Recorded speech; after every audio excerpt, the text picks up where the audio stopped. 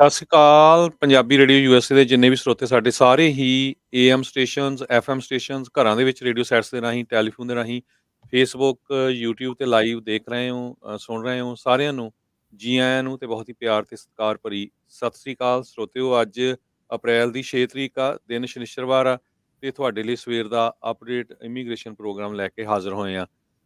ਅੱਜ ਦੇ ਦਿਨ ਅਮਰੀਕਾ ਦੇ ਵਿੱਚ ਇਮੀਗ੍ਰੇਸ਼ਨ ਦੇ ਮਸਲਿਆਂ ਨੂੰ ਲੈ ਕੇ ਇਮੀਗ੍ਰੇਸ਼ਨ 'ਚ ਕੀ ਕੁਝ ਅਪਡੇਟ ਹੋ ਰਿਹਾ, ਤੇ ਤੁਹਾਡੇ ਜੇ ਕੇਸ ਚੱਲ ਰਹੇ ਆ ਉਹਨਾਂ ਦੇ ਬਾਰੇ ਆਪਾਂ ਡਿਸਕਸ ਕਰਦੇ ਹੁੰਦੇ ਆ।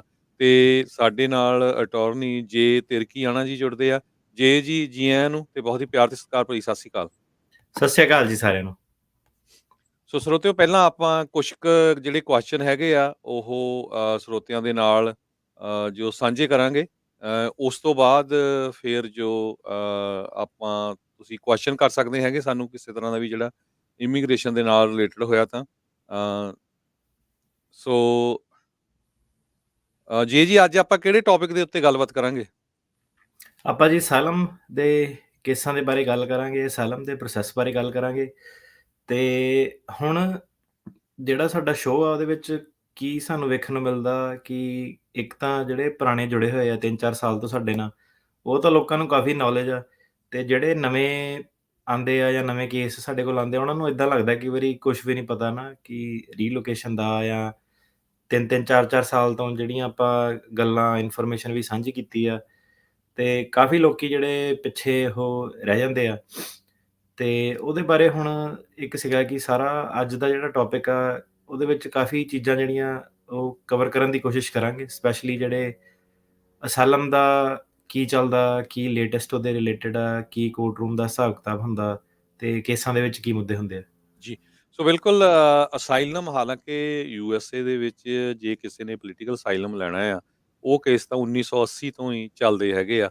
ਪਰ ਕਿਹੜੇ ਬੇਸ ਦੇ ਉੱਤੇ ਅਸਾਈਲਮ ਮਿਲਦਾ ਹੈਗਾ, ਕਿਹੜੇ ਕੇਸ ਐਕਸੈਪਟ ਹੋ ਜਾਂਦੇ ਆ, ਅਪਰੂਵ ਹੋ ਜਾਂਦੇ, ਕਿਹੜੇ ਕੇਸ ਰਿਜੈਕਟ ਹੋ ਜਾਂਦੇ ਆ, ਸੋ ਉਹਨਾਂ ਇਸ਼ੂਜ਼ ਦੇ ਉੱਤੇ ਸਾਨੂੰ ਦੱਸੋ ਵੀ ਇਹ ਕਿਸ ਤਰ੍ਹਾਂ ਜਿਹੜਾ ਆ ਹੁੰਦਾ ਹੈਗਾ।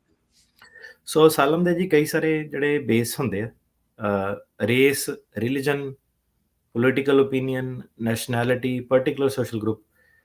ਇਹਨਾਂ ਨੇ ਜਿਹੜੀਆਂ ਕੈਟੇਗਰੀਆਂ ਵੰਡੀਆਂ ਕਿ ਇਹਨਾਂ ਦੇ ਕੈਟੇਗਰੀ ਦੇ ਜੇ ਬੇਸ ਤੇ ਤੁਹਾਡੇ ਨਾਲ ਕੋਈ ਵੀ ਧੱਕਾ ਜਿਹੜਾ ਹੁੰਦਾ ਤੇ ਤੁਸੀਂ ਅਸਾਲਮ ਲੈ ਸਕਦੇ ਆ। ਸੋ ਹੁਣ ਫੋਰ ਐਗਜ਼ਾਮਪਲ ਜੇ ਕਿਸੇ ਨਾਲ ਕੋਈ ਕਿਸੇ ਦੀ ਪਰਸਨਲ ਦੁਸ਼ਮਣੀ ਸੀਗੀ ਆਪਣੇ ਗੁਆਂਢੀ ਨਾਲ ਜਾਂ ਕੋਈ ਕਰਪਸ਼ਨ ਦਾ ਮਸਲਾ ਹੈਗਾ, ਸੋ ਕਾਫੀ ਸਾਰੇ ਜਿਹੜੇ ਅਸਾਲਮ ਦਾ ਬੇਸ ਨਹੀਂ ਬਣਦਾ। ਤੇ ਜਿਹੜਾ ਉਹਨਾਂ ਨੇ ਰੱਖਿਆ ਕਿ race, religion, political opinion, particular social group, ਉਹ ਕਿਸੇ ਨਾ ਕਿਸੇ ਕੈਟੇਗਰੀ 'ਚ ਜਿਹੜਾ ਤੁਹਾਡਾ ਕੇਸ ਉਹ ਆਉਣਾ ਚਾਹੀਦਾ। ਸੋ ਹਰੇਕ ਜੀ, ਜਿਹੜਾ ਪਰਸੀਕਿਊਸ਼ਨ ਜਾਂ ਧੱਕਾ ਲੋਕਾਂ ਨਾਲ ਹੁੰਦਾ, ਹਰੇਕ ਚੀਜ਼ ਦਾ ਜਿਹੜਾ ਅਸਾਲਮ ਦਾ ਕੇਸ ਨਹੀਂ ਬਣਦਾ। ਤੇ ਜਿਹੜੇ ਗੱਲ ਕਰੀਏ ਆਪਾਂ ਵੱਖ-ਵੱਖ ਸਟੇਟਾਂ ਦੀ, ਹੈ ਨਾ, ਕਿਸੇ ਸਟੇਟ ਦੇ ਵਿੱਚ ਕ੍ਰਿਸਚਨ ਜਿਹੜੇ ਪਰਸੀਕਿਊਸ਼ਨ ਜ਼ਿਆਦਾ ਉਹਨਾਂ ਦਾ ਜਿਹੜਾ ਕੇਸ ਆ, ਕਿਸੇ ਇਲਾਕੇ 'ਚ ਜਿਹੜੀ ਦਲਿਤ ਜਿਹੜਾ ਡਿਸਕ੍ਰਿਮੀਨੇਸ਼ਨ ਭੇਦਭਾਵ ਆ ਧਾਰਮਿਕ ਬੇਸ ਤੇ ਵੀ ਤੇ ਸਮਾਜਿਕ ਲੈਵਲ ਤੇ ਵੀ ਉਹਦੇ ਕੇਸ ਆਉਂਦੇ ਆ। ਕਈ ਫੀਮੇਲ ਵਾਲੇ ਕੇਸ ਆ ਜਾਂਦੇ ਆ, ਡੋਮੈਸਟਿਕ ਵਾਇਲੈਂਸ ਦਾ ਪ੍ਰੋਬਲਮਸ ਜਿਹਨਾਂ ਨੂੰ ਹੁੰਦੀਆਂ ਵਿਆਹ ਸ਼ਾਦੀਆਂ ਦੇ ਵਿੱਚ। ਕਈ ਜਿਹੜੇ ਆ ਜਾਂਦੇ LGBTQ ਵਗੈਰਾ ਵਾਲੇ ਜਿਹੜੇ ਇਸ਼ੂ ਆ ਜਾਂਦੇ ਆ ਕਿ ਉਹਨਾਂ ਨੂੰ ਕੀ ਸਮੱਸਿਆਵਾਂ ਆਉਂਦੀਆਂ।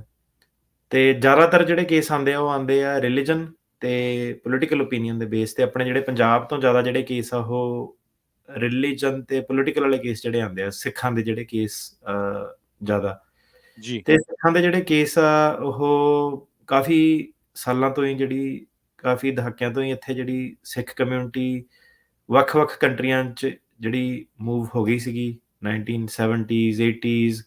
ਕਈ ਤਰ੍ਹਾਂ ਦੇ ਸਿਆਸੀ ਜਿਹੜੇ ਦੌਰ ਚੱਲੇ, ਕਈ ਪੋਲੀਟੀਕਲ ਇਨਸਟੇਬਿਲਿਟੀ, ਕਈ ਲਹਿਰਾਂ ਉੱਠੀਆਂ, ਕਈ ਕੁਛ ਜਿਹੜਾ ਕਈ ਰੀਜ਼ਨਾਂ ਕਰਕੇ ਜਿਹੜੇ ਲੋਕੀ ਬਾਹਰ ਸਮੇਂ ਤੋਂ ਸਮੇਂ ਜਿਹੜੇ ਆਉਂਦੇ ਰਹੇ ਆ। ਤੇ ਹੁਣ 2024 ਦੇ ਵਿੱਚ ਵੀ 2020 'ਚ ਵੀ ਆਪਾਂ ਦੇਖਿਆ ਸੀਗਾ ਕੋਈ ਕਿਸਾਨੀ ਮੁੱਦੇ ਆ।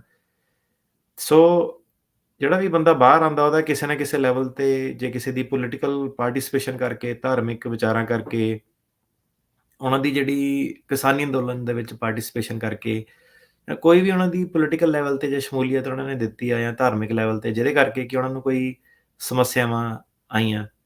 ਸੋ ਫੋਰ ਐਗਜ਼ਾਮਪਲ ਆਪਾਂ ਇਹ ਪਹਿਲੀ ਵੀ ਗੱਲ ਇੱਕ ਵਾਰੀ ਕੀਤੀ ਸੀਗੀ ਕਿ ਇੱਕ ਮੁੰਡਾ ਜਿਹੜਾ ਉਹ ਸਿੰਬਲ ਬਣਿਆ ਸੀਗਾ ਪ੍ਰੋਟੈਸਟ ਦੇ ਵਿੱਚ, ਉਹਨੇ ਵਾਟਰ ਕੈਨਨ ਵਗੈਰਾ ਜਿਹੜਾ ਚੜ੍ਹ ਕੇ ਬੰਦ ਜੀ, ਕਰਤੇ ਸੀਗੇ, ਹਨਾ?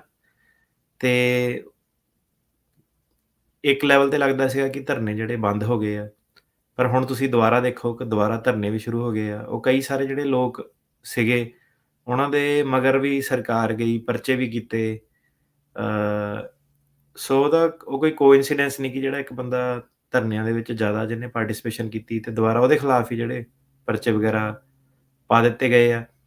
ਸੋ ਇਹ ਜਿਹੜੀਆਂ ਚੀਜ਼ਾਂ ਹੁੰਦੀਆਂ ਕਿ ਪ੍ਰੋਟੈਸਟ ਕਰਨ ਦੇ ਤਰੀਕੇ ਇੱਕ ਡੈਮੋਕ੍ਰੇਸੀ ਦੇ ਵਿੱਚ ਉਹਨੂੰ ਸਰਕਾਰ ਕਿਹੜੇ ਹਿਸਾਬ ਨਾਲ ਹੈਂਡਲ ਕਰਦੀ ਆ, ਕਿੱਦਾਂ ਕੰਟਰੋਲ ਕਰਦੀ ਆ, ਕਿਹੜੇ ਤਰੀਕੇ ਅਪਣਾਉਂਦੀ ਆ।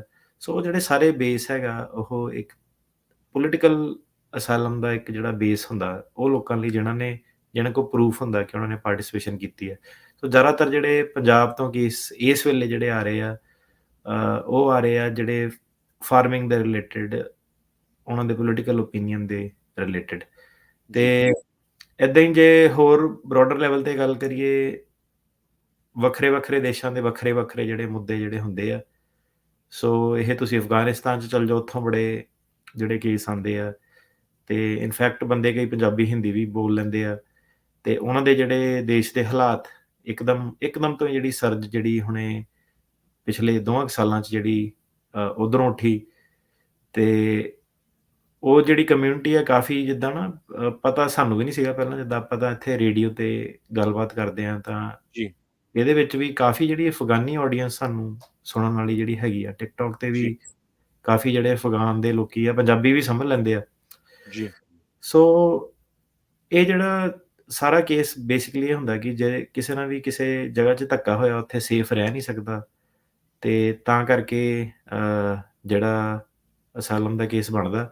ਸੋ ਸਿੱਖ ਜਿਹੜੇ ਅਸਾਲਮ ਦੇ ਕੇਸ ਆ, ਕਈ ਵਾਰੀ ਨਹੀਂ ਵੀ ਉਹਨਾਂ ਨੂੰ ਪਾਸ ਕੀਤਾ ਜਾਂਦਾ, ਕਿਉਂਕਿ ਜਦੋਂ ਬਾਰਡਰ ਵਗੈਰਾ ਤੇ ਆਉਂਦੇ ਆ ਤੇ ਆਪਣੀ ਸਹੀ ਤਰੀਕੇ ਨਾਲ ਜਿਹੜਾ ਕੇਸ ਪ੍ਰੈਜ਼ੈਂਟ ਨਹੀਂ ਕਰ ਪਾਉਂਦੇ, ਤੇ ਜਿਹੜਾ ਅਸਾਈਲਮ ਆਫਿਸਰ ਦੀ ਜਿਹੜੀ ਇਨਕੁਆਇਰੀ ਹੁੰਦੀ ਆ, ਉਹ ਕਈ ਵਾਰੀ ਬੜੇ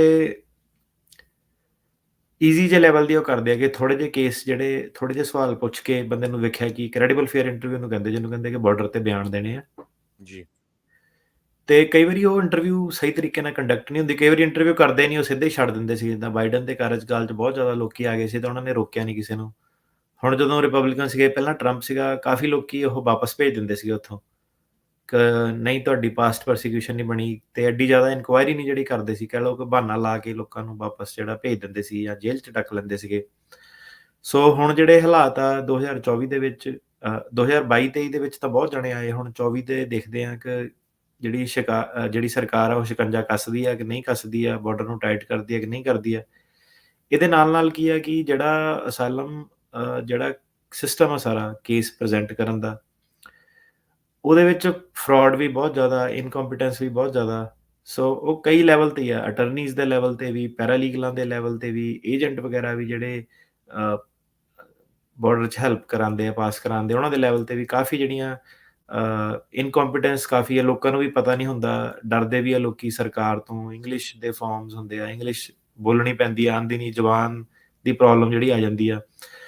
ਤੇ ਮੁੱਖ ਜਿਹੜੀ ਇਹਦੇ ਵਿੱਚ ਪ੍ਰੋਬਲਮ ਇਹ ਆਉਂਦੀ ਹੈ ਕਿ ਮੈਟਰ ਆਫ ਕੇ ਕਈ ਵਾਰੀ ਡਿਸਕਸ ਕੀਤਾ ਕਿ ਸਾਰਿਆਂ ਦੀ ਸਟੋਰੀ ਸੇਮ ਆ। ਬੰਦਾ ਕਹਿੰਦਾ ਮੇਰੇ ਨਾਲ ਤਾਂ ਆਹ ਚੀਜ਼ਾਂ ਵੀ ਸੀਗੀਆਂ, ਪਰ ਮੇਰੇ ਪੈਰਾਲੀਗਲ ਨੇ ਪੂਰਾ ਦੱਸਿਆ ਨਹੀਂ, ਏਦਾਂ ਬਣਾਤਾ। ਤੇ ਉਹ ਕਾਫ਼ੀ ਜਿਹੜੀ ਇੱਕ ਪ੍ਰੋਬਲਮ ਆਉਂਦੀ ਆ ਕਿ ਲੋਕੀ ਇਫੈਕਟਿਵਲੀ ਆਪਣੀ ਜਿਹੜੀ ਉਹਨਾਂ ਨਾਲ ਕੀ ਬੀਤਿਆ ਉਹ ਦੱਸ ਨਹੀਂ ਪਾਉਂਦੇ ਬਾਰਡਰ ਤੇ। ਕਈ ਵਾਰੀ ਲੈਕ ਆਫ ਰਿਪ੍ਰੈਜ਼ੈਂਟੇਸ਼ਨ ਕਰਕੇ, ਕਈ ਵਾਰੀ ਕੌਨਫੀਡੈਂਸ ਕਰਕੇ, ਤੇ ਕਈ ਵਾਰੀ ਉਹਨਾਂ ਨੂੰ ਨੌਲੇਜ ਵੀ ਇੰਨੀ ਹੁੰਦੀ ਨਹੀਂ ਪੋਲੀਟੀਕਲ ਲੈਵਲ ਦੀ, ਜਿੰਨੀ ਕਿ ਚਾਹੀਦੀ ਹੁੰਦੀ ਆ। ਲਾਅ ਇਹਦੇ ਨਾਲ ਚੇਂਜ ਹੁੰਦਾ ਰਹਿੰਦਾ। ਨਵੀਆਂ ਸਰਕਾਰਾਂ, ਨਵੇਂ ਫੈਸਲੇ, ਕੁਛ ਨਾ ਕੁਛ ਨਵਾਂ ਆਉਂਦਾ ਰਹਿੰਦਾ। ਜੱਜ ਬਦਲ ਜਾਂਦੇ, ਕੋਰਟ ਰੂਮ ਬਦਲ ਜਾਂਦੇ ਆ। ਇੱਕ ਜੱਜ ਤੋਂ ਦੂਜੇ ਜੱਜ ਦੇ ਵਿੱਚ ਕਈ ਵਾਰੀ ਡਿਫਰੈਂਸ ਜਿਹੜਾ ਉਹ ਹੋ ਜਾਂਦਾ, ਕਿ ਜੱਜ ਕੀ ਸੁਣਨਾ ਮੰਗਦੇ ਆ ਜਾਂ ਕੀ ਉਹਨਾਂ ਦਾ ਸਟੈਂਡਰਡ ਆ। ਸੋ ਇੱਕ ਕੋਰਟ ਰੂਮ ਤੋਂ ਦੂਜੇ ਕੋਰਟ ਰੂਮ 'ਚ ਵੀ ਫ਼ਰਕ ਹੁੰਦਾ, ਤੇ ਇੱਕ ਜੱਜ ਤੋਂ ਜੱਜ ਵੀ ਜਿਹੜਾ ਫ਼ਰਕ ਉਹ ਆ ਜਾਂਦਾ। ਸੋ ਉਹਦੇ ਕਰਕੇ ਜਿਹੜੇ ਕਈ ਸਾਰੇ ਫੈਸਲੇ ਜਿਹੜੇ ਕਰਨੇ ਪੈਂਦੇ ਆ ਕਿ ਜਿਹੜਾ ਬੰਦੇ ਨੇ ਆਪਣਾ ਕਲੇਮ ਪ੍ਰੈਜ਼ੈਂਟ ਕਰਨਾ, ਉੱਥੇ ਕਿਹੜੀ ਡਿਟੇਲ ਤੇ ਬੰਦੇ ਨੂੰ ਜ਼ਿਆਦਾ ਫੋਕਸ ਕਰਨਾ ਚਾਹੀਦਾ, ਕਿਹੜੀ ਤੇ ਨਹੀਂ ਕਰਨਾ ਚਾਹੀਦਾ। ਅਲਟੀਮੇਟਲੀ ਜਿਹੜੀ ਸਕਸੈਸ ਹੁੰਦੀ ਹੈ ਅਸਾਈਲਮ ਕੇਸ ਦੇ ਵਿੱਚ, ਉਹ ਹੁਣ ਕਿਸੇ ਵੀ ਪਾਸੋਂ ਤੁਸੀਂ ਚਲੇ ਜਾਓ, ਤੇ ਇੱਕ ਨੇ ਨਾ ਆਪ ਨੂੰ ਕਈ ਵਾਰੀ ਇਹ ਔਨਲਾਈਨ ਹੀ ਕਮੈਂਟ ਲੋਕਾਂ ਦੇ ਪੜ੍ਹੀਦਾ, ਹਾਸੇ ਮਜ਼ਾਕ 'ਚ ਚਲੋ ਲੈ ਲਈ ਦੀ ਗੱਲਬਾਤ। ਉਹ ਕਹਿੰਦੇ ਕਿ ਯਾਰ ਇਹ ਏਦਾਂ ਸੁੱਟਦੇ ਆ ਕਿ ਵਕੀਲ ਦੀ 100% ਜਿਹੜੀ ਰਿਸਪੋਂਸੀਬਿਲਿਟੀ ਹੈ ਕਿ ਬੰਦਾ ਆ ਗਿਆ ਭਾਵੇਂ ਆਪ ਕੁਛ ਨਾ ਕਰਨਾ ਪਵੇ ਕਿ ਵਕੀਲ ਜਿਹੜਾ ਕੇਸ ਕਿਤੇ ਪਾਸ ਕਰਾ ਦੂਗਾ। ਸੋ ਉਹ ਏਦਾਂ ਨਹੀਂ ਹੁੰਦਾ, ਉਹ ਜਿਹੜੀ ਅਪਰੋਚ ਗਲਤ ਆ।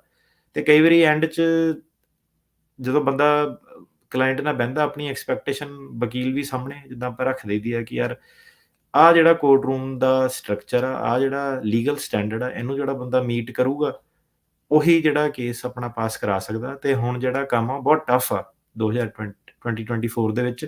ਜਿਹੜੇ ਚੰਗੇ ਵੀ ਜਿਹੜੇ ਜੱਜ ਸੀਗੇ, ਉਹ ਵੀ ਹੁਣ ਕਹਿੰਦੇ ਕਿ ਯਾਰ ਇਹ ਤਾਂ ਅਨਐਂਡਿੰਗ ਕੇਸ ਆ, ਕਿ ਹਰੇਕ ਕੇਸ ਹੀ ਜਿਹੜਾ ਹੈਗਾ ਹਜ਼ਾਰਾਂ ਦੇ ਵਿੱਚ, ਲੱਖਾਂ ਦੇ ਵਿੱਚ 2 ਹਮਲੇ, 2 ਅਟੈਕ, 2 ਵਾਰੀ ਪੋਸਟਰ ਲਾਉਂਦਾ ਸੀਗਾ। ਤੇ ਸਾਰੇ ਜਿਹੜੇ ਬੜੇ ਜ਼ਿਆਦਾ ਜੱਜ ਹੁਣ ਜਿਹੜੇ ਚੰਗੇ ਵੀ ਸੀਗੇ, ਉਹ ਵੀ ਬੜੇ ਕੰਸਰਨਡ ਹੋ ਗਏ। ਤੇ ਜਿਹੜੀ ਕੁਆਲਿਟੀ ਸੀਗੀ ਲੋਕਾਂ ਦੀ ਅਸਾਈਲਮ ਜਿਹੜੇ ਸੀਕ ਕਰਦੇ ਸੀਗੇ, ਕਿਉਂਕਿ ਬਾਰਡਰ ਖੁੱਲ੍ਹੇ ਸੀਗੇ, ਉਹਦੇ ਵਿੱਚ ਕੀ ਹੋਇਆ ਕਿ ਪਹਿਲਾਂ ਤਾਂ ਉਹ ਬਿਆਨ ਲੈ ਕੇ ਲੋਕੀ ਅੰਦਰ ਆਉਂਦੇ ਸੀਗੇ ਤੇ ਉੱਥੋਂ ਹੀ ਵੈਟ ਹੋ ਜਾਂਦੇ ਸੀਗੇ ਕਿ ਜਿਹੜੇ ਬਿਆਨ ਨਹੀਂ ਵਧੀਆ, ਜਿਹਨੂੰ ਪ੍ਰੀਪੇਅਰਡਨੈਸ ਨਹੀਂ, ਉਹਨੂੰ ਉੱਥੋਂ ਹੀ ਵਾਪਸ ਮੋੜ ਦਿੱਤਾ ਜਾਂਦਾ ਸੀਗਾ। ਸੋ ਹੁਣ ਕਾਫੀ ਜ਼ਿਆਦਾ ਲੋਕ ਜਿਹੜੇ ਉਹ ਆ ਗਏ ਤੇ ਉਹਦੇ ਵਿੱਚ ਕੀ ਹੋਇਆ ਕਿ ਕਾਫੀ ਯੰਗ ਲੋਕ ਵੀ ਜਿਹੜੇ ਆ ਗਏ ਆ, ਤੇ ਜਿਹਨਾਂ ਨੂੰ ਪੋਲੀਟੀਕਲ ਦੀ ਇੰਨੀ ਜ਼ਿਆਦਾ ਨੌਲੇਜ ਨਹੀਂ। ਤੇ ਇਹਦੇ ਵਿੱਚ ਤੁਸੀਂ ਐਡ ਕਰ ਲਓ ਕਿ ਜਦੋਂ ਪੈਰਾਲੀਗਲ ਹੁਣ ਕੀ, ਜਿਹੜੇ ਬਾਹਰ ਕਹਿ ਲਓ ਕਿ ਕਹਾਣੀਕਾਰ ਕੋਈ ਪੈਸੇ ਲੈ ਕੇ ਕਹਾਣੀ ਬਣਾ ਦਿੰਦਾ ਵਾ। ਇਹ ਕਈ ਵਾਰੀ ਲੋਕੀ ਹੁੰਦਾ ਕਿ ਆਪ ਆਪਣੀ ਜਿਹੜੀ ਪੂਰੀ ਹੱਡਬੀਤੀ ਬਹਿ ਕੇ ਦੱਸਣਾ ਨਹੀਂ ਚਾਹੁੰਦੇ, ਸ਼ਾਰਟਕਟ ਜਿਹੜਾ ਕਹਿ ਲਓ ਲੈ ਲੈਂਦੇ ਆ। ਸੋ ਫਸ ਜਾਂਦੇ ਆ ਕਈ ਵਾਰੀ ਕਿ ਹੁਣ ਫਰਾਡ ਦੇ ਚਾਰजेस ਉਹ ਪਾ ਦਿੰਦੇ ਆ ਕਿ ਜਿਹੜੇ ਤੇਰੇ ਨਾਲ ਦੀਆਂ 5 ਵਰਡ ਬਾਏ ਵਰਡ ਕਹਾਣੀਆਂ ਪੈਰਾਲੀਗਲ ਨੇ ਜਿਹੜੀਆਂ ਦਿੱਤੀਆਂ। ਸੋ ਇਦਾਂ ਦੇ ਜਿਹੜੇ ਚੱਕਰ ਬਹੁਤ ਜ਼ਿਆਦਾ ਹੁਣ ਕੋਰਟ ਰੂਮ 'ਚ ਵੇਖਣ ਨੂੰ ਮਿਲ ਰਿਹਾ। ਰੀਸੈਂਟਲੀ 3 ਕੁ ਮਹੀਨਿਆਂ 'ਚ ਮੈਂ ਦੇਖਿਆ ਕਿ ਕਾਫੀ ਹੈਰਾਨੀ ਹੋਈ ਕਿ ਸੈਨ ਫਰਾਂਸਿਸਕੋ ਕੋਰਟ ਤੇ ਕੌਂਕਰਡ ਦੇ ਕੋਰਟ ਦੇ ਵਿੱਚ ਵੀ, ਤੇ ਜਿਹੜੇ ਸਰਕਾਰੀ ਵਕੀਲ ਆ ਉਹਨਾਂ ਦਾ ਡਿਫਾਲਟ ਹੀ ਜਿਹੜਾ ਬਣ ਗਿਆ ਕਿ ਪੰਜਾਬੀ ਕੇਸ ਆਇਆ, ਜਿੱਦਾਂ ਤੁਹਾਨੂੰ ਹੁਣ ਸਰਕਾਰੀ ਵਕੀਲ ਦਾ ਵੀ ਪਤਾ ਕਿ ਆਹ ਸਰਕਾਰੀ ਵਕੀਲ ਜੇ ਸਾਈਨ ਹੋ ਗਿਆ, ਉਹਨੇ ਆਰਕੇਕੇ ਜਿਹੜਾ ਫਰਾਡ ਵਾਲਾ ਮੈਟਰ ਪਾਣਾ ਹੀ ਪਾਣਾ 100%। ਜਿੱਦਾਂ ਬਿਨਾਂ ਵੇਖੇ ਹੀ ਹੁਣ ਤੇ ਉਹ ਹਿਸਾਬ ਹੋ ਗਿਆ ਕਿ ਤੁਸੀਂ ਜੋ ਮਰਜ਼ੀ ਫਾਈਲ ਕਰੋ, ਉਹਨਾਂ ਨੇ ਆਰਕੇਕੇ ਜਿਹੜੀ ਉਹ ਫਾਈਲਿੰਗ ਉਹ ਲਾ ਰਹੇ ਆ। ਤੇ ਜੱਜਸ ਕਾਫੀ ਜ਼ਿਆਦਾ ਜਿੱਦਾਂ ਕੰਸਰਨਡ ਹੈ, ਕਈ ਵਾਰੀ ਫੈਸਲਾ ਵੀ ਦਿੰਦੇ ਆ ਤੇ ਨਾਲ ਵਕੀਲ ਨੂੰ ਵੀ ਕਹਿ ਦਿੰਦੇ ਕਿ ਮਿਸਟਰ ਟੇਰਕਨ ਆਮ ਕੁਆਇਟ ਕੰਸਰਨਡ ਕਿ ਫੈਕਚੁਅਲ ਸਿਮਿਲੈਰਿਟੀਜ਼ ਬਹੁਤ ਜ਼ਿਆਦਾ ਜਿਹੜੀਆਂ ਕੇਸ ਸੇਮ। ਕਈ ਵਾਰੀ ਇਦਾਂ ਕਿ ਸਵੇਰੇ ਜੱਜ ਦੇ ਮੂਹਰੇ ਹੀਅਰਿੰਗ ਹੁੰਦੀ ਆ, ਦੁਪਹਿਰ ਨੂੰ ਵੀ ਉਹੀ ਜੱਜ ਮੂਹਰੇ ਹੀਅਰਿੰਗ ਹੁੰਦੀ ਆ, ਤੇ ਜੱਜ ਦੂਜੇ ਕੇਸ 'ਚ ਵੀ ਇਹੀ ਰਿਮਾਰਕ ਕਰਦਾ ਕਿ ਅੱਜ ਜਿਹੜਾ ਤੇਰਾ ਸਵੇਰ ਵਾਲਾ ਵੀ ਕੇਸ ਸੀਗਾ, ਉਹਦੇ ਵਿੱਚ ਵੀ ਬੰਦਾ ਸੇਮ ਚੀਜ਼ ਕਹਿ ਰਿਹਾ ਵਾ, ਜਿਹੜਾ ਅੱਜ ਸ਼ਾਮ ਵਾਲਾ ਕੇਸ ਆ ਉਹਦੇ ਵਿੱਚ ਵੀ ਬੰਦਾ ਸੇਮ ਚੀਜ਼ ਕਹਿ ਰਿਹਾ। ਸੋ ਕਾਫੀ ਜਿਹੜੀ ਨਾ ਪ੍ਰੋਬਲਮ ਜਿਹੜੀ ਆਲਰੇਡੀ ਵੱਧਦਾ, ਤੇ ਹੁਣ ਜਿਹੜੇ ਹਿਸਾਬ ਨਾਲ ਲੋਕ ਆਏ ਆ ਤੇ ਐਂ ਲੱਗਦਾ ਕਿ 2024, 25, 26 ਦੇ ਵਿੱਚ ਇਹ ਪ੍ਰੋਬਲਮ ਹੋਰ ਜ਼ਿਆਦਾ ਜਿਹੜੀ ਵਧੂਗੀ। ਜੀ। ਤੇ ਹੁਣ ਅਲਟੀਮੇਟਲੀ ਜਿਹੜਾ ਹੈਗਾ ਕਿ ਅਸਾਈਲਮ ਦੀ ਜਿਹੜੀ ਸਕਸੈਸ ਜਿਹੜਾ ਕੇਸ ਹੈਗਾ, ਉਹ ਡਿਪੈਂਡ ਹੁਣ ਇਸ ਚੀਜ਼ ਤੇ ਕਰੂਗਾ ਕਿ ਜਿਹੜਾ ਅਸਾਈਲਮ ਵਾਲਾ ਬੰਦਾ ਵਾ ਉਹ ਕੀ ਆਪਣਾ ਪੱਖ ਜੱਜ ਮੂਹਰੇ ਰੱਖ ਸਕਦਾ। ਪੱਖ ਇਹ ਆ ਕਿ ਤੈਨੂੰ ਕਿਉਂ ਟਾਰਗੇਟ ਕੀਤਾ, ਕਿ ਜੇ ਜੀ। ਇੰਨੇ ਜ਼ਿਆਦਾ ਲੋਕ ਆ ਕਿ ਤੈਨੂੰ ਹੀ ਕਿਉਂ ਟਾਰਗੇਟ ਕੀਤਾ, ਤੈਨੂੰ ਕਿਉਂ ਸਿੰਗਲ ਆਊਟ ਕੀਤਾ। ਸੋ ਕਾਫੀ ਸਾਰੇ ਲੋਕ ਜਿਹੜੇ ਆ ਇਨਕਲੂਡਿੰਗ ਹਰਿਆਣੇ ਵਾਲੇ ਜਿੱਦਾਂ INLD ਦੇ ਆ, ਜਵਾਬ ਨਹੀਂ ਦੇ ਪਾਉਂਦੇ। ਜੀ। ਉਹ ਕਹਿੰਦੇ ਕਿ ਤੂੰ ਲੋ ਲੈਵਲ ਦੀ ਗਤੀਵਿਧੀ ਕੀਤੀ ਆ, ਤੂੰ ਜਿੱਦਾਂ ਤੂੰ ਕਰਦਾ ਏਦਾਂ ਹੀ ਜਿਹੜੇ ਸਰਕਾਰ ਨੇ 50 ਕੇਸ ਪੇਸ਼ ਕੀਤੇ ਆ ਸੈਂਪਲ, ਉਹ ਵੀ ਆਪਣੀ ਕਹਾਣੀ 'ਚ ਸੇਮ ਹੀ ਕਹਿ ਰਹੇ ਆ ਤੇਰੇ ਵਾਂਗੂ, ਜਿਹੜੀਆਂ ਤੇਰੀਆਂ ਗਤੀਵਿਧੀਆਂ ਵਾ ਏਦਾਂ ਹੀ ਉਹ ਆਪਣੀ ਗਤੀਵਿਧੀਆਂ ਦੱਸ ਰਹੇ ਆ। ਸੋ ਸਵਾਲ ਕੋਰਟ 'ਚ ਉੱਠਦਾ ਕਿ ਸੋ ਤੇਰੇ ਤੇ ਇਹਦੇ ਵਿੱਚ ਕੋਈ ਫਰਕ ਆ। ਤੇ ਜੇ ਬੰਦਾ ਕਹਿੰਦਾ ਕਿ ਮੇਰੇ ਤੇ ਉਹਦੇ ਵਿੱਚ ਫਰਕ ਆ, ਜੱਜ ਕਹਿੰਦਾ ਕਿ ਕੀ ਫਰਕ ਆ ਤੇਰੇ ਤੇ ਉਹਦੇ ਵਿੱਚ, ਕਿ ਤੇਰੇ ਕੋਈ ਫੋਟੋਆਂ ਖਿੱਚੀਆਂ ਵਾ, ਤੂੰ ਕੋਈ ਸਪੀਚ ਦਿੰਦੇ, ਤੇਰਾ ਕੀ ਫਰਕ ਹੈਗਾ, ਕਿਉਂਕਿ ਜੋ ਤੂੰ ਕਹਿ ਰਿਹਾ ਐਗਜ਼ੈਕਟਲੀ ਉਹ ਇਹ ਕਹਿ ਰਹੇ ਆ ਹਜ਼ਾਰਾਂ ਦੇ ਵਿੱਚ ਲੋਕੀ, ਤਾਂ ਤੈਨੂੰ ਕਿੱਦਾਂ ਸਿੰਗਲ ਆਊਟ ਕਰੂਗੇ। ਸੋ ਉਹ ਜਿਹੜੀ ਪ੍ਰੋਬਲਮ ਫਿਰ ਆ ਜਾਂਦੀ ਹੈ, ਫਿਰ ਕਾਨੂੰਨੀ ਲੈਵਲ, ਉਹਦੇ ਕਾਨੂੰਨੀ ਮੁੱਦੇ ਉਹਦੇ ਵਿੱਚ ਜੁੜ ਜਾਂਦੇ ਆ ਕਿ ਸਰਕਾਰ ਜਿਹੜਾ ਇੱਕ ਲੋ ਲੈਵਲ ਵਰਕਰ ਨੂੰ ਟਰੈਕ ਜਿਹੜੀ ਕਰਦੀ ਆ ਕਿ ਨਹੀਂ ਕਰਦੀ ਆ। ਸੋ ਇਹ ਜਿਹੜੇ ਮੁੱਦੇ ਜਦੋਂ ਉੱਠਦੇ ਆ, ਇਹ ਉੱਤੇ BIA ਦੇ ਵਿੱਚ ਸਰਕਿਟ ਕੋਰਟ ਦੇ ਵਿੱਚ ਜਾਂਦੇ ਆ। ਹੁਣ ਸਰਕਿਟ ਕੋਰਟ 'ਚ ਆਪਾਂ ਦੇਖਿਆ ਕਿ ਜਿਹੜਾ ਨਿਊਯਾਰਕ ਸੀਗਾ, ਉਹਨੇ ਆਪਣਾ ਜਿਹੜਾ ਕਾਫੀ ਕੱਟੜ ਜਿਹੜਾ ਸਟੈਂਸ ਲੈ ਲਿਆ ਕਿ ਪਾਰਟੀ ਵਾਲੇ ਵਰਕਰ ਜਿਹੜੇ ਸਰਕਾਰ ਨਹੀਂ ਆ, ਤੇ ਉੱਥੇ ਜਿਹੜੇ ਕੇਸਾਂ ਨੂੰ ਕਾਫੀ ਜ਼ਿਆਦਾ ਇਫੈਕਟ ਪਿਆ। ਸੋ 9th ਸਰਕਿਟ ਅਜੇ ਤੱਕ ਥੋੜ੍ਹਾ ਜਿਹਾ ਵਧੀਆ ਸਰਕਿਟ ਆ, ਇੱਦਾਂ ਦਾ ਕੋਈ ਕੇਸ ਸੀਗਾ ਨਹੀਂ। ਸੋ ਇੱਦਾਂ ਕਿ ਜੇ ਸਰਕਾਰ ਇਹ 'ਤੇ ਵੀ ਸ਼ਿਕੰਜਾ ਕੱਸਣਾ ਆਪਣਾ ਚਾਹਵੇ, ਤੇ ਸਰਕਿਟ ਕੋਰਟ ਜੇ ਇਹਦੇ ਰੂਲਾਂ ਦੇ ਵਿੱਚ 9th ਸਰਕਿਟ 'ਚ ਵੀ ਚੇਂਜ ਹੋ ਜਾਵੇ, ਤਾਂ ਸੇਮ ਜਿਹੜੀ ਚੀਜ਼ ਆ ਉਹ ਉਰੇ ਵੀ ਆਪਣੀ ਜਿਹੜੀ ਆ ਸਕਦੀ ਆ। ਸੋ ਇਹ ਜੀ। ਜਿਹੜਾ ਸੀਗਾ ਓਵਰਵਿਊ ਸੀਗਾ ਕਿ ਇਹ ਜਿਹੜੀਆਂ ਪ੍ਰੋਬਲਮ ਹੈਗੀਆਂ। ਜੀ। ਹੁਣ ਇਹਨੂੰ ਦੱਸਣ ਦਾ ਕੀ ਮਕਸਦ ਆ ਕਿ ਇਹ ਨਹੀਂ ਕਿ ਲੋਕਾਂ ਨੂੰ ਪਤਾ ਨਹੀਂ ਆ, ਲੋਕਾਂ ਨੂੰ ਪਤਾ ਵਾ। ਪਰ ਲੋਕੀ ਥੋੜ੍ਹੇ ਜਿਹੇ ਇਹਦੇ ਉੱਤੇ ਨਾ ਨਜ਼ਰਅੰਦਾਜ਼ ਕਰ ਦਿੰਦੇ ਆ ਚੀਜ਼ਾਂ ਨੂੰ। ਸੋ ਇੱਕ ਕਈ ਵਾਰੀ ਬੰਦੇ ਦਾ ਐਟੀਟਿਊਡ ਬਣ ਜਾਂਦਾ ਕਿ ਪਤਾ ਨਹੀਂ ਕਿ ਜਿੱਦਾਂ ਵਕੀਲ ਹੈਗਾ ਨਾ ਕਿ ਵਕੀਲ ਕੋਲ ਗਏ ਬਸ ਪੈਸੇ ਦਿੱਤੇ ਤੇ ਹੋ ਗਿਆ ਕੰਮ, ਏਦਾਂ ਨਹੀਂ ਹੁੰਦਾ। ਸੋ ਇਹਦੇ ਵਿੱਚ ਹੁਣ ਕੀ ਆ ਕਿ ਅਮਰੀਕਾ ਬੰਦਾ ਜਦੋਂ ਆਇਆ, ਵਕੀਲ ਤੁਸੀਂ ਕੀਤਾ, ਉਦੋਂ ਤੁਹਾਡਾ ਉਹ ਸਟੈਪ ਨੰਬਰ 1 ਆ ਉਹ। ਉਸ ਤੋਂ ਬਾਅਦ ਤੁਹਾਡਾ ਕੇਸ ਕੀ ਆ, ਕੇਸ ਦੇ ਵਿੱਚ ਤੁਸੀਂ ਗਤੀਵਿਧੀ ਕੀ ਕੀਤੀ ਸੀਗੀ, ਕੀ ਕਰਨੀ ਆ, ਕਿੱਦਾਂ ਦਾ ਤੁਹਾਡਾ ਪ੍ਰੂਫ ਆ, ਜਿਹੜੇ ਤੁਹਾਡੇ ਗਵਾਹ ਵਾ ਉਹਨਾਂ ਦੀ ਕੁਆਲਿਟੀ ਆਫ ਐਵੀਡੈਂਸ ਕੀ ਹੈਗਾ, ਕਿ ਉਹ ਆਪਣੇ ਹੱਥੀਂ ਲਿਖਦੇ ਆ, ਲਿਖ ਸਕਦੇ ਆ, ਐਕਸਪਲੇਨ ਕਰ ਸਕਦੇ ਆ, ਨਹੀਂ ਕਰ ਸਕਦੇ, ਹੈ ਨਾ। ਕੁਆਲਿਟੀ ਆਫ ਐਵੀਡੈਂਸ ਜਿਹੜਾ ਉਹਦਾ ਬੜਾ ਚੱਕਰ ਆ। ਸੋ ਟਾਈਮ ਟੂ ਟਾਈਮ ਕੀ ਹੋਇਆ ਕਿ ਕਦੀ ਪੰਜਾਬ 'ਚ ਕੋਈ ਵਕੀਲ ਬਣ ਪਿਆ ਕਿ ਚੱਲ ਇਹ ਐਫੀਡੈਵਿਟਾਂ ਦਾ ਕੰਮ ਕਰਦਾ, ਕਈ ਇੱਥੇ ਟਰਾਂਸਲੇਟਰ ਤੁਰੇ ਫਿਰਦੇ, ਹੈ ਨਾ। ਤੇ ਤੁਸੀਂ ਇੱਕ ਗੱਲ ਜੇ ਸਮਝਿਓ ਕਿ ਉਹਨੇ ਤੁਹਾਨੂੰ ਜੇ ਥੱਦਾ ਕੋਈ ਫੜਾਉਂਦਾ ਨਾ ਕਿ ਆਹ ਤੇਰਾ ਕੰਮ ਕਰਤਾ, ਇਹਦੀ ਕੀ ਗਾਰੰਟੀ ਆ ਕਿ ਤੁਹਾਡੇ ਵਾਲੇ ਸੇਮ ਜਿਹੜੀ ਇਨਫੋਰਮੇਸ਼ਨ ਤੁਸੀਂ ਦਿੱਤੀ ਆ, ਉਹਨੂੰ ਉਹ ਲੈ ਕੇ ਕਿਸੇ ਹੋਰ ਨੂੰ ਨਹੀਂ ਸੈੱਲ ਕਰ ਰਿਹਾ, ਉਹ ਕਰ ਰਿਹਾ। ਕਈ ਵਾਰੀ ਆਪਾਂ ਦੇਖਦੇ ਕਿ ਬੰਦੇ ਨੇ ਬੜਾ ਟਾਈਮ ਲਾਇਆ, ਸਾਡੇ ਨਾਲ ਕੇਸ ਬਣਾਇਆ ਬੰਦੇ ਨੇ ਆਪਣਾ, ਕਿ ਆਹ ਕੀਤਾ, ਏਦਾਂ ਕੀਤਾ। ਉਹਨੇ ਜਾ ਕੇ ਟਰਾਂਸਲੇਟਰ ਨੂੰ ਦਿੱਤਾ ਕਿ ਆਹ ਮੇਰਾ ਟਰਾਂਸਲੇਟ ਕਰ।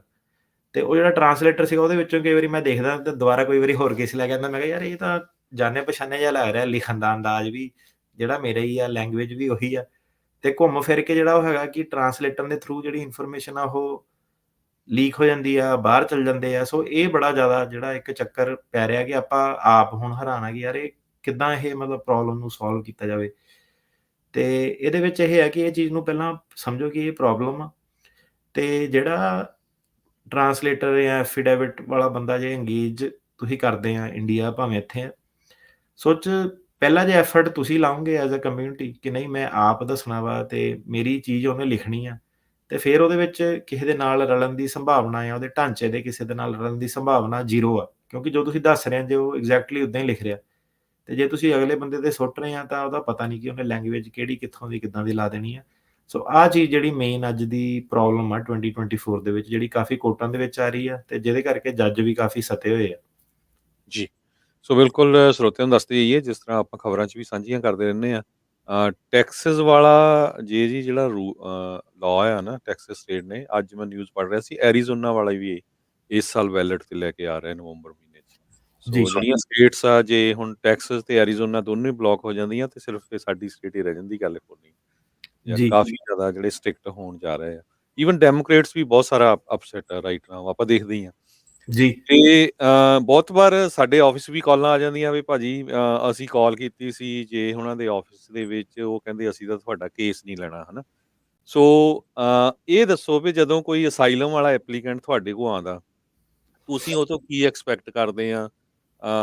ਤੇ ਕਿਸ ਤਰ੍ਹਾਂ ਜਿਹੜਾ ਆ ਤੁਸੀਂ ਮੇਕ ਸ਼ੋਰ ਕਰਦੇ ਆ ਵੀ ਉਹਦੀ ਸਟੇਟਮੈਂਟ ਕੀ, ਉਹਦੀ ਜਿਹੜੀ ਸਟੋਰੀ ਆ ਕੀ, ਉਹਦਾ ਡੈਕਲੇਰੇਸ਼ਨ, ਸਾਰਾ ਕੁਝ ਇਹਦੇ ਬਾਰੇ ਦੱਸੋ ਵੀ ਕਿਸ ਤਰ੍ਹਾਂ ਤੁਸੀਂ ਜਿਹੜਾ ਕਲਾਇੰਟ ਆ ਤੁਹਾਨੂੰ ਲੱਗਦਾ ਵੀ ਸਹੀ ਆ ਵੀ ਮੈਂ ਲਊਂਗਾ ਜਾਂ ਇਸ ਨੂੰ ਨਾ ਕਰੂੰਗਾ? ਇਹਦਾ ਹੁਣ ਏਦਾਂ ਵਾ ਕਿ ਐਗਜ਼ਾਮਪਲ ਹੀ ਦੇ ਦਿੰਦਾ। ਕੋਈ ਵਰੁਣ ਘੋਤਰਾ ਬੰਦਾ ਵਾ, ਕਹਿੰਦਾ ਨੋਟ ਗੁੱਡ ਅਟਰਨੀ, ਨਾ ਫਸਿਓ ਪੰਜਾਬੀ ਰੇਡੀਓ ਵਾਲੇ, ਉਹ ਬੰਦੇ ਨੂੰ ਫਸਾਉਂਦੇ ਆ, ਦੇ ਗੋਟ ਮਨੀ ਫਰੋਮ ਐਡਵਰਟਾਈਜ਼ਿੰਗ। ਇਹ ਵਰੁਣ ਘੋਤਰਾ ਦਾ ਕਿ ਦੇ ਗੋਟ ਮਨੀ ਫਰੋਮ ਐਡਵਰਟਾਈਜ਼ਿੰਗ। ਪਹਿਲਾਂ ਤਾਂ ਕੌਣ ਆ ਬਈ ਇਹ ਬੰਦਾ, ਹੈ ਨਾ? ਤੈਨੂੰ ਪਤਾ ਵਾ ਕਿ ਕੀ ਮਨੀ ਐਡਵਰਟਾਈਜ਼ਮੈਂਟ ਲਈ ਦਿੱਤਾ? ਦੂਸਰਾ ਇਦਾਂ ਕਿ ਜੇ ਤੇਰਾ ਕੇਸ ਜੈਨੂਇਨ ਸੀਗਾ ਫਿਰ ਤੈਨੂੰ ਕਾਹਦੀ ਪ੍ਰੋਬਲਮ ਆ ਕਿ ਜੇ ਤੂੰ ਟਰੈਕ ਰੈਕੋਰਡ ਦੇਖ ਆਪਣਾ, ਹੈ ਨਾ, ਪਹਿਲਾਂ ਕਿ ਕਿੱਥੇ ਕੇਸ ਕਿਹਦੇ ਅਪਰੂਵ ਹੁੰਦੇ ਆ, ਕਿਹਦੇ ਨਹੀਂ ਹੁੰਦੇ ਆ। ਸੋ ਜਿਹੜਾ ਬੰਦਾ ਸ਼ੋਰ ਕਰਦਾ ਕਿ ਨਹੀਂ ਯਾਰ ਵਕੀਲ ਮਾੜਾ, ਉਹ ਬੰਦਾ ਉਹੀ ਸ਼ੋਰ ਕਰਦਾ ਜਿਹੜਾ ਆ ਕੇ ਸਾਨੂੰ ਪਹਿਲਾਂ ਕਹਿੰਦਾ ਕਿ ਮੇਰਾ ਨਕਲੀ ਕੇਸ ਬਣਾ ਦਿਓ। ਜੀ। ਸੋ ਇਦਾਂ ਦੇ ਬਹੁਤ ਬੰਦੇ ਜਿਹੜੇ ਬੈਠੇ ਆ ਕਿ ਅਪਫਰੰਟ ਬੰਦਾ ਆਂਦਾ ਕਿ ਵਕੀਲ ਪੁੱਛ-ਪੁੱਛ ਕੇ ਥੱਕ ਜਾਂਦਾ, ਯਾਰ ਦੱਸ ਤੇਰੇ ਨਾਲ ਕੁਛ ਹੋਇਆ? ਨਹੀਂ ਯਾਰ ਮੇਰੇ ਨਾਲ ਤਾਂ ਕੁਛ ਹੋਇਆ ਨਹੀਂ, ਤੁਹਾਨੂੰ ਪਤਾ ਹੀ ਆ, ਤੁਸੀਂ ਮੇਰਾ ਕਰਕੇ ਦਿਓ, ਤੁਹਾਨੂੰ ਕਾਹਦੇ ਪੈਸੇ ਦੇਣੇ ਆ। ਸੋ ਉਹ ਬੰਦਾ ਦਾ ਕੇਸ 100% ਜਿਹੜਾ ਛੱਡਣਾ ਪੈਂਦਾ, ਕਿਉਂਕਿ ਜਿਹੜਾ ਵਕੀਲ ਦਾ ਉਹਦਾ ਇੱਕ ਲੀਗਲ ਜਿਹੜਾ ਰੋਲ ਆ। ਸੋ ਉਹ ਬੰਦਾ ਆਪਣੇ ਕੋਲ ਇਦਾਂ ਦਾ ਬੰਦਾ ਕਦੀ ਖੁਸ਼ ਨਹੀਂ ਹੁੰਦਾ। ਉਹਨੇ ਰੌਲਾ ਪਾਈ ਜਾਣਾ ਫੋਰਮਾਂ ਤੇ, ਸੋਸ਼ਲ ਮੀਡੀਆ ਤੇ ਕਿ ਵਕੀਲ ਮਾੜਾ ਵਾ। ਸੋ ਜਦੋਂ ਤੋਂ ਡੇ 1 ਤੋਂ ਹੀ ਜਿਹੜਾ ਸੀਗਾ ਨਾ ਸ਼ੋਅ ਆਪਾਂ ਕੀਤਾ ਸੀਗਾ, ਬੜੀ ਕਲੀਅਰਲੀ ਗੱਲ ਦੱਸੀ ਸੀਗੀ। ਤੇ ਤੁਸੀਂ ਦੇਖੋ ਕਿ ਕੇਸ ਵੀ ਸਾਡੇ ਵਧੇ ਆ, ਬਿਜ਼ਨਸ ਵੀ ਵਧਿਆ ਵਾ, ਸਾਰਾ ਕੁਛ, ਕੇਸ ਪਾਸ ਵੀ ਜਿਹੜੇ ਹੋਏ ਆ। ਤੇ ਜਿਹੜੇ ਬੰਦੇ ਆਏ ਆ ਕੀਤਾ, ਕਿਉਂਕਿ ਜਦੋਂ ਬੰਦਾ ਆ ਕੇ ਬੈਠਾ ਉਹਨੇ ਸਾਨੂੰ ਦੱਸਿਆ ਕਿ ਉਹਨੂੰ ਬੰਦੇ ਦੇ ਮੂੰਹੋਂ ਹਰੇਕ ਕੱਲੀ-ਕੱਲੀ ਗੱਲ ਜਿਹੜੀ ਨਿਕਲੀ ਆ ਜਦੋਂ ਉਹ ਜਾਂਦੀ ਆ, ਉਹ ਬੰਦੇ ਦੀ ਤਿਆਰੀ ਜਿਹੜੀ ਆ ਉਹ ਡੇ 1 ਤੋਂ ਆ। ਉਹ ਕੋਈ ਏਦਾਂ ਨਹੀਂ ਕਿ ਜੱਜ ਦੇ ਮੂਹਰੇ ਮੇਰਾ ਕੇਸ ਆ ਗਿਆ, ਮੈਂ ਕੋਈ ਤਿਆਰੀ ਕਰਨੀ ਹੈ ਨਾ, ਸਾਨੂੰ ਕੋਈ ਕਹਿੰਦੇ ਭਾਜੀ ਤਿਆਰੀ ਕਿੱਦਾਂ ਕਰਾਓਗੇ? ਤਿਆਰੀ ਕਿੱਦਾਂ ਮਤਲਬ ਹੁਣ ਜਦੋਂ ਬੰਦਾ ਦੱਸ ਰਿਹਾ, ਫਿਰ ਉਹ ਮਲਟੀਪਲ ਟਾਈਮ ਆਉਂਦਾ, ਬਹਿੰਦਾ, ਕੋਈ ਸਵਾਲ ਜਵਾਬ ਪੁੱਛੇ ਜਾਂਦੇ ਆ। ਸ਼ੋਅ ਤੇ ਸਾਨੂੰ ਸੁਣਦਾ, ਸਾਨੂੰ ਸਮਝਦਾ ਕਿ ਵਕੀਲ ਕੀ ਆ, ਕੀ ਇਨਫੋਰਮੇਸ਼ਨ ਦੇ ਰਿਹਾ। ਜਿਹੜੀ ਤਾਂ ਆਡੀਅנס ਉਹ ਵਾਲੀ ਆ, ਜੁੜੀ ਹੋਈ ਆ ਸ਼ੋਅ ਦੇ ਨਾਲ, ਸਮਝਦੀ ਆ, ਇੰਟੈਲੀਜੈਂਟ ਆ, ਸਿੱਖਣਾ ਚਾਹੁੰਦੀ ਆ, ਉਹਦਾ ਜ਼ੀਰੋ ਪ੍ਰੋਬਲਮ ਆ। ਸਾਰੇ ਮੁੱਦੇ ਉਹਨਾਂ ਦੇ ਕਈ ਤਾਂ ਇੱਦਾਂ ਦੇ ਆ ਕਿ ਦੂਜੇ ਵਕੀਲ ਨਾਲ ਕਹੋਗੇ, ਉਹ ਕਹਿੰਦੇ ਕਿ ਯਾਰ ਵੀਡੀਓ ਦੇਖ ਕੇ ਤੁਹਾਡੀ ਪਾਸ ਜਿੱਦਾਂ ਹੋ ਗਈ ਪਿਛਲੀ ਵਾਰੀ ਜਿੱਦਾਂ ਸ਼ੋਅ ਕਵਰ ਕੀਤਾ ਹੈਗਾ, ਬੰਦਾ ਕਹਿੰਦਾ ਯਾਰ ਮੇਰਾ ਹੋਰ ਵਕੀਲ ਕੋਲ ਕੇਸ ਲੱਗਾ, ਆਲੇ ਟੌਪਿਕ ਤੇ ਕਵਰ ਕਰ ਲਿਓ, ਹੈਲਪ ਹੋ ਜੂਗੀ। ਜੀ। ਕਈ ਵਾਰੀ ਕੋਰਟ ਰੂਮ ਦਾ ਆਪਾਂ ਮਾਹੌਲ ਵਗੈਰਾ ਜਿਹੜਾ ਦੱਸੀਦਾ ਕਿ ਜੱਜ ਏਦਾਂ, ਸਰਕਾਰੀ ਵਕੀਲ ਇੱਥੇ ਬਹਿੰਦਾ, ਤੇ ਬੰਦੇ ਆਉਂਦੇ ਆ, ਉਹ ਕਹਿੰਦੇ ਯਾਰ ਕੋਰਟ ਗਏ ਤਾਂ ਨਹੀਂ ਸੀਗੇ, ਪਰ ਪਹਿਲਾਂ ਹੀ ਜਿਹੜੀ ਝਲਕ ਸਾਰੀ ਮਿਲ ਗਈ ਕਿ ਕੀ ਉੱਥੇ ਮਾਹੌਲ ਹੁੰਦਾ, ਪਾਰਕਿੰਗ ਤੋਂ ਲੈ ਕੇ ਜੱਜਾਂ ਦੇ ਬਹਿਣ ਤੱਕ, ਹੈ ਨਾ? ਸੋ ਐਕਸਪੈਕਟੇਸ਼ਨ ਜਿਹੜੀ ਕੀ ਆ ਸਾਡੇ ਆਫਿਸ ਦੀ, ਸੋ ਜਿਹੜੀ ਤੁਹਾਨੂੰ ਇਨਫੋਰਮੇਸ਼ਨ ਆ, ਹੁਣ ਜਿਹੜੇ ਆਉਂਦੇ ਆ ਨਾ ਉਹਨਾਂ ਨੂੰ ਵੀ ਮੈਂ ਇਹੀ ਕਹਿੰਦਾ, ਮੈਂ ਕਿਹਾ ਯਾਰ ਜੁੜੋ, ਫ੍ਰੀ ਇਨਫੋਰਮੇਸ਼ਨ ਆ ਪੰਜਾਬੀ ਰੇਡੀਓ ਦੇ ਉੱਤੇ, ਟਿਕਟੋਕ ਦੇ ਉੱਤੇ, ਉਹ ਤੋਂ ਬੈਨੀਫਿਟ ਲੈ ਸਕਦੇ ਹੋ, ਉਹ ਲਓ। ਭਾਵੇਂ ਵਕੀਲ ਆਪਾਂ, ਭਾਵੇਂ ਕੋਈ ਹੈ, ਹਨਾ? ਇਹ ਤੋਂ ਜ਼ਿਆਦਾ ਕੁਛ ਨਹੀਂ। ਬਾਕੀ ਜਿਹਨੇ ਰੌਲਾ ਪਾਉਣਾ ਪਾਈ ਜਾਵੇ, ਕੋਈ ਫ਼ਰਕ ਨਹੀਂ, ਹਨਾ? ਆਪਣੀ ਹਾਥੀ ਦੀ ਨਾਲੇ ਇਹ ਜੀ ਗੱਲ ਗੱਲ। ਇਹ ਆ ਬਈ ਤੁਸੀਂ ਕਦੇ ਨਹੀਂ ਕਹਿੰਦੇ ਵੀ ਮੇਰੇ ਕੋਲ ਆਓ, ਹਨਾ? ਤੁਸੀਂ ਹਮੇਸ਼ਾ ਕਹਿੰਦੇ ਚਾਹੇ ਕਿਸੇ ਵੀ ਵਕੀਲ ਕੋਲ ਆ, ਸ਼ੋਅ ਸੁਣੋ, ਤਾਂ ਕਿ ਤੁਹਾਡੇ ਕੇਸ ਦੇ ਵਿੱਚ ਜਿਹੜੀ ਆ ਮਦਦ ਹੋ ਜਾਏ। ਮੈਨੂੰ ਹਾਂ, ਨਹੀਂ ਲੱਗਦਾ ਵੀ ਕਿਸੇ ਵੀ ਅਮਰੀਕਾ, ਕੈਨੇਡਾ ਦੇ ਚੈਨਲ ਦੇ ਉੱਤੇ ਕੋਈ ਇੱਦਾਂ ਅਟਾਰਨੀ ਆ ਕੇ ਇੰਨੀ ਜ਼ਿਆਦਾ ਜਿਹੜੀ ਆ ਉਹ ਐਜੂਕੇਸ਼ਨ ਦਿੰਦਾ ਹੋਵੇ ਤੇ ਓਪਨਲੀ ਕੁਐਸਚਨ ਲੈਂਦਾ ਹੋਵੇ। ਨਹੀਂ ਆ ਜਿੱਦਾਂ ਹੁਣ ਉਹ ਵਰੁਣ ਘੋਤੜਾ ਵਾ, ਜੋ ਵੀ ਇਹ ਕਹਿੰਦਾ ਇਹ ਕੋ ਨਾ ਫਸੋ। ਮੈਂ ਕਿਹਾ ਮੈਂ ਕਿਹੜਾ ਭਰਾਵਾ ਤੈਨੂੰ ਫਸਣ ਨੂੰ ਗਿਆ, ਤੂੰ ਹੋਰ ਕੋ ਜਾ ਕੇ ਫਸ ਜਾ ਕਿਸੇ ਕੋ। ਮੈਂ ਕਿਹੜਾ ਤੇਰੇ ਬੰਦੂਕ ਰੱਖਤੀ ਹੈ, ਹਨਾ? ਨਾਲੇ ਗੱਲ ਏਦਾਂ ਕਿ ਤੇਰੇ ਕਹਿਣ ਨਾਲ ਕਿਹੜਾ ਲੋਕਾਂ ਨੇ ਉਹ, ਲੋਕਾਂ ਦਾ ਜਿਹਦਾ ਕੇਸ ਜਦੋਂ ਪਾਸ ਹੁੰਦੇ ਆ, ਫੇਰ ਅਗਲਾ ਦੂਜਾ ਵਾਲਾ ਕੇਸ ਆਪਣੇ ਕੋਲ ਆਉਂਦਾ, ਕਿ ਜੇ ਇੱਕ ਜਣੇ ਦਾ ਕੇਸ ਪਾਸ ਹੁੰਦਾ, ਨਾਲ 2 ਲੈ ਕੇ ਆਉਂਦਾ ਵਾ। ਜੇ ਇੱਕ ਜਣੇ ਦਾ ਕੇਸ ਖਰਾਬ ਹੁੰਦਾ, ਨਾਲ 2 ਲੈ ਕੇ ਵੀ ਜਾਂਦਾ। ਸੋ ਇਹ ਜਿਹੜਾ ਜਿਹੜਾ ਲੋਕਾਂ ਦੀ ਨਜ਼ਰ ਆ, ਲੋਕਾਂ ਨੂੰ ਵੀ ਪਤਾ ਕਿ ਕੌਣ ਕੀ ਆ, ਕਿਹੜਾ ਵਕੀਲ ਕਿੱਥੇ ਆ। ਤੇ ਹੁਣ ਇਹਦੇ ਵਿੱਚ ਕੀ ਆ ਕਿ ਸਾਡੇ ਜੇ ਗੱਲ ਕਰੀਏ ਤਾਂ ਇਹ ਜਿਹੜਾ ਰੇਡੀਓ ਦੇ ਮਾਧਿਅਮ ਤੇ ਅੱਜ ਦੀ ਜਿਹੜੀ ਐਪੀਸੋਡ ਆ, ਕਿ ਕਈ ਚੀਜ਼ਾਂ ਮੈਂ ਕਲੀਅਰ ਕਰਨਾ ਚਾਹੁੰਦਾ ਕਿ ਕਿੱਦਾਂ ਹੁਣ ਜਿਹੜਾ ਆ ਰਿਹਾ ਹੈ ਨਾ ਬੰਦਾ, ਜੇ ਉਹ ਬੰਦੇ ਦੇ ਵਿੱਚ ਦਮ ਹੈਗਾ, ਜੇ ਉਹਨੇ ਪਾਰਟਿਸਿਪੇਸ਼ਨ ਕੀਤੀ ਆ, ਉਹਦੇ ਕੋਲ ਫੋਟੋਆਂ ਦਾ ਪ੍ਰੂਫ ਹੈਗਾ, ਉਹ ਅਮਰੀਕਾ ਦੇ ਵਿੱਚ ਪਾਰਟਿਸਿਪੇਸ਼ਨ ਕਰ ਰਿਹਾ, ਉਹ ਬੰਦੇ ਨੂੰ ਪੋਲੀਟੀਕਲ ਨੌਲੇਜ ਜਿਹੜੀ ਸਾਰੀ ਹੈਗੀ ਆ ਆਪਣੀ, ਜੇ ਉਹਦਾ ਸਿਆਸੀ ਕੇਸ ਆ ਜਾਂ ਧਾਰਮਿਕ ਕੇਸ ਆ, ਜੇ ਬੰਦੇ ਨੂੰ ਸਾਰੀ ਜਿਹੜੀ ਨੌਲੇਜ ਹੈਗੀ ਆ ਕਿ ਪਾਰਟੀ ਕਦੋਂ ਬਣੀ ਸੀ ਤੋਂ ਲੈ ਕੇ ਫੰਕਸ਼ਨਿੰਗਸ ਉਹਦੇ ਕੀ ਆ। ਤੇ ਕਈ ਵਾਰੀ ਭਾਜੀ ਏਦਾਂ ਹੋ ਜਾਂਦਾ ਕੋਰਟ ਦੇ ਵਿੱਚ ਕਿ ਜੱਜ ਪੁੱਛਦੇ ਕਿ ਤੂੰ ਕੀ ਕੰਮ ਕਰਦਾ ਸੀ? ਬੰਦਾ ਕਹਿੰਦਾ ਯਾਰ ਮੈਂ ਲੋਕਾਂ ਦੀਆਂ ਵੋਟਾਂ ਪਵਾਈਆਂ ਨਾਲ, ਤੇ ਜੱਜ ਕਹਿੰਦਾ ਤੇਰੀ ਵੋਟ ਬਣੀ ਆ, ਤੇ ਬੰਦਾ ਸੋਚੀ ਪੈ ਜਾਂਦਾ ਕਿ ਯਾਰ ਹੁਣ ਮੈਂ ਕੀ ਜਵਾਬ ਦੇਵਾਂ ਕਿ ਮੇਰੀ ਵੋਟ ਬਣੀ ਆ ਕਿ ਨਹੀਂ ਬਣੀ ਆ। ਜੇ ਕਹੂਗਾ ਬਣੀ ਆ, ਜੱਜ ਨੇ ਕਹਿਣਾ ਦਿਖਾ ਕਿੱਥੇ ਆ, ਸਬਮਿਟ ਕਿਉਂ ਨਹੀਂ ਕੀਤੀ? ਤੇ ਕਈਆਂ ਦੀ ਬਣੀ ਵੀ ਹੁੰਦੀ ਹੈ, ਜੱਜ ਕਹਿੰਦਾ ਅੱਛਾ ਤੂੰ ਵੋਟ ਪਾਈ ਸੀਗੀ ਕਿ ਨਹੀਂ ਪਾਈ ਸੀ? ਫਿਰ ਬੰਦਾ ਕੋਰਟ ਰੂਮ ਬੈਠਾ ਸੋਚੀ ਪਿਆ ਕਿ ਯਾਰ ਮੈਂ ਵੋਟ ਪਾਈ ਸੀ, ਹੁਣ ਜੱਜ ਨੇ ਮੈਨੂੰ ਇਹ ਪੁੱਛਣਾ ਕਿ ਇਲੈਕਸ਼ਨ ਕਦੋਂ ਸੀਗੇ, ਤੇ ਕਿਹਨੂੰ ਤੂੰ ਵੋਟ ਪਾਈ ਸੀਗੀ, ਤੇਰੇ ਵਿਰੋਧੀ ਪਾਰਟੀ ਖੜੀ ਕਿਹੜੀ ਸੀਗੀ, ਹਨਾ? ਸੋ ਇਹ ਹੈ ਕਿ ਜੇ ਬੰਦੇ ਦੇ ਵਿੱਚ ਦਮ ਹੈਗਾ, ਉਹਨੇ ਵਾਕਈ ਪੋਲੀਟੀਕਲ ਐਕਟੀਵਿਟੀਆਂ ਕੀਤੀਆਂ, ਉਹਨੂੰ ਇਲੈਕਸ਼ਨ ਤੋਂ ਲੈ ਕੇ ਕਦੋਂ ਇਲੈਕਸ਼ਨ ਸੀਗੇ, ਕੀ ਸੀਗਾ, ਸਾਰੀ ਜਿਹੜੀ ਇਨਫੋਰਮੇਸ਼ਨ ਉਹਨੂੰ ਹੈਗੀ ਆ, ਉਹ ਸਾਨੂੰ ਆਪਣੇ ਵਕੀਲ ਨੂੰ ਜਿਹੜੀ ਇਨਫੋਰਮੇਸ਼ਨ ਉਹ ਦਿੰਦਾ। ਤੇ ਵਕੀਲ ਦਾ ਜਿਹੜਾ ਕੰਮ ਹੋ ਜਾਂਦਾ ਲੀਗਲ ਵਾਲਾ ਕਿ ਤੂੰ ਕਿਸੇ ਹੋਰ ਸਟੇਟ ਰੀਲੋਕੇਟ ਕਰ ਸਕਦਾ ਕਿ ਨਹੀਂ ਕਰ ਸਕਦਾ, ਜਿਹੜੇ ਟੈਕਨੀਕਲ ਜਿਹੜੇ ਮੁੱਦੇ ਆ ਜਾਂਦੇ ਆ, ਫਰਮ ਰੀਸੈਟਲਮੈਂਟ ਬਾਰ ਦੇ, ਹੁਣ ਇਟਲੀ ਵਾਲੇ ਕਿੱਡੇ ਔਖੇ ਤੋਂ ਔਖੇ 5-5 6-6 ਹੀਰਿੰਗਾਂ ਪਵਾ ਕੇ ਵੀ ਕੇਸ ਜਿਹੜੇ ਆਪਾਂ ਕੱਢੇ ਹਨ। ਤੇ ਕੱਢੇ ਤਾਂ ਕਰਕੇ ਆ ਕਿ ਜਿਹੜਾ ਬੰਦਾ ਸੀਗਾ ਉਹਦੇ ਵਿੱਚ ਦਮ ਸੀਗਾ, 10% ਰੋਲ ਸਾਡਾ ਸੀਗਾ, 90% ਜਿਹੜਾ ਰੋਲ ਸੀਗਾ ਬੰਦੇ ਦਾ ਸੀਗਾ। ਜੀ। ਤੇ ਜਿਹੜਾ ਸਾਡਾ ਰੋਲ ਇਹ ਹੈ ਕਿ ਸ਼ੋਅ ਦੇ ਰਾਹੀਂ ਇਨਫੋਰਮੇਸ਼ਨ ਦੇਣੀ, ਉਹ ਇਨਫੋਰਮੇਸ਼ਨ ਨੂੰ ਬੰਦੇ ਨੇ ਕਿੱਦਾਂ ਯੂਜ਼ ਕਰਨਾ ਉਹ ਬੰਦੇ ਤੇ ਆ। ਤੇ ਅਲਟੀਮੇਟਲੀ ਸਟ੍ਰਿਕਟ ਪਾਲਿਸੀ ਜਿਹੜੀ ਹੈਗੀ ਆ ਕਿ ਹੋਣਾ ਆਫਿਸ ਦੇ ਵਿੱਚ ਉਹੀ ਆ ਜੋ ਬੰਦਾ ਦੱਸਦਾ ਵਾ। ਜਿਹੜਾ ਬੰਦਾ ਹੁਣ ਸਾਨੂੰ ਕਹਿੰਦਾ ਕਿ ਨਹੀਂ ਮੇਰਾ ਕੇਸ ਨਹੀਂ ਹੈਗਾ ਤਾਂ ਤੁਸੀਂ ਤਾਂ ਕੁਛ ਕਰੋਗੇ, ਉਹਨੂੰ ਸਿੱਧੀ ਤੇ ਸਾਫ਼ ਨਾ ਵਾ। ਤੇ ਉਹ ਕਈ ਵਾਰੀ ਕਹਿੰਦੇ ਕਿ ਨਹੀਂ ਭਾਜੀ ਪੁੱਛ ਪਰਸਨਲ ਮਿਲ ਲੈਂਦੇ ਆ, ਪਰਸਨਲ ਮਿਲ ਲੈਂਦੇ। ਮੈਂ ਕਿਹਾ ਯਾਰ ਪਰਸਨਲ ਕੀ ਮਿਲਣਾ, ਉਹ ਵੀ ਫੋਨ ਤੇ ਵੀ ਉਹੀ ਆ, ਸੋਸ਼ਲ ਮੀਡੀਆ ਤੇ ਵੀ ਉਹੀ ਆ, ਆਫਿਸ ਆਉਂਗੇ ਤਾਂ ਵੀ ਉਹੀ ਹੈ, ਹਨਾ? ਤੇ ਇਹ ਸਾਰਾ ਕਰਨ ਦੇ ਬਾਵਜੂਦ ਵੀ ਜਦੋਂ ਮੈਂ ਨਵਾਂ-ਨਵਾਂ ਕੰਮ ਸ਼ੁਰੂ ਕੀਤਾ ਹੈਗਾ, 10 ਚੋਂ 9 ਬੰਦੇ ਚੱਲ ਜਾਂਦੇ ਕਿ ਯਾਰ ਤੂੰ ਤਾਂ ਨਵਾਂ ਸ਼ੋਅ ਕਰਾਵਾਂ, ਤੈਨੂੰ ਨਾਲੇ ਤੂੰ ਕਹਿੰਦਾ ਸਾਡੀ ਹੈਲਪ ਨਹੀਂ ਕਰਨੀ। ਪਰ ਮੈਂ ਕਿਹਾ ਫੇਰ ਵੀ ਇੱਕ ਅੱਜ ਦਾ ਦਿਨ ਆ ਕਿ approval rating, number of cases, staff the size, office the size, ਸਾਰਾ ਕੁਝ ਦੇਖੋ ਕਿ ਮੈਂ ਕਿਹਾ ਇਹ ਸਾਰਾ ਕਹਿਣ ਦੇ ਬਾਵਜੂਦ ਵੀ ਦੇਖ ਲਓ ਕਿ ਕੰਮ ਵਧਿਆ ਆਪਣਾ, ਸਪੋਰਟ ਕਾਫ਼ੀ ਲੋਕਾਂ ਨੇ ਕੀਤੀ। ਰੇਡੀਓ ਦੇ ਰਾਹੀਂ, ਸੋਸ਼ਲ ਮੀਡੀਆ ਦੇ ਰਾਹੀਂ ਲੋਕਾਂ ਨੂੰ ਵੀ ਜਿਹੜਾ ਫਾਇਦਾ ਹੋਇਆ ਕਿ ਆਪਣਾ ਜਿਹੜਾ ਪੱਖ ਜਦੋਂ ਬੰਦਾ ਇੱਕ ਸਿੱਧੇ ਜੱਜ ਨੂੰ ਰੱਖਦਾ, ਜੱਜ ਵੀ ਜਿਹੜਾ ਦੇਖਦਾ ਕਿ ਯਾਰ ਇਹ ਬੰਦਾ ਇਹ ਰੱਟੇਬਾਜ਼ ਨਹੀਂ ਹੈਗਾ, ਇਹਦੇ ਵਿੱਚ ਦਮ ਆ। ਜਦੋਂ ਸਰਕਾਰੀ ਵਕੀਲ ਕੁਐਸਚਨ ਪੁੱਛਦਾ, ਬੰਦੇ ਦੀ ਪਹਿਲਾਂ ਹੀ ਜਿਹੜੀ 100% ਜਿਹੜੀ ਅਵੇਅਰਨੈਸ ਉਹ ਹੁੰਦੀ ਹੈ। ਸੋ ਕੇਸ ਜਿਹੜਾ ਹੈਗਾ ਬੰਦਾ ਆਪਣੀ ਅਵੇਅਰਨੈਸ ਤੇ ਜਿਹੜਾ ਬੇਸ ਤੇ ਗਤੀਵਿਧੀ ਦੇ ਬੇਸ ਤੇ ਜਿੱਤਦਾ। ਸੋ ਇਹਦੇ ਵਿੱਚ ਕੋਈ ਦੋ ਰਾਏ ਨਹੀਂ ਹੈਗੀ। ਜੇ ਅੱਜ ਕੋਈ ਬੰਦਾ ਇੱਥੇ ਬੈਠਾ ਸੁਣ ਰਿਹਾ ਮੈਨੂੰ, ਭਾਵੇਂ ਉਹਦਾ ਕਿਸੇ ਹੋਰ ਵਕੀਲ ਕੋ ਕੇਸ ਆ, ਉਹਦੀ ਗਤੀਵਿਧੀ ਤੇ ਅਵੇਅਰਨੈਸ ਹੈਗੀ ਆ, ਉਹਨੇ ਕੇਸ ਜਿੱਤਣਾ। ਭਾਵੇਂ ਤੁਹਾਡਾ ਕੇਸ ਜੇ ਮੇਰੇ ਕੋਲ ਆ, ਪਰ ਤੁਸੀਂ ਗਤੀਵਿਧੀ ਨਹੀਂ, ਐਫਰਟ ਨਹੀਂ ਤੁਸੀਂ ਕੋਈ ਕਰ ਰਹੇ, ਤਾਂ ਤੁਹਾਡਾ ਮੇਰੇ ਕੋਲ ਵੀ ਜਿਹੜਾ ਕੇਸ ਆ ਉਹ ਫੇਲ ਹੋਊਗਾ, ਜੇ ਤੁਸੀਂ ਆਪਣੇ ਕੇਸ ਦੇ ਵਿੱਚ ਤੁਸੀਂ ਦਮ ਨਹੀਂ ਪਾ ਰਹੇ, ਹੈ ਨਾ। ਸੋ ਜੱਜ ਜਿਹੜਾ ਹੈਗਾ ਉਹਨੇ ਫੈਕਟਸ ਦੇ ਬੇਸ ਤੇ ਕਿੰਨਾ ਤੁਸੀਂ ਕੀਤਾ, ਉਹ ਚੀਜ਼ ਦੇ ਬੇਸ ਤੇ ਜਿਹੜਾ ਕੇਸ ਅੱਜ ਕੱਲ੍ਹ ਕੋਰਟ ਦੇ ਵਿੱਚ ਪਾਸ ਹੁੰਦਾ ਵਾ। ਜੀ। ਸੋ ਬਿਲਕੁਲ ਥੋੜ੍ਹਾ ਜਿਹਾ ਐਕਸਪਲੇਨ ਕਰੋ ਵੀ ਬੇਸਿਸ ਜਾਂ ਐਲੀਜੀਬਿਲਟੀ ਅਸਾਈਲਮ ਦੇ ਲਈ ਕੀ ਹੈਗੀ ਆ? ਬੇਸਿਸ ਦੀ ਜਿਹੜੀ ਅਸਾਈਲਮ ਦੀ ਐਲੀਜੀਬਿਲਟੀ ਹੈਗੀ ਕਿ ਦੋ ਚੀਜ਼ਾਂ ਇਹਦੇ ਵਿੱਚ ਮੇਨ ਜਿਹੜੀਆਂ ਆ ਜਾਂਦੀਆਂ ਜੇ ਦੇਖਿਆ ਜਾਵੇ। ਸੋ ਪਹਿਲੀ ਚੀਜ਼ ਆ ਜਾਂਦੀ ਆ ਕਿ ਪਾਸਟ ਪ੍ਰੋਸੀਕਿਊਸ਼ਨ, ਕਿ ਪੁਰਾਣਾ ਤੁਹਾਡੇ ਨਾਲ ਧੱਕਾ ਕਿੰਨਾ ਹੋਇਆ। ਉਹਦੇ ਲਈ ਮੈਟਰ ਕਰਦਾ ਕਿ ਜਿਹੜਾ ਬੰਦਾ ਆਪਣੀ ਹੱਡਬੀਤੀ ਦੱਸਦਾ ਕਿ ਮੈਂ ਇੰਨੀ ਵਾਰੀ ਮੈਨੂੰ ਕੁੱਟ ਪਈ ਸੀ ਜਾਂ ਉਹ ਸੀਗਾ, ਉਹ ਸਾਰੇ ਦਾ ਮਕਸਦ ਇਹ ਹੁੰਦਾ ਕਿ ਪਾਸਟ ਪ੍ਰੋਸੀਕਿਊਸ਼ਨ ਦੱਸਣਾ। ਕਈ ਵਾਰੀ ਬੰਦਾ ਜੱਜ ਦਾ 1 ਘੰਟਾ, 1.5 ਘੰਟਾ ਲਾ ਕੇ ਆਪਣਾ ਬਿਆਨ ਦੱਸਦਾ, ਤੇ ਬੰਦਾ ਕਹਿੰਦਾ ਕਿਸੇ ਨੂੰ ਧਮਕੀ ਮਿਲੀ ਆ ਜਾਂ ਸਿਰਫ ਥੱਪੜ ਪਿਆ ਵਾ, ਤੇ ਜੱਜ ਕਹਿੰਦਾ ਠੀਕ ਹੈ ਸਾਰਾ, ਪਰ ਤੇਰੀ ਪਾਸਟ ਪ੍ਰੋਸੀਕਿਊਸ਼ਨ ਬਣੀ ਨਹੀਂ।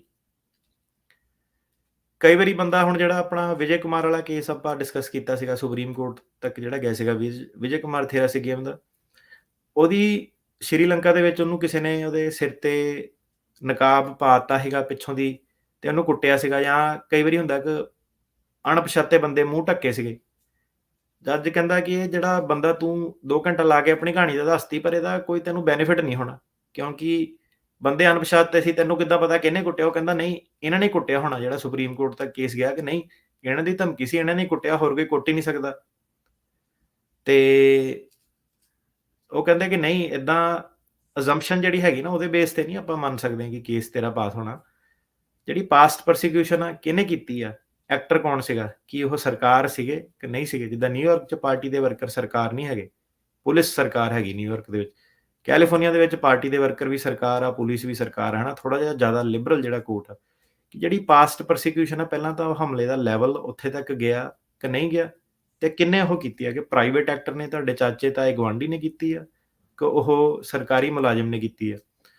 ਕਾਫੀ ਸਾਰੇ ਇਹਦੇ ਵਿੱਚ ਹਜ਼ਾਰਾਂ 'ਚ ਕੇਸ ਜਿਹੜੇ ਆ ਜਾਂਦੇ ਆ ਕਿ ਜਿਹੜਾ ਸਰਕਾਰੀ ਮੁਲਾਜ਼ਮ ਸੀਗਾ ਉਹ ਆਫੀਸ਼ੀਅਲ ਕਪੈਸਿਟੀ 'ਚ ਐਕਟ ਕਰਦਾ ਸੀਗਾ। ਕਈ ਵਾਰੀ ਉਹ ਕਹਿੰਦਾ ਕਿ ਨਹੀਂ, ਜਿਹੜਾ ਇੰਸਪੈਕਟਰ ਸੀਗਾ ਉਹਨੇ ਸਧਾਰਨ ਵਰਦੀ ਸੀਗੀ ਪਾਈ, ਤੇ ਉਹ ਸੰਡੇ ਨੂੰ ਮੇਰੇ ਘਰੇ ਆਇਆ ਸੀਗਾ। ਸੋ ਜੱਜ ਪੁੱਛਦਾ ਕਿ ਯਾਰ ਤੂੰ ਉਹ ਆਫੀਸ਼ੀਅਲ ਕਪੈਸਿਟੀ 'ਚ ਤੇਰੇ ਘਰੇ ਆਇਆ ਸੀਗਾ ਕਿ ਆਪਣੀ ਨਹੀਂ? ਉਹ ਕਹਿੰਦਾ ਉਹਦੀ ਤਾਂ ਮੇਰੇ ਨਾਲ ਨਾ ਪਰਸਨਲ ਖੁੰਦਕ ਪੈ ਗਈ ਸੀਗੀ। ਸੋ ਜਿਹੜਾ ਬੰਦਾ ਪਰਸਨਲ ਖੁੰਦਕ ਪੈ ਗਈ, ਜੱਜ ਕਹਿੰਦਾ ਇਹ ਤਾਂ ਆਪਣੇ ਜਿਹੜਾ ਸਕੋਪ ਆਫ ਡਿਊਟੀਜ਼ ਤੋਂ ਬਾਹਰ ਸੀਗਾ, ਫਿਰ ਮਤਲਬ ਇਹ ਆਪਣੀ ਇੰਸਪੈਕਟਰ ਦੀ ਕਪੈਸਿਟੀ 'ਚ ਨਹੀਂ ਕੰਮ ਕਰਦਾ ਪਿਆ ਸੀ। ਉਹ ਕਹਿੰਦਾ ਨਹੀਂ, ਕਰਪਟ ਸੀਗਾ ਬੰਦਾ, ਹੈ ਨਾ। ਤੇ ਜੱਜ ਕਹਿੰਦਾ ਫਿਰ ਤੇਰਾ ਕਰਪਸ਼ਨ ਵਾਲਾ ਕੇਸ ਆ ਗਿਆ, ਹੈ ਨਾ, ਤੇਰਾ ਕੋਈ ਏਦਾਂ ਦਾ ਕੇਸ ਨਹੀਂ ਆਇਆ ਕਿ ਸਰਕਾਰ ਆਰਗੇਨਾਈਜ਼ ਤਰੀਕੇ ਨਾਲ ਤੈਨੂੰ ਜਿਹੜਾ ਤੰਗ ਉਹ ਕਰਦੀ ਹੈ, ਹੈ ਨਾ। ਸੋ ਜਿਹੜੇ ਛੋਟੇ-ਛੋਟੇ ਏਦਾਂ ਦੇ ਜਿਹੜੇ ਮੁੱਦੇ ਆ, ਜਦੋਂ ਸਰਕਾਰੀ ਵਕੀਲ ਸਵਾਲ ਪੁੱਛਣ ਲੱਗਦਾ, ਉਹ ਤਾਂ ਕਿੱਥੋਂ ਮਰਜ਼ੀ, ਕਿਵੇਂ ਮਰਜ਼ੀ ਸਵਾਲ ਜਿਹੜੇ ਪੁੱਛ ਸਕਦਾ, ਕਿ ਸਾਰੀ ਰਾਤ ਮੈਨੂੰ ਪੁਲਿਸ ਨੇ ਰੱਖ ਲਿਆ ਉਹਨੇ, ਕਿ ਰਾਤ ਨੂੰ ਥਾਣਾ ਖੁੱਲ੍ਹਾ ਹੁੰਦਾ ਵਾ, ਕਿੰਨੇ ਘੰਟੇ ਇਹ ਬੰਦਾ ਕੰਮ ਕਰਦਾ ਸੀਗਾ, ਹੈ ਨਾ। ਕਿ ਤੂੰ ਕਹਿ ਰਿਹਾ ਕਿ ਸਵੇਰੇ ਮੈਨੂੰ 6 ਵਜੇ ਫੜਿਆ ਤੇ ਰਾਤ ਨੂੰ 12 ਵਜੇ ਆ ਕੇ ਕੁੱਟਿਆ, ਤੇ ਇਹਦੀ ਡਿਊਟੀ ਕਿੰਨੇ ਘੰਟੇ ਹੁੰਦੀ ਆ? ਉਹ ਕਹਿੰਦਾ ਇਹਦੀ ਡਿਊਟੀ 8 ਘੰਟੇ 10 ਘੰਟੇ ਹੁੰਦੀ ਆ। ਉਹ ਕਹਿੰਦਾ ਜੇ ਤੈਨੂੰ 6 ਵਜੇ ਫੜਿਆ ਤੇ ਉਹਦੀ ਸ਼ਾਮ ਨੂੰ ਜੇ 6 ਵਜੇ ਡਿਊਟੀ ਮੁੱਕ ਗਈ, ਤੇ ਫਿਰ ਬਾਕੀ ਦਾ ਜਿਹੜਾ ਟਾਈਮ ਸੀਗਾ ਉਹ ਤਾਂ ਆਫ ਡਿਊਟੀ ਹੋ ਗਿਆ, ਆਫ ਡਿਊਟੀ ਪੁਲਿਸ ਆਫੀਸਰ ਸੀਗਾ, ਹੈ ਨਾ। ਸੋ ਇਦਾਂ ਦੇ ਕਾਫੀ ਸਾਰੇ ਜਿਹੜੇ ਟੈਕਨੀਕਲ ਮੁੱਦੇ ਜਿਹੜੇ ਉੱਠਦੇ ਆ ਪਾਸਟ ਪ੍ਰੋਸੀਕਿਊਸ਼ਨ ਦੇ ਵਿੱਚ, ਕਿ ਉਹ ਪਾਸਟ ਪ੍ਰੋਸੀਕਿਊਸ਼ਨ ਬਣਦੀ ਵੀ ਆ ਕਿ ਨਹੀਂ ਬਣਦੀ ਆ। ਮੰਨ ਲਓ ਜੇ ਉਹ ਪਾਸਟ ਪ੍ਰੋਸੀਕਿਊਸ਼ਨ ਬਣ ਜਾਂਦੀ ਹੈ, ਕਿਸੇ ਨਾਲ ਧੱਕਾ ਹੋਇਆ ਸੀਗਾ, ਤੇ ਅਸਾਲਮ ਕੇਸ ਦੇ ਵਿੱਚ ਜਿਹੜੀ ਸਿਰਫ ਤੇ ਸਿਰਫ ਇੱਕੋ ਸੈਂਟਰਲ ਮੇਨ ਗੱਲ ਇਹ ਹੁੰਦੀ ਆ ਕਿ ਤੁਹਾਡੇ ਨਾਲ ਫਿਊਚਰ 'ਚ ਵੀ ਧੱਕਾ ਹੋਊਗਾ ਕਿ ਨਹੀਂ ਹੋਊਗਾ। ਜਿਹੜੀ ਤੁਹਾਨੂੰ ਪੁਰਾਣੀ ਕਹਾਣੀ ਜਿਹੜੀ ਤੁਹਾਡੇ ਨਾਲ ਹੱਡਬੀਤੀ ਹੋਈ ਆ, ਉਹ ਦੱਸਣ ਦਾ ਮਕਸਦ ਸਿਰਫ ਇਹ ਹੁੰਦਾ ਕਿ ਜੇ ਤੁਹਾਡੇ ਨਾਲ ਪਹਿਲਾਂ ਧੱਕਾ ਹੋਇਆ ਵਾ, ਤੇ ਸਰਕਾਰ ਇਹ ਮੰਨ ਕੇ ਚੱਲੂਗੀ ਕਿ ਫਿਊਚਰ 'ਚ ਵੀ ਤੁਹਾਡੇ ਨਾਲ ਧੱਕਾ ਹੋ ਸਕਦਾ, ਤੇ ਸਰਕਾਰ ਦੀ, ਯੂਐਸ ਸਰਕਾਰ ਦੀ ਫਿਰ ਜ਼ਿੰਮੇਵਾਰੀ ਪੈ ਜਾਂਦੀ ਆ ਕਿ ਉਹ ਸ਼ੋਅ ਕਰੇ ਕਿ ਇਹ ਬੰਦਾ ਕਿਤੇ ਹੋਰ ਰੀਲੋਕੇਟ ਹੋ ਸਕਦਾ ਜਾਂ ਇਹਨਾਂ ਧੱਕਾ ਨਹੀਂ ਹੋਊਗਾ। ਕੇਸ ਹੁਣ ਏਦਾਂ ਦੇ ਵੀ ਹੁੰਦੇ ਆ, ਕਈ ਜਿੱਦਾਂ ਅਫਗਾਨੀ ਸਟੂਡੈਂਟ ਸੀਗੇ, ਉਹਨਾਂ ਨਾਲ ਕੋਈ ਧੱਕਾ ਨਹੀਂ ਹੋਇਆ ਸੀਗਾ, ਜ਼ੀਰੋ ਧੱਕਾ ਸੀਗਾ, ਪਰ ਦੇਸ਼ ਦੇ ਹਾਲਾਤ ਜਿਹੜੇ ਬਦਲ ਗਏ ਕਿ ਫਿਊਚਰ 'ਚ ਉਹਨਾਂ ਨਾਲ ਧੱਕਾ ਹੋ ਸਕਦਾ। ਸੋ ਜਿਹੜਾ ਕੇਸ ਆ, ਉਹ ਸਾਰਾ ਦਾ ਸਾਰਾ ਕੇਸ ਜਿਹੜਾ ਉਹ ਇਹ ਚੀਜ਼ ਤੇ ਰੈਸਟ ਅਪ ਕਰਦਾ ਕਿ ਫਿਊਚਰ ਦੇ ਵਿੱਚ ਤੁਹਾਡੇ ਨਾਲ ਧੱਕਾ ਹੋਊਗਾ ਕਿ ਨਹੀਂ ਹੋਊਗਾ। ਹੁਣ ਕਈ ਬੰਦੇ ਏਦਾਂ ਦੇ ਵੀ ਆ ਕਿ ਜਿਹੜਾ ਨਾਲ ਬਹੁਤ ਵੱਡੇ ਲੈਵਲ ਦਾ ਧੱਕਾ ਹੋਇਆ ਹੁੰਦਾ ਵਾ, ਪਰ ਉਹਨਾਂ ਦੇ ਦੇਸ਼ ਦੇ ਹਾਲਾਤ ਬਦਲ ਜਾਂਦੇ, ਉਹ ਜਿਹੜੀ ਪਾਰਟੀ ਉਹਨਾਂ ਨੂੰ ਤੰਗ ਕਰਦੀ ਹੁੰਦੀ ਆ, ਉਹ ਪਾਵਰ 'ਚ ਨਹੀਂ ਰਹਿੰਦੀ, ਤੇ ਫਿਰ ਅਮਰੀਕੀ ਸਰਕਾਰ ਕਹਿੰਦੀ ਕਿ ਆਪਾਂ ਤੇਰੇ ਨਾਲ ਸਿੰਪਥੀ ਰੱਖਦੇ ਹਾਂ, ਤੇਰੇ ਨਾਲ ਧੱਕਾ ਹੋਇਆ, ਪਰ ਕਿਉਂਕਿ ਸਰਕਾਰ ਹੀ ਪਾਵਰ 'ਚ ਨਹੀਂ ਹੁਣ ਜਿਹੜੀ ਹੈਗੀ, ਸਰਕਾਰ ਹੀ ਜਿਹੜੀ ਚੱਲ ਗਈ ਹੈ ਤੇ ਤੇਰੇ ਦੇਸ਼ ਦੇ ਹਾਲਾਤ ਹੁਣ ਸੁਧਰ ਗਏ, ਹੁਣ ਤੇਰੇ ਨਾਲ ਫਿਊਚਰ 'ਚ ਧੱਕਾ ਨਹੀਂ ਹੋਣਾ। ਸੋ ਜਿਹੜਾ ਸਾਰਾ ਕੇਸ ਜਿਹੜਾ ਰੈਸਟ ਅਪ ਹੁੰਦਾ ਕਿ ਫਿਊਚਰ 'ਚ ਤੁਹਾਨੂੰ well founded fear of future prosecution ਹੈਗਾ ਕਿ ਨਹੀਂ ਹੈਗਾ। ਸੋ ਇਹ 2 ਜਿਹੜੇ ਮੇਨ ਐਲੀਮੈਂਟ ਜਿਹੜੇ ਆ ਜਾਂਦੇ ਆ ਕਿ ਕਿਉਂ ਤੁਹਾਡੇ ਨਾਲ ਧੱਕਾ ਸਰਕਾਰ ਕਰੂਗੀ, ਰੇਸ ਕਰਕੇ, ਰਿਲੀਜਨ ਕਰਕੇ, ਪੋਲੀਟੀਕਲ ਓਪੀਨੀਅਨ ਕਰਕੇ, ਤੇ ਇਹ ਜਿਹੜਾ ਅਸਾਈਲਮ ਦੀ ਐਲੀਜੀਬਿਲਿਟੀ ਦਾ ਬੇਸਿਸ ਜਿਹੜਾ ਬਣਦਾ। ਜੀ। ਤੇ ਜਿਹੜੇ ਸਿੱਖਾਂ ਦੇ ਕੇਸ ਆ ਉਹ ਰਿਲੀਜੀਅਸ ਦੇ ਅੰਡਰ ਆਉਂਦੇ ਆ ਜਾਂ ਪੋਲੀਟੀਕਲ ਅਸਾਈਲਮ ਦੇ ਜਿਹੜੇ ਜਾਂ ਹੋਰ ਕੈਟਾਗਰੀਜ਼ ਵੀ ਹੈਗੀਆਂ? ਪੋਲੀਟੀਕਲ ਦੀ ਕੈਟਾਗਰੀ ਹੈਗੀ ਆ, ਰਿਲੀਜਨ ਦੀ ਕੈਟਾਗਰੀ ਆ। ਜਿਹੜੇ ਪੰਜਾਬੀ ਕੇਸ ਆ ਉਹ ਪੋਲੀਟੀਕਲ ਤੇ ਰਿਲੀਜਨ ਦੋਨਾਂ 'ਚ ਹੀ ਜਿਹੜੇ ਪੈ ਜਾਂਦੇ ਆ। ਤੇ ਅਮਰੀਕਾ 'ਚ ਜਿਹੜੀ ਸਰਕਾਰ ਆ, ਜਿਹੜੀ ਇੱਥੇ ਦੀ ਸਰਕਾਰ ਦੇ ਲਾਅ ਆ, ਉਹ ਹੈਗੇ ਕਿ separation of state and church, ਹੈ ਨਾ, ਮੁੱਖ ਜਿਹੜਾ ਸਿਧਾਂਤ ਆ। ਜੀ। ਤੇ ਡੈਮੋਕ੍ਰੇਸੀ ਦਾ ਜਾਂ ਸੈਕੂਲਰ ਕੰਟਰੀ ਦਾ ਮੁੱਖ ਸਿਧਾਂਤ ਇਹ ਹੁੰਦਾ ਕਿ ਪੋਲਿਟਿਕਸ ਤੇ ਰਿਲੀਜਨ ਜਿਹੜਾ ਉਹ ਸੈਪਰੇਟ ਹੋਣਾ ਚਾਹੀਦਾ। ਪਰ ਹੁਣ ਜੇ ਤੁਸੀਂ ਸਾਡੇ ਵਾਲੇ ਇਲਾਕਿਆਂ ਦੀ ਹਿਸਟਰੀ ਦੇਖੋ ਤੇ ਗੁਰੂ ਮਹਾਰਾਜ ਦੀ ਵੀ ਹਿਸਟਰੀ ਦੇਖੋ, ਤੇ ਜਿਹੜਾ ਪੋਲਿਟਿਕਸ ਜਿਹੜੀ ਹੈਗੀ ਆ, ਜਿਹੜਾ ਸਿੱਖ ਧਰਮ ਉਹਦੇ ਵਿੱਚ ਉਹ ਇੰਟਰਮਿੰਗਲਡ ਜਿਹੜੀ ਹੈਗੀ ਆ, ਕਿ ਜਿਹੜਾ ਧਰਮ ਈਵਨ ਤੁਸੀਂ ਜਦੋਂ ਜਾਂਦੇ ਆ ਤੇ ਸੁਣਦੇ ਆ, ਧਰਮ ਬਾਰੇ ਸੁਣਦੇ ਆ, ਤੇ ਉਹ ਜਿਹੜਾ ਸਾਡਾ ਧਰਮ ਆ ਪੋਲਿਟਿਕਸ ਨੂੰ ਨਾਲ ਲੈ ਕੇ ਜਿਹੜਾ ਉਹ ਚੱਲਦਾ, ਤੇ ਸਾਡੇ ਜਿਹੜੇ ਮੁੱਦੇ ਵੀ ਤਾਂ ਕਰਕੇ ਜਿਹੜੇ ਹੈਗੇ ਆ ਸਿਆਸੀ ਤੇ ਪੋਲੀਟੀਕਲ, ਉਹ ਦੋਨੋਂ ਇਕੱਠੇ ਜਿਹੜੇ ਹੈਂਡ ਇਨ ਹੈਂਡ ਚੱਲਦੇ ਆ। ਤੇ ਉੱਤੇ ਵੀ ਕਈ ਵਾਰੀ ਜੱਜ ਸਵਾਲ ਕਰਦਾ ਕਿ ਇਹ ਹੁਣ ਰਿਲੀਜੀਅਸ ਥੱਲੇ ਕਰੀਏ ਅਪਰੂਵ ਕਿ ਪੋਲੀਟੀਕਲ ਥੱਲੇ ਕਰੀਏ, ਤੇ ਆਪਾਂ ਜੱਜ ਸਾਹਿਬ ਤੁਸੀਂ ਜਿਹੜਾ ਮਰਜ਼ੀ ਕਰ ਦਿਓ, ਅਸਾਈਲਮ ਦਾ ਮਤਲਬ ਆਪਾਂ ਨੂੰ, ਹਨਾ, ਕਿੱਦਾਂ। ਤੇ ਹੁਣ ਜਿਹੜੇ ਇਹਦੇ ਵਿੱਚ ਇੱਕ ਚੀਜ਼ ਆ ਗਈ ਪਾਰਟਿਕੂਲਰ ਸੋਸ਼ਲ ਗਰੁੱਪ, ਕਿ ਪਾਰਟਿਕੂਲਰ ਸੋਸ਼ਲ ਗਰੁੱਪ ਕੀ ਇੱਕ ਬਹੁਤ ਨੈਰੋ, ਮਤਲਬ ਕਿ ਬਹੁਤ ਜ਼ਿਆਦਾ ਕੁਆਂਟਿਟੀ 'ਚ ਨਹੀਂ। ਜੇ ਮੰਨ ਲਓ ਕਿ 1000 ਲੋਕੀ ਆ ਤੇ ਉਹਨਾਂ 'ਚੋਂ 5 ਲੋਕ ਜਿਹੜੇ ਆ ਉਹਨਾਂ ਨੂੰ ਪ੍ਰੋਬਲਮ ਜਿਹੜੀ ਉਹ ਆਉਂਦੀ ਆ ਕਿ ਉਹਨਾਂ ਦਾ ਕੋਈ ਨਾ ਕੋਈ ਇਦਾਂ ਦਾ ਇਦਾਂ ਦੇ ਗਰੁੱਪ 'ਚ ਬਿਲੋਂਗ ਕਰਦੇ ਆ, ਜਾਂ ਉਹਨਾਂ ਦਾ ਕੋਈ ਨਾ ਕੋਈ ਇਦਾਂ ਦਾ ਫੀਚਰ ਆ ਜਿਹੜਾ ਕਿ ਬਾਕੀ ਲੋਕਾਂ ਨਾਲੋਂ ਅਲੱਗ ਆ।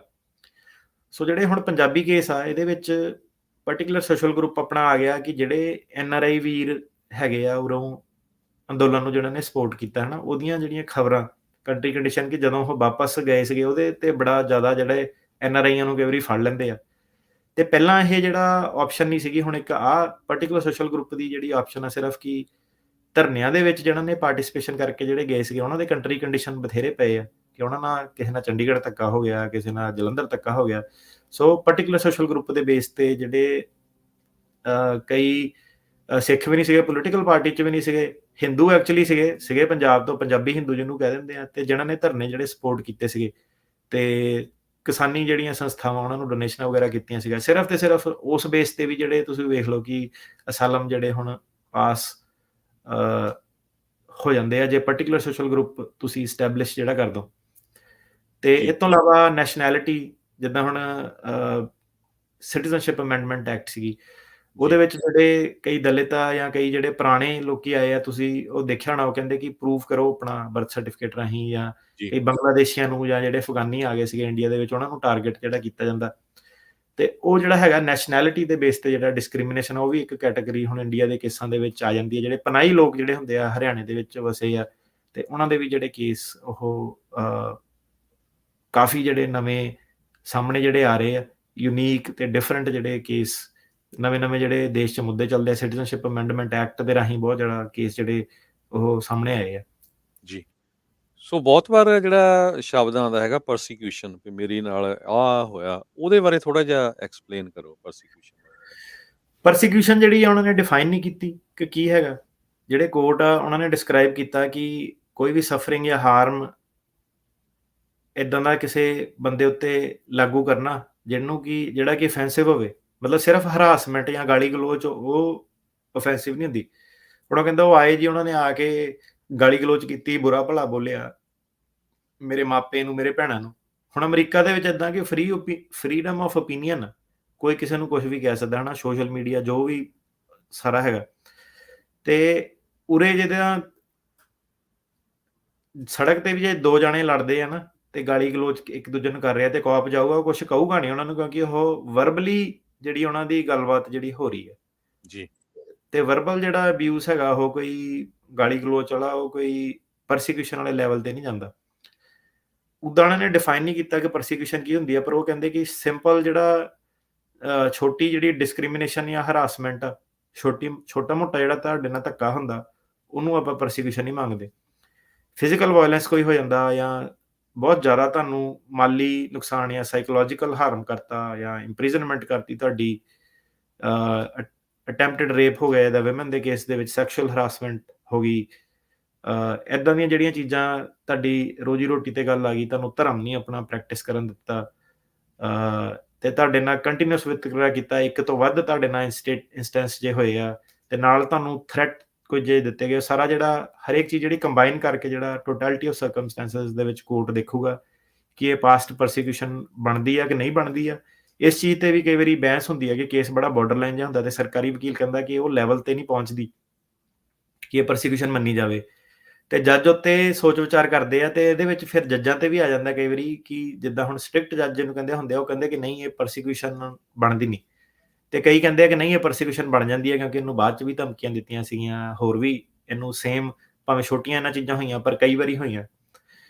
ਤੇ ਇਹਦੇ ਵਿੱਚ ਸਰਕਿਟ ਦਾ ਵੀ ਬਹੁਤ ਰੋਲ ਆ ਜਾਂਦਾ ਕਿ 9th circuit versus 10th circuit, ਸੋ ਕਈ ਸਰਕਿਟ ਇਦਾਂ ਦੇ ਵੀ ਹੈਗੇ ਆ ਕਿ ਬੰਦੇ ਨੂੰ ਉੱਥੇ ਡੰਡਿਆਂ ਡੁੰਡਿਆਂ ਨਾਲ ਵੀ ਕੁੱਟ ਪਈ ਹੁੰਦੀ ਤੇ ਜੱਜ ਕਹੂਗਾ ਕਿ ਨਹੀਂ ਸਾਡੇ ਸਰਕਿਟ 'ਚ ਜਿਹੜੇ ਰੂਲ ਉਹ ਬਹੁਤ ਸਟ੍ਰਿਕਟ ਆ, ਇੱਥੇ ਜੇ ਡੰਡੇ ਨਾਲ ਵੀ ਕੁੱਟ ਕੀਤੀ ਆ ਪਰ ਉਹ ਡੰਡੇ ਹੀ ਸੀਗੇ ਤੇ ਉਹ ਇਹਨੂੰ ਛੱਡ ਗਏ ਸੀਗੇ, ਤੇ ਅਗਲੀ ਵਾਰੀ ਵੀ ਇਹ ਬਚ ਗਿਆ ਸੀਗਾ, ਜੇ ਮਾਰਨਾ ਹੁੰਦਾ ਤਾਂ ਮਾਰ ਦੇਣਾ ਸੀਗਾ। ਤੇ ਕਈ ਜਿਹੜੇ ਸਰਕਿਟ ਆ ਜਾਂ ਜੱਜ ਆ ਉਹ ਇਸ ਹਿਸਾਬ ਨਾਲ ਵੀ ਜਿਹੜਾ ਫੈਸਲਾ ਆਪਣਾ ਸੁਣਾਉਂਦੇ ਆ ਕਿ ਬੰਦੇ ਦੀ ਪ੍ਰੋਸੀਕਿਊਸ਼ਨ ਨਹੀਂ ਬਣੀ। ਜੀ। ਤੇ ਜਿਹੜੇ ਸਿੱਖਾਂ ਦੇ ਕੇਸ ਹੁੰਦੇ ਆ ਪ੍ਰੋਸੀਕਿਊਸ਼ਨ ਦੇ, ਉਹਨਾਂ 'ਚ ਕੀ ਹੈਗਾ ਵੈਲ ਫਾਊਂਡਡ ਫੀਅਰ ਜਾਂ ਡਰ ਕੀ ਹੁੰਦਾ ਹੈਗਾ? ਸੋ ਸਿੱਖਾਂ ਦੇ ਜਿਹੜੇ ਕੇਸ ਇੱਕ ਆਉਂਦੇ ਆ ਜ਼ਿਆਦਾ ਕਿ ਪੁਰਾਣਾ ਉਹਨਾਂ ਦੇ ਨਾਲ ਕੀ ਹੋਇਆ ਜਾਂ ਉਹਨਾਂ ਦੇ ਪਰਿਵਾਰ ਮੈਂਬਰਾਂ ਨਾਲ ਕੀ ਹੋਇਆ, ਹਨਾ। ਕਈ ਇਹਦੇ ਵਿੱਚ ਸਾਡੇ ਕੋਲ ਇਦਾਂ ਦੇ ਵੀ ਕੇਸ ਸੀਗੇ ਜਿਹੜੇ 80s ਜਾਂ 90s 'ਚ ਬੰਦੇ ਬਹੁਤ ਐਕਟਿਵ ਸੀਗੇ ਤੇ ਉਹਨਾਂ ਨਾਲ ਕੁਝ ਹੋਇਆ ਹੁੰਦਾ।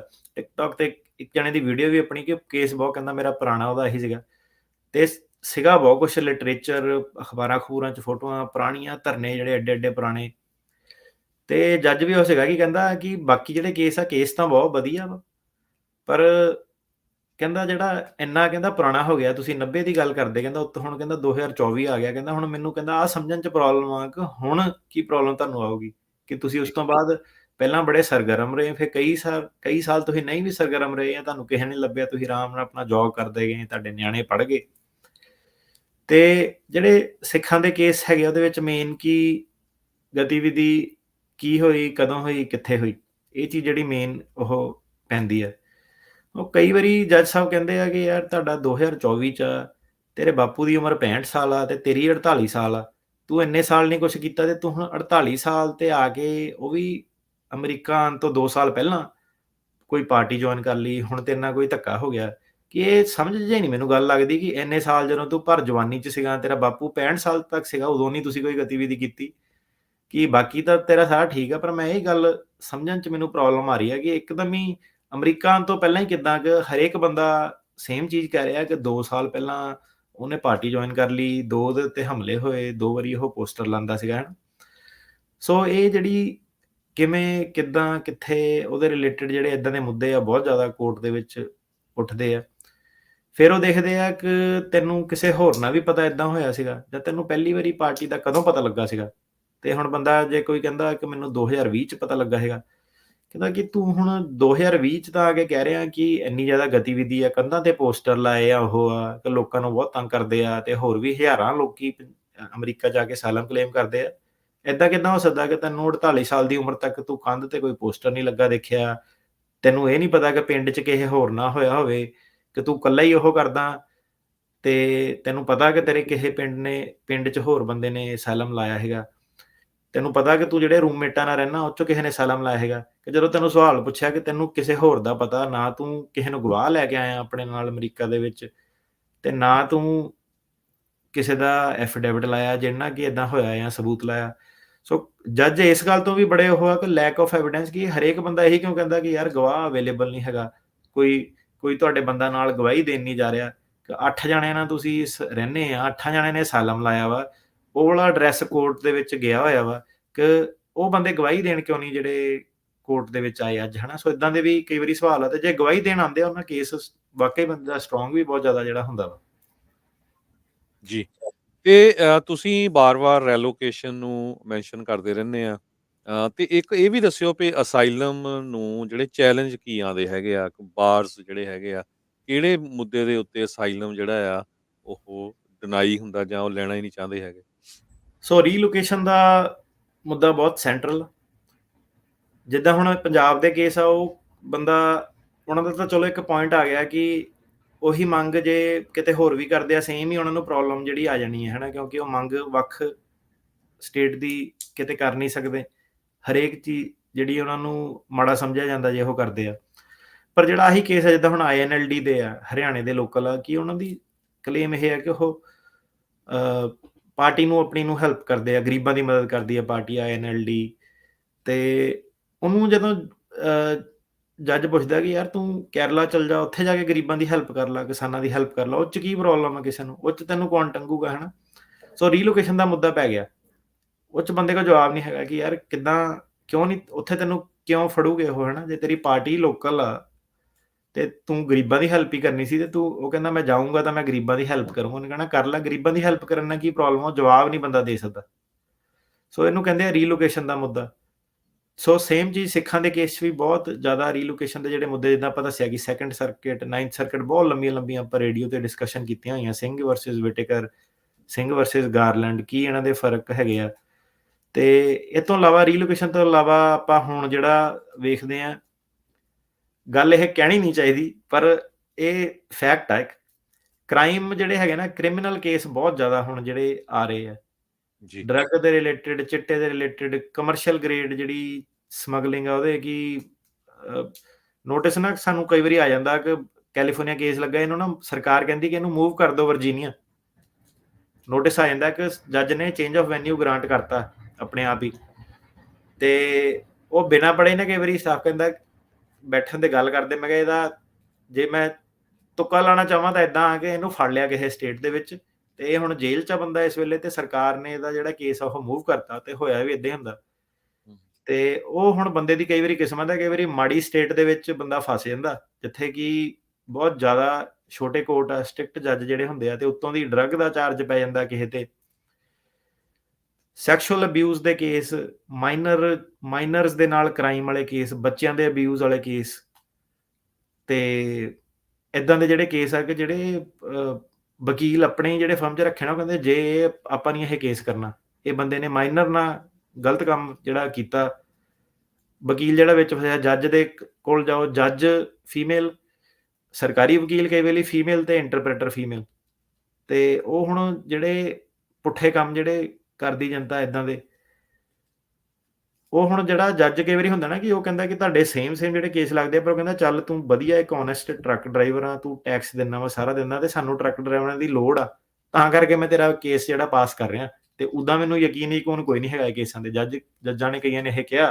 ਕਿ ਮੈਨੂੰ ਲੀਗਲ ਢਾਂਚੇ ਦੇ ਕਰਕੇ ਕਰਨਾ ਪੈਂਦਾ, ਪਰ ਜਦੋਂ ਤੁਹਾਡੇ ਕ੍ਰਾਈਮ ਜੁੜ ਜਾਂਦੇ ਆ ਇਦਾਂ ਦੇ, ਅਸੌਲਟ ਵਾਲੇ ਲੜਾਈਆਂ ਲੁੜੀਆਂ ਕਰੀ ਜਾਂਦੇ, ਉਦਾਂ ਹੀ ਕਿਤੇ ਫਸ ਜਾਂਦੇ ਆ, ਸਟਾਕਿੰਗ ਕਰਤੀ ਕਿਸੇ ਦੀ, ਕਮਰੇ 'ਚ ਬਹਿ ਕੇ ਰੂਮਮੇਟਾਂ ਨਾਲ ਲੜ ਪਏ, ਉਦਾਂ ਹੀ ਕਿਸੇ ਨੇ, ਉਹੀ ਰੂਮਮੇਟ ਨੇ ਬਾਅਦ 'ਚ ਕਾਲ ਕਰਤੀ ਕੋਪਸ ਨੂੰ ਹਨਾ, ਉਹ ਅਸੌਲਟ ਦੇ ਚਾਰ ਚੂਰ 'ਚ ਲੱਗ ਗਿਆ, ਤੇ ਨਜਾਇਜ਼ ਹੀ ਜਿੱਦਾਂ ਬਸ ਫੁਕਰੀ ਜੀ ਕਈ ਫਸੀ ਜਾਂਦੇ ਹਨਾ, ਤੇ ਕੇਸ ਕੂਸ ਆਪਣੇ ਕਈਆਂ ਨੇ ਖਰਾਬ ਇਸ ਚੀਜ਼ 'ਚ ਜਿਹੜੇ ਕਰਾਏ ਆ। ਸੋ ਇਹ ਹੈ ਕਿ ਯਾਰ ਥੋੜੇ ਜਿਹੇ ਹੰਬਲ ਰਹੋ, ਅਸਾਈਲਮ ਲੈਣ ਆਏ ਆ ਹਨਾ, ਤੇ ਹਰੇਕ ਬੰਦੇ ਨੂੰ ਸੇਮ ਹੀ ਓਪਰਚੁਨਿਟੀਜ਼ ਆ ਇੱਥੇ ਹਨਾ, ਕੋਈ ਜ਼ਿਆਦਾ ਕੰਮ ਕਰ ਲੈਂਦਾ, ਕੋਈ ਘੱਟ ਕੰਮ ਕਰ ਲੈਂਦਾ, ਕੋਈ ਆਂਦੇ ਤਾਂ ਸਾਰੇ ਜਾਣੇ ਇੱਕ ਦੋ ਬੈਗ ਲੈ ਕੇ ਆਉਂਦੇ ਆਪਣੇ ਨਾਲ ਇੱਥੇ ਜਦੋਂ ਅਮਰੀਕਾ ਆਉਂਦੇ ਆ, ਤੇ ਸਾਰਿਆਂ ਨੂੰ ਬਰਾਬਰ ਦੀਆਂ ਓਪਰਚੁਨਿਟੀਜ਼ ਆ, ਤੇ ਆਪਣਾ ਜਦ ਤੱਕ ਬੰਦਾ ਸਿਟੀਜ਼ਨ ਨਹੀਂ ਬਣਦਾ, ਹੁਣ ਇਹਦਾ ਮਤਲਬ ਇਹ ਨਹੀਂ ਕਿ ਸਿਟੀਜ਼ਨ ਬਣ ਕੇ ਤਾਂ ਕ੍ਰਾਈਮ ਕਰ ਲੈਣਾ, ਪਰ ਇਹ ਹੈ ਕਿ ਯਾਰ ਤੁਹਾਨੂੰ ਪਤਾ ਹੋਣਾ ਚਾਹੀਦਾ ਕਿ ਜਿਹੜਾ ਗੁੱਡ ਮੋਰਲ ਕਰੈਕਟਰ ਹੈ ਨਾ, ਉਹ ਬਹੁਤ ਸੈਂਟਰਲ ਜਿਹੜੀ ਚੀਜ਼ ਉਹ ਹੈਗੀ ਹੈ।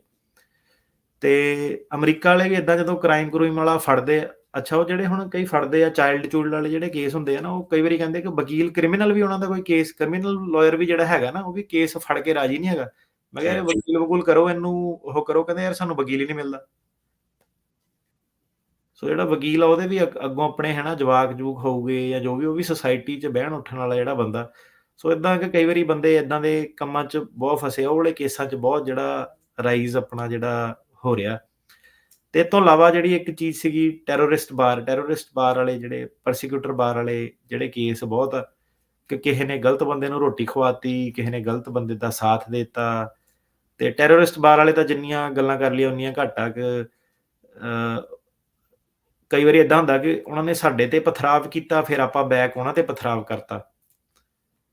ਕਿ ਪੁਲਿਸ ਨੇ ਸਾਨੂੰ ਕੁੱਟਿਆ ਧਰਨੇ ਤੇ, ਉਹਨਾਂ ਨੇ ਸਾਡੇ ਤੇ ਪੱਥਰ ਮਾਰੇ ਤੇ ਆਪਾਂ ਰਿਟੈਲੀਏਸ਼ਨ 'ਚ ਉਹਨਾਂ ਤੇ ਪੱਥਰ ਮਾਰਤੇ। ਏਦਾਂ ਦਾ ਵੀ ਹੋ ਗਿਆ ਤਾਂ ਜੱਜ ਪੁੱਛਦਾ, ਯਾਰ ਤੂੰ ਆਪਣਾ ਫਿਰ ਮਤਲਬ ਤੂੰ ਵੀ ਵਾਇਲੈਂਟ ਤਰੀਕੇ ਨਾਲ ਪ੍ਰੋਟੈਸਟ ਜਿਹੜਾ ਕਰ ਸਕਦਾ। ਉਹ ਕਹਿੰਦਾ ਨਹੀਂ ਉੱਦਾਂ ਦਾ ਨਹੀਂ, ਪਰ ਕਹਿੰਦਾ ਜੇ ਅੱਗੋਂ ਦੀ ਵਾਇਲੈਂਟ ਹੋਵੇ ਤਾਂ ਫਿਰ ਸਾਨੂੰ ਵੀ ਵਾਇਲੈਂਟ ਹੋਣਾ ਪੈਂਦਾ। ਏਦਾਂ ਦੇ ਵੀ ਲੋਕੀ ਜਵਾਬ ਦੇ ਦਿੰਦੇ ਆ ਕਈ ਵਾਰੀ। ਜੱਜ ਕਈ ਵਾਰੀ ਇਹ ਵੀ ਪੁੱਛਦੇ ਕਿ ਅੰਬੈਸੀ ਜਿਹੜੇ ਜਿੱਦਣ ਤੂੰ ਗਿਆ ਸੀਗਾ ਉੱਥੇ ਉਹਨਾਂ ਨੇ ਤੋੜ ਭੰਨ ਕੀਤੀ ਸੀਗੀ, ਝੰਡਾ ਚਾੜਿਆ ਹੈਗਾ, ਤੂੰ ਉਹਦੇ ਹੱਕ 'ਚ ਆ। ਕਈ ਵਾਰੀ ਬੰਦਾ ਜੇ ਕਹਿੰਦਾ ਕਿ ਹੱਕ 'ਚ ਆ, ਤਾਂ ਜੱਜ ਕਹਿੰਦਾ ਕਿ ਮਤਲਬ ਤੂੰ ਵਾਇਲੈਂਟ ਤਰੀਕੇ ਨਾਲ ਜਿਹੜਾ ਆਪਣੀ ਹੱਕਾਂ ਦੀ ਮੰਗ ਕਰਨੀ ਚਾਹੁੰਦਾ। ਸੋ ਜਿਹੜਾ ਅਸਾਈਲਮ ਦਾ ਹੈਗਾ, ਟੈਰਰਿਸਟ ਬਾਰ, ਪ੍ਰੋਸੀਕਿਊਟਰ ਬਾਰ, ਕ੍ਰਿਮੀਨਲ ਬਾਰਸ ਹੈ ਨਾ, ਇਹਦੇ ਵਿੱਚ ਉਹ ਇਹ ਦੇਖਦੇ ਆ ਕਿ ਯਾਰ ਬੰਦਾ ਸ਼ਾਂਤਮਈ ਤਰੀਕੇ ਨਾਲ ਆਪਣੀ ਹੱਕਾਂ ਦੀ ਮੰਗ ਕਰਦਾ ਕਿ ਨਹੀਂ ਕਰਦਾ। ਸੋ ਵਰਡ ਜਿਹੜਾ ਹੈਗਾ ਪੀਸਫੁਲ ਮੀਨਸ ਉਹ ਬਹੁਤ ਜਿਹੜਾ ਜ਼ਰੂਰੀ ਆ। ਸੋ ਇਹ ਚੀਜ਼ ਨੂੰ ਜਿਹੜਾ ਉਹ ਸਮਝੋ ਕਿ ਪੀਸਫੁਲ ਤਰੀਕੇ ਨਾਲ ਜਿਹੜੀ ਮੰਗ ਆ ਉਹੀ ਜਿਹੜੀ ਅਸਾਈਲਮ ਦੇ ਵਿੱਚ ਕਾਊਂਟ ਹੁੰਦੀ ਆ। ਜਿਹੜੀ ਵਾਇਲੈਂਟ ਤਰੀਕੇ ਨਾਲ ਜਾਂ ਕਿਸੇ ਵੀ ਹਿੰਸਾ ਵਾਲੀ ਜਿਹੜੀ ਮੰਗ ਆ, ਉਸ ਚੀਜ਼ ਦੇ ਉੱਤੇ ਅਸਾਈਲਮ ਨਹੀਂ ਹੈਗਾ। ਜੀ। ਸੋ ਬਿਲਕੁਲ ਇੱਕ ਸੌਰੀ ਮੈਂ ਮਾੜਾ ਜਿਹਾ ਐਡ ਕਰਦਾ ਸਟਾਕਿੰਗ ਦੇ ਸੰਬੰਧ ਦੇ ਵਿੱਚ ਆਪਣਾ ਜੀ ਬਹੁਤ ਸਾਰੇ ਲੋਕਾਂ ਨੂੰ ਸਟਾਕਿੰਗ ਦਾ ਪਤਾ ਨਹੀਂ। ਮੈਂ ਇੱਕ ਵਾਰੀ ਫਰਿਜ਼ਨੋ ਦਾ ਹੀ ਆਪਣਾ ਹੀ ਪੁਲਿਸ ਆਫੀਸਰ ਮੁੰਡਾ ਸੀ, ਮੈਂ ਉਹਨੂੰ ਪੁੱਛਦਾ ਸੀ ਵੀ ਤੁਹਾਡੀ ਸਭ ਤੋਂ ਵੱਡੀ ਪ੍ਰੋਬਲਮ ਕੀ ਆ ਕਮਿਊਨਿਟੀ 'ਚ? ਕਹਿੰਦਾ ਵੀ ਬਹੁਤ ਸਾਰੇ ਜਿਹੜੇ ਲੋਕ ਆਏ ਆ ਉਹ ਸਟਾਕਿੰਗ ਕਰਦੇ ਆ। ਹਾਂਜੀ, ਤੇ ਹੁਣ ਕੀ ਆ, ਤੁਸੀਂ ਇੰਡੀਆ 'ਚ ਊਈਂ ਜਾ ਕੇ ਕਾਲਜ ਦੇ ਆਲੇ-ਦੁਆਲੇ ਗੇੜੇ ਦੇਈ ਜਾਓ, ਕੁੜੀਆਂ ਦੇ ਸਕੂਲ ਦੇ ਆਲੇ ਗੇੜੇ ਦੇਈ ਜਾਓ। ਉੱਥੇ ਕੋਈ ਇਦਾਂ ਦਾ ਲਾ ਹੈ ਨਹੀਂ, ਹਨਾ? ਉੱਥੇ ਛਿੱਤਰ ਪਰੇਡ ਹੋ ਜਾਂਦੀ ਆ, ਨਹੀਂ ਤਾਂ ਵਿਚਾਰੇ ਚੁੱਪ ਕਰ ਜਾਂਦੇ ਆ। ਪਰ ਇੱਥੇ ਇਹ ਲਾਅ ਆ ਤੇ ਇਸ ਨੂੰ ਬੜਾ ਮਾੜਾ ਗਿਣਿਆ ਜਾਂਦਾ ਆ। ਸੋ ਹੁਣ ਤੁਸੀਂ ਕਲੀਅਰ ਤੁਹਾਨੂੰ ਹੋਣਾ ਚਾਹੀਦਾ, ਜੇ ਸਟਾਕਿੰਗ ਦਾ ਕਿਸੇ ਤੇ ਕੇਸ ਹੋ ਗਿਆ ਤੇ ਮੈਨੂੰ ਨਹੀਂ ਲੱਗਦਾ ਉਹ ਇਮੀਗ੍ਰੇਸ਼ਨ ਜਿਹੜਾ ਆ ਉਹਨਾਂ ਨੂੰ ਪੋਲੀਟੀਕਲ ਅਸਾਈਲਮ ਮਿਲੂਗਾ, ਰਾਈਟ? ਕੈਨੇਡਾ ਦੀਆਂ ਵੀ ਦੇਖੋ ਤੁਸੀਂ ਵੀਡੀਓ-ਵੂਡੀਓ ਬਾਹਰ ਆਉਂਦੀਆਂ, ਉੱਥੇ ਮੰਡੀਰ ਥੋੜ੍ਹੀ ਜ਼ਿਆਦਾ ਤੇ ਕਈ ਵਾਰੀ ਉਹ ਦੇਖਦੇ ਆ ਕਿ ਉਹਨੇ ਮੁੰਡੇ ਨੇ ਨਾ ਬਾਹਰ ਨਿਕਲ ਕੇ ਕੋਈ ਹੋਰ ਗੱਡੀ ਰੋਡ ਰੇਜ ਜਿੱਦਾਂ ਜਾ ਕੇ ਕਿਸੇ ਦੇ ਮੁੱਕਾ ਮਾਰਤਾ, ਸ਼ੀਸ਼ਾ ਤੋੜਤਾ ਹੈ ਨਾ, ਜਿੱਦਾਂ ਉੱਦਾਂ ਇੰਡੀਆ ਦੇ ਹਿਸਾਬ ਨਾਲ ਲੱਗਦਾ ਕਿ ਕੁਛ ਨਹੀਂ ਆ, ਪਰ ਇੱਥੇ ਜਦੋਂ ਤੁਹਾਨੂੰ ਕਿਸੇ ਬੰਦੇ ਨੇ ਕਹਿ ਦਿੱਤਾ ਕਿ ਤੂੰ ਮੇਰਾ ਅਪਾਰਟਮੈਂਟ ਤੋਂ ਚੱਲ ਜਾ, ਤੂੰ ਮੇਰੇ ਬਿਜ਼ਨਸ 'ਚੋਂ ਬਾਹਰ ਨਿਕਲ ਜਾ, ਤੁਸੀਂ ਜੇ ਨਹੀਂ ਬਾਹਰ ਨਿਕਲੇ ਉੱਥੇ ਹੀਰੋਗਿਰੀ ਜੇ ਦਿਖਾਤੀ, ਉਹ ਦਿਖਾਇਓ ਤਾਂ ਜੇ ਤੁਹਾਨੂੰ ਪਤਾ ਕਿ ਉਹ ਸਟੇਟ ਦੀ ਰੂਲ ਕੀ ਹੈਗੇ ਆ। ਹਰੇਕ ਸਟੇਟ ਦੇ ਰੂਲ ਅਲੱਗ ਹੋ ਜਾਂਦੇ ਆ ਤੇ ਉਹ ਇੱਕ ਵਾਰੀ ਬੰਦੇ ਨੇ ਕਹਿਣਾ ਹੁੰਦਾ ਕਿ ਆਹ ਮੇਰੀ ਪ੍ਰਾਈਵੇਟ ਪ੍ਰਾਪਰਟੀ ਆ, ਇੱਥੋਂ ਦੀ ਚਲਿਆ ਜਾ। ਤੇ ਉੱਥੇ ਕੋਈ ਸਵਾਲ ਜਵਾਬ ਕੁਛ ਨਹੀਂ, ਉੱਥੋਂ ਦੀ ਫਿਰ ਜਾਣਾ ਪੈਣਾ ਵਾ। ਇਹ ਰੂਲ ਆ। ਕੁੜੀ ਕਿਸੇ ਨੇ ਕਹਿ ਦਿੱਤਾ, ਮੁੰਡੇ ਕਿਸੇ ਨੇ ਕਹਿ ਦਿੱਤਾ ਕਿ ਨਹੀਂ ਮੈਨੂੰ ਮੈਸੇਜ ਨਾ ਕਰ, ਮੈਨੂੰ ਤੰਗ ਨਾ ਕਰ, ਉੱਥੇ ਰੁਕਣਾ ਪੈਣਾ। ਕਿਸੇ ਨੂੰ ਕਿਸੇ ਕਿਸਮ ਦਾ ਵੀ ਇਹ ਫੋਲੋ ਕੀਤਾ, ਜਿਹੜਾ ਸਟਾਕਿੰਗ ਦਾ ਚਾਰਜ ਆ ਨਾ, ਇਹ ਹੋਇਆ ਇੱਕ ਬੰਦੇ ਨਾਲ, ਰੀਅਲ ਐਗਜ਼ਾਮਪਲ ਦੱਸ ਰਿਹਾ ਬੰਦੇ ਦਾ। ਵੀਅਤਨਾਮ ਵਾਲਾ ਜਿਹੜਾ ਹੁੰਦਾ ਨਾ ਰਿਫਿਊਜੀ ਆਪ ਜਿਹੜੇ ਲੈ ਕੇ ਆਏ ਸੀਗੇ, ਉਹ ਵਾਲਾ ਕੇਸ ਸੀਗਾ ਬੰਦੇ ਦਾ, ਜੈਨੂਇਨ ਜਿਹੜਾ ਆਪਣਾ ਉਹਨਾਂ ਟਾਈਮਾਂ ਦੇ ਵਿੱਚ। ਤੇ ਸਟਾਕਿੰਗ ਕਰਕੇ ਉਹਦਾ ਜਿਹੜਾ ਡਿਨਾਈ ਕਰਤਾ ਸੀਗਾ, ਲਿਆ ਹੋਇਆ ਗ੍ਰੀਨ ਕਾਰਡ ਵਾਪਸ ਲੈ ਲਿਆ ਸੀਗਾ ਬੰਦੇ ਕੋਲ। ਜੀ। ਸੋ ਸਟਾਕਿੰਗ ਦਾ ਜਿਹੜਾ ਚਾਰਜ ਹੈਗਾ ਕਿ ਬੰਦਾ ਕਿਸੇ ਨੂੰ ਫੋਲੋ ਕਰਦਾ, ਕਿਸੇ ਦੇ ਕਹਿਣ ਤੋਂ ਬਾਅਦ ਉਹਨਾਂ ਨੂੰ ਤੰਗ ਕਰਦਾ ਪਿਆ, ਉਹਨਾਂ ਦੇ ਘਰੇ ਜਾ ਕੇ, ਉਹਨਾਂ ਦੇ ਦਫ਼ਤਰ ਜਾ ਕੇ ਖੌਰੂ ਪਾਉਂਦਾ ਵਾ, ਉਹ ਸਨੀ ਦਿਓਲ ਵਾਲਾ ਕੰਮ ਨਹੀਂ ਇੱਥੇ ਹੈਗਾ। ਇਹ ਹੈਗਾ ਲਾਅ ਐਂਡ ਆਰਡਰ ਵਾਲੀ ਕੰਟਰੀ ਅਮਰੀਕਾ ਇਹ। ਇੱਥੇ ਜੀ। 911 ਆ ਤੇ ਫਿਰ ਆਪਣੇ ਸਿੱਧੀਆਂ ਦਫ਼ਾਧਾਰਾਂ ਫਿਰ ਜਿਹੜੀਆਂ ਪੈਂਦੀਆਂ। ਸੋ ਉਹ ਆ ਕਿ ਲੋਕਾਂ ਪਿੱਛੇ ਲੱਗ ਕੇ ਨਾ ਜਿਹੜੀ ਹੂੜ ਮੱਤ ਕਿ 4 ਜਣੇ ਇਕੱਠੇ ਹੋ ਕੇ ਪੰਪ ਦੇ ਦਿੱਤਾ ਕਿਸੇ ਨੂੰ। ਸੋ ਉਹ ਕੰਮ ਤੋਂ ਜਿਹੜਾ ਬਚੋ, ਆਪਣਾ ਕੇਸ ਹੈ। ਕਈ ਵਾਰੀ ਸਾਨੂੰ ਵੀ ਲੋਕਾਂ ਨੂੰ ਕਹਿਣਾ ਪੈ ਜਾਂਦਾ ਕਿ ਯਾਰ ਦੇਖ, ਸੱਜਣ ਮਿੱਤਰ ਤੂੰ ਨਾਲ ਲੈ ਕੇ ਆਇਆ, ਇਹਨੇ ਜਦੋਂ ਆਪ ਆਪਣੇ ਵਕੀਲ ਨਾਲ ਡੀਲ ਕਰਨਾ ਨਾ, ਇਹਦਾ ਸੁਭਾਅ ਹੋਰ ਹੋਣਾ। ਅੱਜ ਤੇਰਾ ਕੇਸ ਹੋਰ ਆ ਤੇ ਤੈਨੂੰ ਜ਼ਿਆਦਾ ਪੰਪ ਦੇ ਰਿਹਾ ਤੇ ਉਹ ਕਈ ਵਾਰੀ ਹੁੰਦਾ ਨਾ ਤੂੰ ਕੌਣ ਮੈਂ ਖਾਮ-ਖਾ ਵਾਲਾ ਜਿਹੜਾ ਕੰਮ ਉਹ ਹੋ ਜਾਂਦਾ। ਸੋ ਏਦਾਂ ਕਿ ਆਪਣਾ ਜਿਹੜਾ ਮੈਟਰ ਆ ਨਾ ਕੇਸ ਵਾਲਾ ਮੈਟਰ ਆ, ਉਹ ਆਪਣੇ ਕੋਲ ਰੱਖੋ, ਜਿਹੜੇ ਆਪਣੇ ਫੈਕਟਸ ਆ ਉਹ ਆਪਣੇ ਕੋਲ ਰੱਖੋ। ਕੇਸ ਆਪਣੇ ਕੋਲ ਏਦਾਂ ਦੇ ਵੀ ਹੈ ਕਿ ਜੈਲਸੀ ਇੱਕ ਤਾਂ ਇੰਨੀ ਕਮਿਊਨਿਟੀ ਦੇ ਵਿੱਚ ਕਈ ਵਾਰੀ ਹੋ ਜਾਂਦੀ ਹੈ ਕਿ ਕੇਸ ਜਿਹੜੇ ਪਾਸ ਹੋਏ ਆ, ਸੱਜਣ ਮਿੱਤਰ ਹੀ ਤੀਲੀ ਕਈ ਵਾਰੀ ਲਾ ਦਿੰਦਾ। 4 ਸਾਲ ਬਾਅਦ, 5 ਸਾਲ ਬਾਅਦ ਨਹੀਂ ਨਾ ਤੁਹਾਨੂੰ ਪਤਾ ਕੀ ਰਿਲੇਸ਼ਨ ਆ। ਤੇ ਜਿੱਦਾਂ ਤੁਹਾਨੂੰ ਜਿਹੜੀਆਂ ਕਈ ਵਾਰੀ ਹੁੰਦਾ ਬੰਦੇ ਦਾ ਕੋਈ ਵੀਕ ਪੁਆਇੰਟ ਆ ਜਾਂ ਕੁਛ ਏਦਾਂ ਦਾ ਵਾ, ਉਹ ਚੀਜ਼ ਜਿਹੜੇ ਆ ਆਪਾਂ ਆਪ ਵੇਖੇ ਆ ਕਿ ਗਰਲਫ੍ਰੈਂਡ ਆ, ਉਹ ਸਰਕਾਰ ਨੂੰ ਚਿੱਠੀ ਲਿਖ ਕੇ ਦਿੱਤੀ ਹੋਈ ਆ, ਰੂਮਮੇਟਾਂ ਨੇ ਚਿੱਠੀ ਲਿਖ ਕੇ ਦਿੱਤੀ ਹੋਈ ਆ, ਜਿਹੜੇ ਰਿਸ਼ਤੇਦਾਰੀ ਜਿਹੜੇ ਹੈਗੇ ਆ ਉਹਨਾਂ ਨੇ ਦਿੱਤੀ ਹੋਈ ਆ। ਇੱਕ ਕੇਸ ਦੇ ਵਿੱਚ ਸਕੇ ਭਰਾ ਨੇ ਵੀ ਜਿਹੜਾ ਸੀਗਾ 15-20 ਸਾਲ ਬੰਦੇ ਦੇ ਹੋ ਗਏ ਸੀਗੇ, ਸਿਟੀਜ਼ਨਸ਼ਿਪ ਵੀ ਸੀਗੀ ਤੇ ਉਹਨੂੰ ਦੱਸਿਆ ਸੀਗਾ ਕਿ ਆਹ ਬੰਦੇ ਦੀ ਆਹ ਇੱਥੇ ਗਲਤੀ ਸੀ, ਆਹ ਇਹਨੇ ਝੂਠ ਬੋਲਿਆ ਸੀਗਾ ਅਸਾਈਲਮ ਦਾ, ਤੇ ਬੰਦੇ ਦਾ ਜਿਹੜਾ ਕੇਸ ਰੀਓਪਨ ਹੋ ਗਿਆ, ਕ੍ਰਿਮੀਨਲ ਚਾਰਜਿਸ ਉਹਦੇ ਉੱਤੇ ਪਏ ਸੀਗੇ। ਸੋ ਇਹਦੇ ਵਿੱਚ ਜਿਹੜਾ ਤੁਹਾਡਾ ਰਿਲੇਸ਼ਨ ਹੈਗਾ ਨਾ ਤੁਹਾਡੇ ਵਕੀਲ ਨਾਲ, ਤੁਹਾਡੇ ਵਕੀਲ ਨਾਲ ਰਿਲੇਸ਼ਨ ਆ, ਉਹਨੂੰ ਬਾਰ ਕਹਿੰਦੀ ਹੈਗੀ ਕਿ ਤੇਰਾ ਇੱਕ ਕੌਨਫੀਡੈਂਸ਼ੀਅਲ ਰਿਲੇਸ਼ਨ ਜਿਹੜਾ ਹੈਗਾ, ਇਹ 'ਚ ਕੋਈ ਸੱਜਣ ਮਿੱਤਰ ਕੁਛ ਜਿਹੜਾ ਹੈਗਾ ਤੁਹਾਡਾ ਕੋਰਟ ਰੂਮ 'ਚ ਤੁਸੀਂ ਇਕੱਲੇ ਆ। ਤੁਸੀਂ ਤੇ ਜੱਜ ਤੇ ਤੁਹਾਡਾ ਵਕੀਲ ਤੇ ਸਰਕਾਰੀ ਵਕੀਲ। ਸੋ ਜਿਹੜਾ ਅਦਾਰਾ ਨਾ ਇਹਨੂੰ ਸਮਝੋ ਕਿ ਇਹ ਕੀ ਚੀਜ਼ ਹੈਗੀ ਹੈ, ਹੈ ਨਾ? ਤੇ ਯੂ ਆਰ ਰਿਸਪੋਂਸਿਬਲ ਕਿ ਤੁਸੀਂ ਕਿੱਦਾਂ ਉਹ ਹੁੰਦਾ ਤੇ ਬਾਅਦ 'ਚ ਕਈ ਵਾਰੀ ਬੜਾ ਹੁੰਦਾ ਕਿ ਯਾਰ ਮੈਂ ਤਾਂ ਫਸ ਗਿਆ, ਮੈਂ ਤਾਂ ਏਦਾਂ ਕਰਤਾ, ਮੈਂ ਤਾਂ ਓਦਾਂ ਹੋ ਗਿਆ। ਸੋ ਕਾਫੀ ਜ਼ਿਆਦਾ ਜਿਹੜੇ ਜੇ 10 ਕੇਸ ਆ ਨਾ 30% ਮੈਂ ਕਹੂੰਗਾ 30-40% ਜਿਹੜੇ ਕੋਈ ਨਾ ਕੋਈ ਕ੍ਰਿਮੀਨਲ ਵਾਲੇ ਜਿਹੜੇ ਇਸ਼ੂ ਹੈਗੇ ਆ ਉਹਦੇ ਵਿੱਚ। ਜੀ। ਤੇ ਰੈਲੋਕੇਸ਼ਨ ਦੇ ਮੁੱਦੇ ਦੇ ਉੱਤੇ ਤੁਸੀਂ ਕੀ ਕਹਿਣਾ ਚਾਹੁੰਦੇ? ਹਾਲਾਂਕਿ ਬਹੁਤ ਵਾਰ ਐਕਸਪਲੇਨ ਕਰ ਚੁੱਕੇ ਹਾਂ ਆਪਾਂ ਪਿਛਲੇ ਮੈਨੂੰ ਲੱਗਦਾ ਸ਼ੋਆਂ ਦੇ ਵਿੱਚ ਵੀ। ਰੀਲੋਕੇਸ਼ਨ ਦਾ ਤਾਂ ਕਾਫੀ ਲੰਬਾ ਚੌੜਾ ਹੀ ਮੁੱਦਾ। ਇਹਦੀ ਪੁਰਾਣੀ ਆਪਣੀ ਜਾ ਕੇ ਵੀਡੀਓ ਕੱਢਣੀ ਪੈਣੀ ਹੈ ਕਿਉਂਕਿ ਜੀ। 3 ਘੰਟਿਆਂ ਦੀ ਜਿਹੜੀ ਡਿਸਕਸ਼ਨ ਹੈ ਕਾਫੀ ਕਵਰ ਨਹੀਂ ਆਪਣੇ ਕੋਲ ਕਰ ਹੋਣਾ ਰੀਲੋਕੇਸ਼ਨ ਦੇ ਉੱਤੇ। ਜੀ। ਤੇ ਪ੍ਰੋਬਲਮ ਰੀਲੋਕੇਸ਼ਨ ਦੀ ਇਹੀ ਹੈ ਕਿ ਤੂੰ ਕਿਸੇ ਹੋਰ ਪਾਸੇ ਜਾ ਕੇ ਕਿਉਂ ਨਹੀਂ ਰਹਿ ਸਕਦਾ? ਤੇ ਉਹ ਜਿਹੜਾ ਕਈ ਤਾਂ ਏਦਾਂ ਨਾ ਨਹੀਂ ਜੀ ਉੱਥੇ ਵੀ ਆਹੀ ਆ, ਉੱਥੇ ਵੀ ਆਹੀ ਆ, ਸਭ ਪਾਰਟੀਆਂ ਰਲੀਆਂ ਹੋਈਆਂ, ਉਹ ਇਦਾਂ ਦਾ ਕੋਈ ਜਨਰਲ ਜਿਹਾ ਜਵਾਬ ਨਹੀਂ ਚੱਲਦਾ। ਤੇ ਉਹ ਮੁੱਦਾ ਕਾਫੀ ਸੀਰੀਅਸ ਆ ਤੇ ਉਹਦੀ ਡਿਸਕਸ਼ਨ ਵੀ ਕੋਰਟ 'ਚ ਕਾਫੀ ਜਿਹੜੀ ਸੀਰੀਅਸ ਜਿਹੜੀ ਹੁੰਦੀ ਆ। ਤੇ ਆਪਾਂ ਇਹਦੇ ਬਾਰੇ ਇਹ ਵੀ ਦੱਸਿਆ ਸੀਗਾ ਕਿ ਨਿਊਯਾਰਕ ਜਿਹੜੇ ਹੈਗੇ ਆ, ਉਹ ਰੀਲੋਕੇਸ਼ਨ ਦੇ ਮੁੱਦੇ ਨੂੰ ਹੋਰ ਤਰ੍ਹਾਂ ਹੈਂਡਲ ਕਰਦਾ ਕਿਉਂਕਿ ਉਹ ਪਾਰਟੀ ਵਰਕਰਾਂ ਨੂੰ ਸਰਕਾਰ ਨਹੀਂ ਮੰਨਦਾ। ਤੇ ਜਿਹੜੀ ਕੈਲੀਫੋਰਨੀਆ ਉਹ 9th ਸਰਕਿਟ ਆ, ਉਹ ਪਾਰਟੀ ਵਰਕਰਾਂ ਨੂੰ ਸਰਕਾਰ ਮੰਨਦੀ ਹੈ। ਸੋ ਇੱਥੇ ਕੰਮ ਤਾਂ ਕਰਕੇ ਥੋੜਾ ਜਿਹਾ ਸੌਖਾ। ਜੀ, ਸੋ ਇਹਦੇ ਜ਼ਰੂਰ ਥੋੜਾ ਜਿਹਾ ਐਕਸਪਲੇਨ ਕਰੋ ਵੀ ਨਿਊਯਾਰਕ ਦੀ ਜਿਹੜੀ ਕੋਰਟ ਆ ਵੀ ਉਹ ਪਾਰਟੀ ਵਰਕਰਸ ਨੂੰ ਗਵਰਨਮੈਂਟ ਨਹੀਂ ਮੰਨਦੀ। ਪਾਰਟੀ ਵਰਕਰ ਗਵਰਨਰ ਨਹੀਂ ਮੰਨਦੀ ਤਾਂ ਕਰਕੇ ਜਿਹੜਾ ਤੁਹਾਡੀ ਜੇ ਪਾਰਟੀ ਵਰਕਰਾਂ ਨੇ ਕੋਈ ਹਮਲਾ ਕੁੱਟਮਾਰ ਕੀਤੀ ਹੁੰਦੀ ਆ, ਉਹ ਕਹਿੰਦੇ ਕਿ ਇਹ ਸਰਕਾਰ ਨੇ ਨਹੀਂ ਕੀਤੀ, ਇਹ 'ਚ ਕੋਈ ਸਰਕਾਰੀ ਮੁਲਾਜ਼ਮ ਨਹੀਂ ਸੀਗਾ, ਇਹ ਪਾਰਟੀ ਵਰਕਰ ਨੇ ਕੀਤੀ ਹੈ, ਪ੍ਰਾਈਵੇਟ ਐਕਟਰ ਆ। ਹੁਣ ਜਦੋਂ ਪ੍ਰਾਈਵੇਟ ਐਕਟਰ ਤੁਹਾਡੀ ਕੁੱਟਮਾਰ ਕਰਦਾ ਤੇ ਰੀਲੋਕੇਸ਼ਨ ਵਾਲਾ ਜਿਹੜਾ ਮੁੱਦਾ ਹੋ ਗਿਆ, ਫਿਊਚਰ ਪ੍ਰੋਸੀਕਿਊਸ਼ਨ ਵਾਲਾ ਹੋ ਗਿਆ, ਉਹ ਪ੍ਰੀਜ਼ਿਊਮ ਨਹੀਂ ਹੁੰਦੀ, ਉਹ ਮਤਲਬ ਕਿ ਤੁਹਾਡੇ ਤੇ ਰਹਿੰਦਾ ਬਰਡਨ। ਸੋ ਤੁਹਾਡੀ ਪੁਰਾਣਾ ਵਾਲਾ ਵੀ ਤੁਹਾਡੀ ਜ਼ਿੰਮੇਵਾਰੀ ਆ, ਫਿਊਚਰ ਵਾਲਾ ਵੀ ਤੁਹਾਡੀ ਜ਼ਿੰਮੇਵਾਰੀ ਆ। ਕੈਲੀਫੋਰਨੀਆ 'ਚ ਇਹ ਹੈ ਕਿਉਂਕਿ ਉਹ ਸਰਕਾਰ ਆ, ਜਦੋਂ ਤੁਸੀਂ ਪ੍ਰੋਸੀਕਿਊਸ਼ਨ ਪ੍ਰੂਵ ਕਰਦੇ ਹੋ ਤਾਂ ਜਿਹੜਾ ਬਰਡਨ ਆ ਉਹ ਹੁਣ ਸਰਕਾਰ ਤੇ ਸ਼ਿਫਟ ਹੋ ਗਿਆ। ਉਹਨਾਂ ਨੇ ਪ੍ਰੂਵ ਕਰਨਾ ਕਿ ਰੀਲੋਕੇਸ਼ਨ ਹੋ ਸਕਦੀ ਕਿ ਨਹੀਂ ਹੋ ਸਕਦੀ। ਤੇ ਜਿੱਦਾਂ ਕਿ ਪਤਾ ਕਿ ਸਰਕਾਰ ਤਾਂ ਡਾਕੂਮੈਂਟ ਕੋਈ ਜਮ੍ਹਾਂ ਨਹੀਂ ਕਰਾਉਂਦੀ, ਉਹ ਤਾਂ ਏਦਾਂ ਹੀ ਪੇਸ਼ ਹੁੰਦੀ ਹੈ ਤਕਰੀਬਨ। ਸੋ ਕੈਲੀਫੋਰਨੀਆ 'ਚ ਤਕਰੀਬਨ ਉਹਨਾਂ ਦੀ ਹਾਰ ਹੋ ਜਾਂਦੀ ਹੈ ਕਈ ਵਾਰੀ ਸਿਰਫ ਇਸ ਕਰਕੇ ਕਿ ਉਹ ਡਾਕੂਮੈਂਟ ਹੀ ਨਹੀਂ ਕੋਈ ਜਮ੍ਹਾਂ ਕਰਾਉਂਦੇ ਕਿਉਂਕਿ ਉਹਨਾਂ ਤੇ ਬਰਡਨ ਉਹਨਾਂ ਤੇ ਆ। ਕਰਾਉਣਾ ਉਹਨਾਂ ਨੇ ਨਿਊਯਾਰਕ ਦੇ ਵਿੱਚ ਨਹੀਂ, ਪਰ ਨਿਊਯਾਰਕ 'ਚ ਏਦਾਂ ਕਿ ਉਹ ਬਹਿ ਕੇ ਤਮਾਸ਼ਾ ਦੇਖ ਸਕਦੇ ਆ, ਤੁਹਾਡੇ ਤੇ ਬਰਡਨ ਰਹਿੰਦਾ, ਤੁਸੀਂ ਸ਼ੋਅ ਕਰਨਾ ਕਿ ਰੀਲੋਕੇਸ਼ਨ ਦਾ ਮੁੱਦਾ ਵੀ ਤੁਸੀਂ ਸੋਲਵ ਕਰਨਾ। ਤਾਂ ਕਰਕੇ ਜਿਹੜਾ ਨਿਊਯਾਰਕ ਦੇ ਵਿੱਚ ਆ, ਜਿੱਥੇ ਪੁਲਿਸ ਵਗੈਰਾ ਇਨਵੋਲਵ ਨਹੀਂ ਆ, ਜਿੱਥੇ ਸਿਰਫ ਪਾਰਟੀ ਵਰਕਰ ਜਿਹੜੇ ਇਨਵੋਲਵ ਆ, ਉਹ ਕੇਸਾਂ ਦੇ ਵਿੱਚ ਕਾਫੀ ਜਿਹੜੀ ਪ੍ਰੋਬਲਮ ਉਹ ਰਹਿੰਦੀ ਆ। ਸੋ ਇਹਦੇ 'ਚ ਆਪਾਂ ਬਹੁਤ ਰੀਸੈਂਟਲੀ ਖਾਸ ਕਰਕੇ ਜੇ ਇੰਡੀਆ ਦੀ ਐਗਜ਼ਾਮਪਲ ਦੇਖਦੇ ਜਾਈਏ, ਦੇਖਿਆ ਜਦੋਂ ਕਿਸਾਨ ਮੋਰਚਾ ਵੀ ਹੋਇਆ ਵੀ ਕੁਛ ਜਿਹੜੇ ਮੈਂ ਤਾਂ ਓਪਨਲੀ ਕਹਿ ਦਿੰਦਾ ਬੀਜੇਪੀ ਪਾਰਟੀ ਦੇ ਜਿਹੜੇ ਬੰਦੇ ਸੀ ਉਹਨੇ ਆ ਕੇ ਪੱਥਰ ਮਾਰੇ। ਜੱਗੀ ਸਿੰਘ ਦਾ ਤੁਸੀਂ ਦੇਖਿਆ ਹੋਣਾ ਫੇਸ ਕਿੱਦਾਂ ਉਹਦਾ ਖੂਨ ਨਾਲ ਲਿਬੜਿਆ ਸੀ। ਰੀਸੈਂਟਲੀ ਆਪਾਂ ਦੇਖਿਆ ਬਹੁਤ ਵਾਰ ਜਦੋਂ ਸ਼ੁੱਕਰਵਾਰ ਆ, ਜੁੰਮੇ ਵਾਲਾ ਦਿਨ ਆ, ਮੁਸਲਮਾਨਾਂ ਦੀਆਂ ਮਸਜਿਦਾਂ ਦੇ ਅੱਗੇ ਜਾ ਕੇ ਖਰੂਦ ਪਾਉਂਦੇ ਆ ਬਹੁਤ ਵੱਡੀ ਗਿਣਤੀ ਦੇ ਵਿੱਚ ਲੋਕ, ਹਨਾ, ਹਜ਼ਾਰਾਂ ਦੀ ਗਿਣਤੀ 'ਚ, ਤੇ ਉਹਨਾਂ ਨੂੰ ਕੁਛ ਕਿਹਾ ਨਹੀਂ ਜਾਂਦਾ, ਉਹਨਾਂ ਨੂੰ ਰੋਕਿਆ ਨਹੀਂ ਜਾਂਦਾ, ਪੁਲਿਸ ਵੀ ਮੌਜੂਦ ਹੁੰਦੀ ਆ। ਸੋ ਉਹਨੂੰ ਗਵਰਨਮੈਂਟ ਇੱਥੇ ਦੀ ਜਿਹੜੀ ਆ ਜਾਂ ਕੋਰਟ ਜਾਂ ਜੱਜ ਕਿੱਦਾਂ ਲੈਂਦੇ ਆ? ਜੀ ਬਿਲਕੁਲ। ਸੋ ਇਹਦੇ ਵਿੱਚ ਪਹਿਲਾਂ ਤਾਂ ਮੇਰਾ ਕੀ ਸਟੈਂਸ ਇਹਦੇ ਵਿੱਚ ਹੈਗਾ, ਹੈ ਨਾ, ਕਿ ਐਜ਼ ਅ ਲਾਇਰ ਜਦ ਤੁਸੀਂ ਕਿਹਾ ਕਿ ਓਪਨਲੀ ਵੀ ਕਹਿ ਦਿੰਦੇ ਆ ਕਿ ਆਹ ਪਾਰਟੀ ਹੈ। ਸੋ ਇੱਕ ਚੀਜ਼ ਇਹਦੇ ਵਿੱਚ ਮੈਂ ਇਹ ਕਲੀਅਰ ਕਰਨੀ ਚਾਹੁੰਦਾ ਕਿ ਜਿਹੜਾ ਹੁਣ ਸਾਡੇ ਕੋਲ ਕੇਸ ਆ ਨਾ, ਸਾਡੇ ਕੋਲ ਕੇਸ ਇੱਦਾਂ ਦੇ ਵੀ ਆ ਕਿ ਜਿਹੜਾ ਬੰਦਾ ਕਹਿੰਦਾ ਕਿ ਮੈਂ ਸਿੱਖ ਹਾਂ, ਮੇਰੇ ਨਾਲ ਧੱਕਾ ਹੋਇਆ ਵਾ। ਕੇਸ ਇੱਦਾਂ ਦੇ ਵੀ ਆ ਜਿਹਦੇ ਵਿੱਚ ਬੰਦਾ ਕਹਿੰਦਾ ਕਿ ਮੈਂ ਹਿੰਦੂ ਹਾਂ, ਮੇਰੇ ਨਾਲ ਸਿੱਖਾਂ ਨੇ ਧੱਕਾ ਕੀਤਾ। ਕੇਸ ਇੱਦਾਂ ਦੇ ਵੀ ਆ ਜਿਹਦੇ ਵਿੱਚ ਕਿ ਉਹ ਕਹਿੰਦਾ ਕਿ ਹਰਿਆਣੇ ਵਾਲਾ ਕਿ ਮੇਰੇ ਤੇ ਡੇਰੇ ਵਾਲਿਆਂ ਨੇ ਹਮਲਾ ਕੀਤਾ। ਕੇਸ ਇੱਦਾਂ ਦੇ ਵੀ ਆ ਜਿਹ 'ਚ ਡੇਰੇ ਵਾਲਾ ਕਹਿੰਦਾ ਕਿ ਮੈਨੂੰ ਆਹ ਵਾਲੀ ਪ੍ਰੋਬਲਮ ਹੈਗੀ ਆ। ਜੀ। ਕੇਸ ਇੱਦਾਂ ਦੇ ਵੀ ਆ ਕਿ ਪੁਲਿਸ ਉਹ ਕਹਿੰਦੀ ਕਿ ਪੁਲਿਸ ਮੇਰੇ ਨਾਲ ਧੱਕਾ ਕਰ ਰਹੀ ਹੈ। ਕੇਸ ਇੱਦਾਂ ਦੇ ਵੀ ਹੈਗੇ ਜਿਹ 'ਚ ਪੁਲਿਸ ਮੁਲਾਜ਼ਮ ਕਹਿੰਦਾ ਕਿ ਮੇਰੇ ਨਾਲ ਪੁਲਿਸ ਧੱਕਾ ਕਰ ਰਹੀ ਹੈ। ਸੋ ਹਰੇਕ ਕਿਸਮ ਦਾ ਜਿਹੜਾ ਹਰੇਕ ਪੱਖ ਤੋਂ ਕੇਸ ਆ। ਸੇਮ ਥਿੰਗ ਕਿ ਕੇਸ ਉਹ ਵੀ ਹੈਗਾ ਕਿ ਜਿਹਦੇ ਵਿੱਚ ਉਹ ਕਹਿੰਦੇ ਆ ਕਿ ਯਾਰ ਇੰਡੀਆ ਵਿਆਹ ਕਰਾ ਲਿਆ ਸੀਗਾ, ਫਸ ਗਏ, ਪਾਰਟੀ ਬੜੀ ਫਰਾਡ ਨਿਕਲੀ। ਤੇ ਕੇਸ ਇੱਦਾਂ ਦੇ ਵੀ ਆ ਜਿਹਦੇ ਵਿੱਚ ਕਹਿੰਦੇ ਕਿ ਅਮਰੀਕਾ ਵਿਆਹ ਕਰਕੇ ਤੋਰੀ ਸੀਗੀ ਤੇ ਅਮਰੀਕਾ ਵਾਲਿਆਂ ਨੇ ਬਹੁਤ ਮਾੜਾ ਜਿਹੜਾ ਸਲੂਕ ਕੀਤਾ।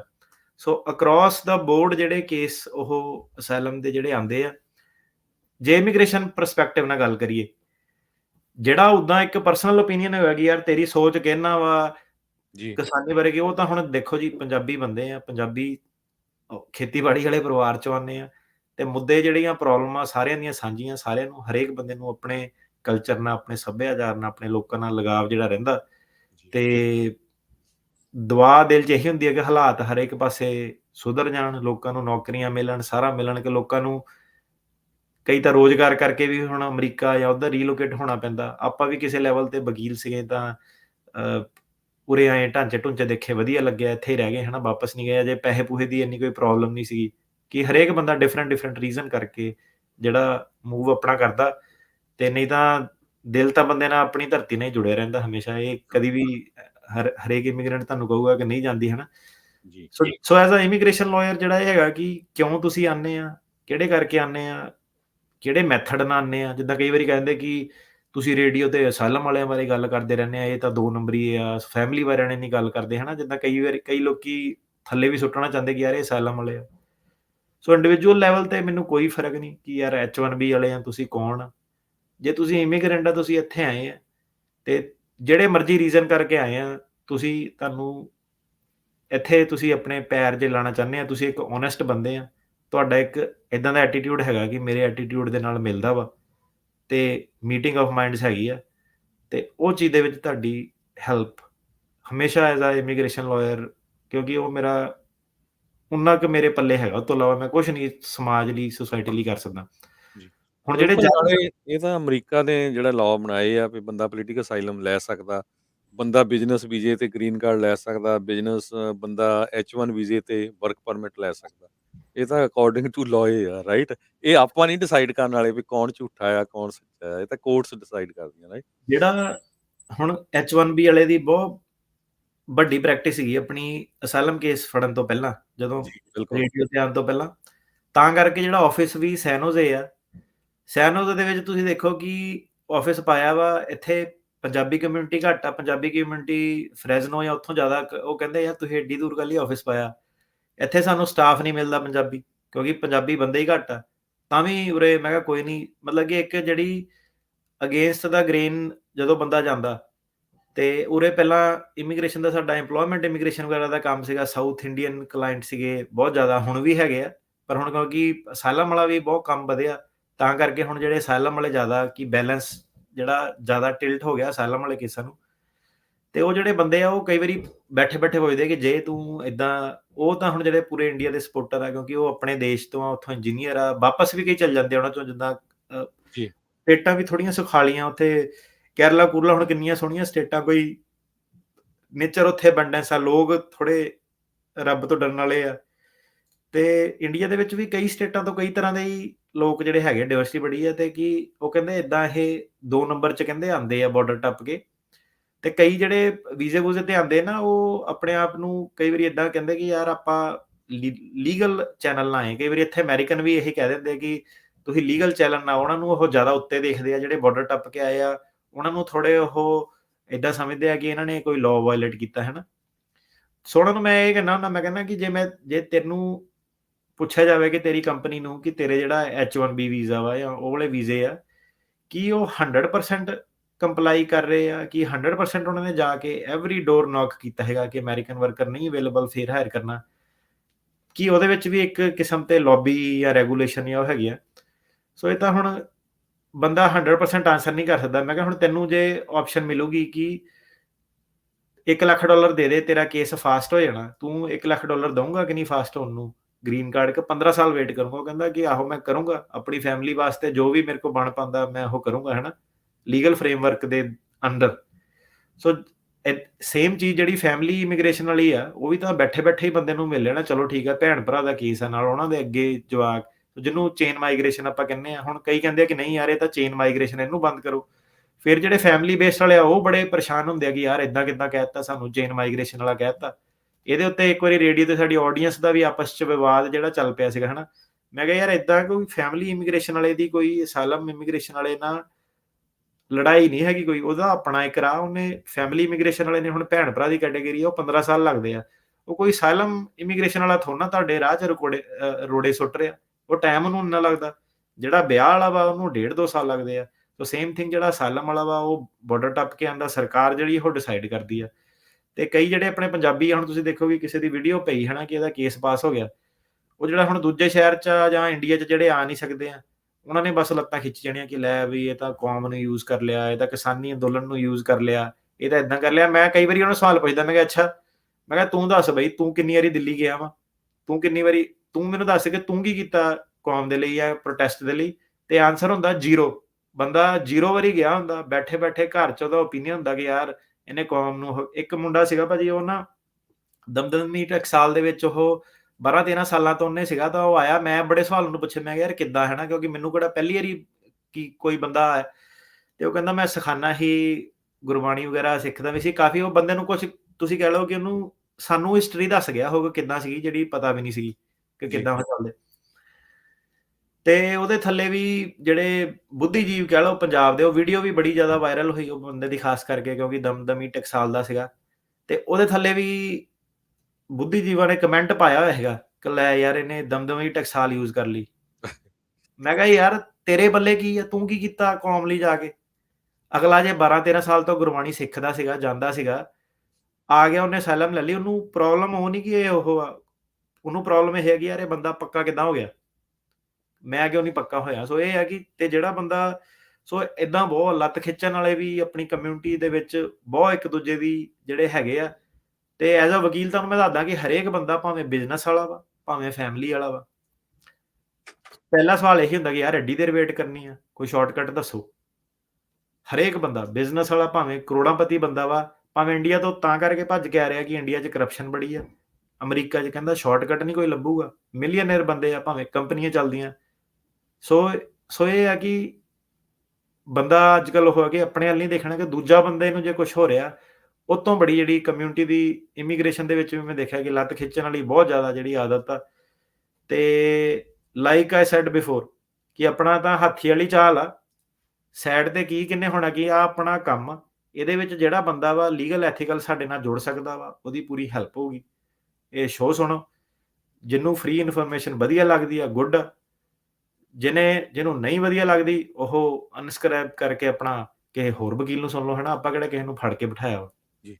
ਸੋ ਬਿਲਕੁਲ ਆਪਾਂ ਜਿਹੜਾ ਆ ਕਾਫੀ ਲੰਮਾ ਸਮਾਂ ਜਿਹੜੀ ਡਿਸਕਸ਼ਨ ਕੀਤੀ ਆ ਤੇ ਹੁਣ ਆਪਾਂ ਬ੍ਰੇਕ ਲਵਾਂਗੇ ਤੇ ਬ੍ਰੇਕ ਤੋਂ ਬਾਅਦ ਤੁਸੀਂ ਜਿਹੜੇ ਕਾਲ ਕਰ ਸਕਦੇ ਆ ਕੁਐਸਚਨ ਕੋਈ ਵੀ ਤੁਹਾਡਾ ਇਮੀਗ੍ਰੇਸ਼ਨ ਨਾਲ ਰਿਲੇਟਡ ਹੈਗਾ 408 272 5200 ਦੇ ਉੱਤੇ ਤੇ ਅਟਾਰਨੀ ਜੇ ਤਿਰਕੀਆਣਾ ਉਹਨਾਂ ਦੇ ਆਫਿਸ ਦਾ ਨੰਬਰ ਹੈਗਾ 415 909 0503 4159090503 ਉਹਨਾਂ ਦੇ ਆਫਿਸ ਤੁਸੀਂ ਮੰਡੇ ਟੂ ਫਰਾਈਡੇ ਜਿਹੜੇ ਆ ਆਫਿਸ ਆਵਰਸ ਹੁੰਦੇ ਟਾਈਮ ਉਸ ਟਾਈਮ ਕਾਲ ਕਰ ਸਕਦੇ ਆ ਤੇ ਇੱਕ ਹੁਣ ਆਪਾਂ ਭਾਜੀ ਜੀ ਸਾਡਾ ਜਿਹੜਾ ਐਡਰੈਸ ਹੈਗਾ ਨਾ ਉਹ 377 ਐਸ ਡੇਨੀਅਲ ਵੇ ਆ ਉਹ ਗੂਗਲ ਦਾ ਨਾ ਕੋਈ ਚੱਕਰ ਹੈ ਕਿ ਬਿਲਡਿੰਗ ਤੇ ਨਾ ਸਾਈਨੇਜ ਕਰਕੇ ਅਪਡੇਟ ਨਹੀਂ ਜਿਹੜਾ ਐਡਰੈਸ ਹੋ ਸਕਿਆ ਤੇ ਪੁਰਾਣਾ ਵਾਲਾ ਹੀ ਜਿਹੜਾ ਐਡਰੈਸ ਸ਼ੋ ਹੁੰਦਾ ਵਾ ਤੇ ਉਹਦੇ ਲਈ ਮਾਫੀ ਚਾਹੁੰਦੇ ਆ ਉਹ ਪਤਾ ਨਹੀਂ ਹੁਣ ਕਿੱਦਾਂ ਉਹ ਜਿੱਦਾਂ ਵੀਡੀਓ ਵਗੈਰਾ ਵੀ ਉਹਨੂੰ ਬਣਾ ਕੇ ਭੇਜੀ ਸੋ ਗੂਗਲ ਵਾਲੇ ਕਹਿੰਦੇ ਕਿ ਪਹਿਲਾਂ ਸਾਈਨੇਜ ਸੁਨੇ ਲਗਾਓ ਸੋ ਥੋੜਾ ਜਿਹਾ ਉਹਦੇ ਕਰਕੇ ਨਾ ਆਪਣਾ ਆਨਲਾਈਨ ਨਹੀਂ ਐਡਰੈਸ ਜਿਹੜਾ ਅਪਡੇਟ ਹੋਇਆ ਤੇ ਜਿਹੜਾ ਸਾਡਾ ਨਵਾਂ ਐਡਰੈਸ ਆ ਉਹ ਜਿਹੜਾ ਵੈਲੀ ਫੇਅਰ ਮਾਲ ਆ ਸੈਂਟੈਨਾ ਰੋ ਉਹਦੇ ਲਾਗੇ ਆ 377 ਸਾਊਥ ਡੈਨੀਅਲ ਵੇ ਸੈਨੋਜ਼ੇ ਕੈਲੀਫੋਰਨੀਆ 95128 ਜੀ ਸੋ ਬਿਲਕੁਲ ਸਰੋਤਿਆਂ ਨੂੰ ਦੱਸਦੇ ਜਾਈਏ ਕਿਉਂਕਿ ਆਪਾਂ ਕਾਫੀ ਲੰਮੇ ਸਮੇਂ ਤੋਂ ਦੱਸਦੇ ਆ ਰਹੇ ਆ ਅਟਾਰਨੀ ਤ੍ਰਿਕਿਆਣਾ ਉਹਨਾਂ ਦਾ ਆਫਿਸ ਨਵੀਂ ਲੋਕੇਸ਼ਨ ਦੇ ਉੱਤੇ ਵੱਡੀ ਬਿਲਡਿੰਗ 'ਚ ਮੂਵ ਹੋ ਗਿਆ ਆ ਬਹੁਤ ਵਾਰ ਰੇਡੀਓ ਤੇ ਵੀ ਕਾਲ ਕਰਦੇ ਭਾਜੀ ਅਸੀਂ ਆਏ ਇੱਥੇ ਲੱਭਦਾ ਨਹੀਂ ਸਾਨੂੰ ਸੋ ਮਾੜਾ ਜਿਹਾ ਜਦੋਂ ਜਾਣਾ ਹੁੰਦਾ ਕਾਲ ਜ਼ਰੂਰ ਕਰ ਲਓ ਉਹਨਾਂ ਨੂੰ ਜੀ ਆਫਿਸ ਦੇ ਵਿੱਚ ਸਾਡੀ ਵੈਬਸਾਈਟ ਤੇ ਲਿਖਿਆ ਹੋਇਆ ਉਹਦਾ ਠੀਕ ਹੈ ਜੀ ਆਪਾਂ ਇੱਕ ਬ੍ਰੇਕ ਲੈਂਦੇ ਆ ਬ੍ਰੇਕ ਤੋਂ ਬਾਅਦ ਬਹੁਤ ਸਾਰੇ ਸਾਡੇ ਜਿਹੜੇ ਕਾਲਰ ਆ ਇੱਕ ਨੂੰ ਤਾਂ 1 ਘੰਟਾ 20 ਮਿੰਟ ਹੋ ਗਿਆ ਹੋਲਡ ਤੇ ਆਪਾਂ ਕਾਲਸ ਲਵਾਂਗੇ ਛੋਟੀ ਜਿਹੀ ਬ੍ਰੇਕ ਲੈਂਦੇ ਆ ਉਹ ਤੋਂ ਬਾਅਦ ਤੁਹਾਡੀਆਂ ਕਾਲਸ ਜੀ ਲੈਂਦੇ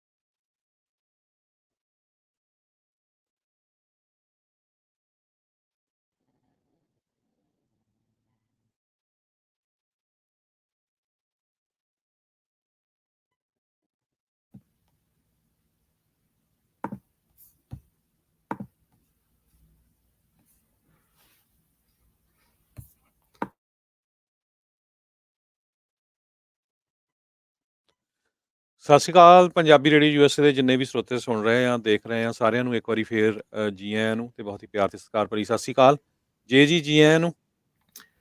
ਸਤਿ ਸ਼੍ਰੀ ਅਕਾਲ ਜੀ, ਧੰਨਵਾਦ ਜੀ। ਜੀ ਸੋ ਸਰੋਤਿਓ ਆਪਣੀਆਂ ਤੁਹਾਡੀਆਂ ਕਾਲਸ ਲਵਾਂਗੇ, ਸਾਰਿਆਂ ਨੂੰ ਇੱਕੋ ਵਾਰੀ ਸਤਿ ਸ਼੍ਰੀ ਅਕਾਲ ਕਹਿ ਲੈਂਦੇ ਆ।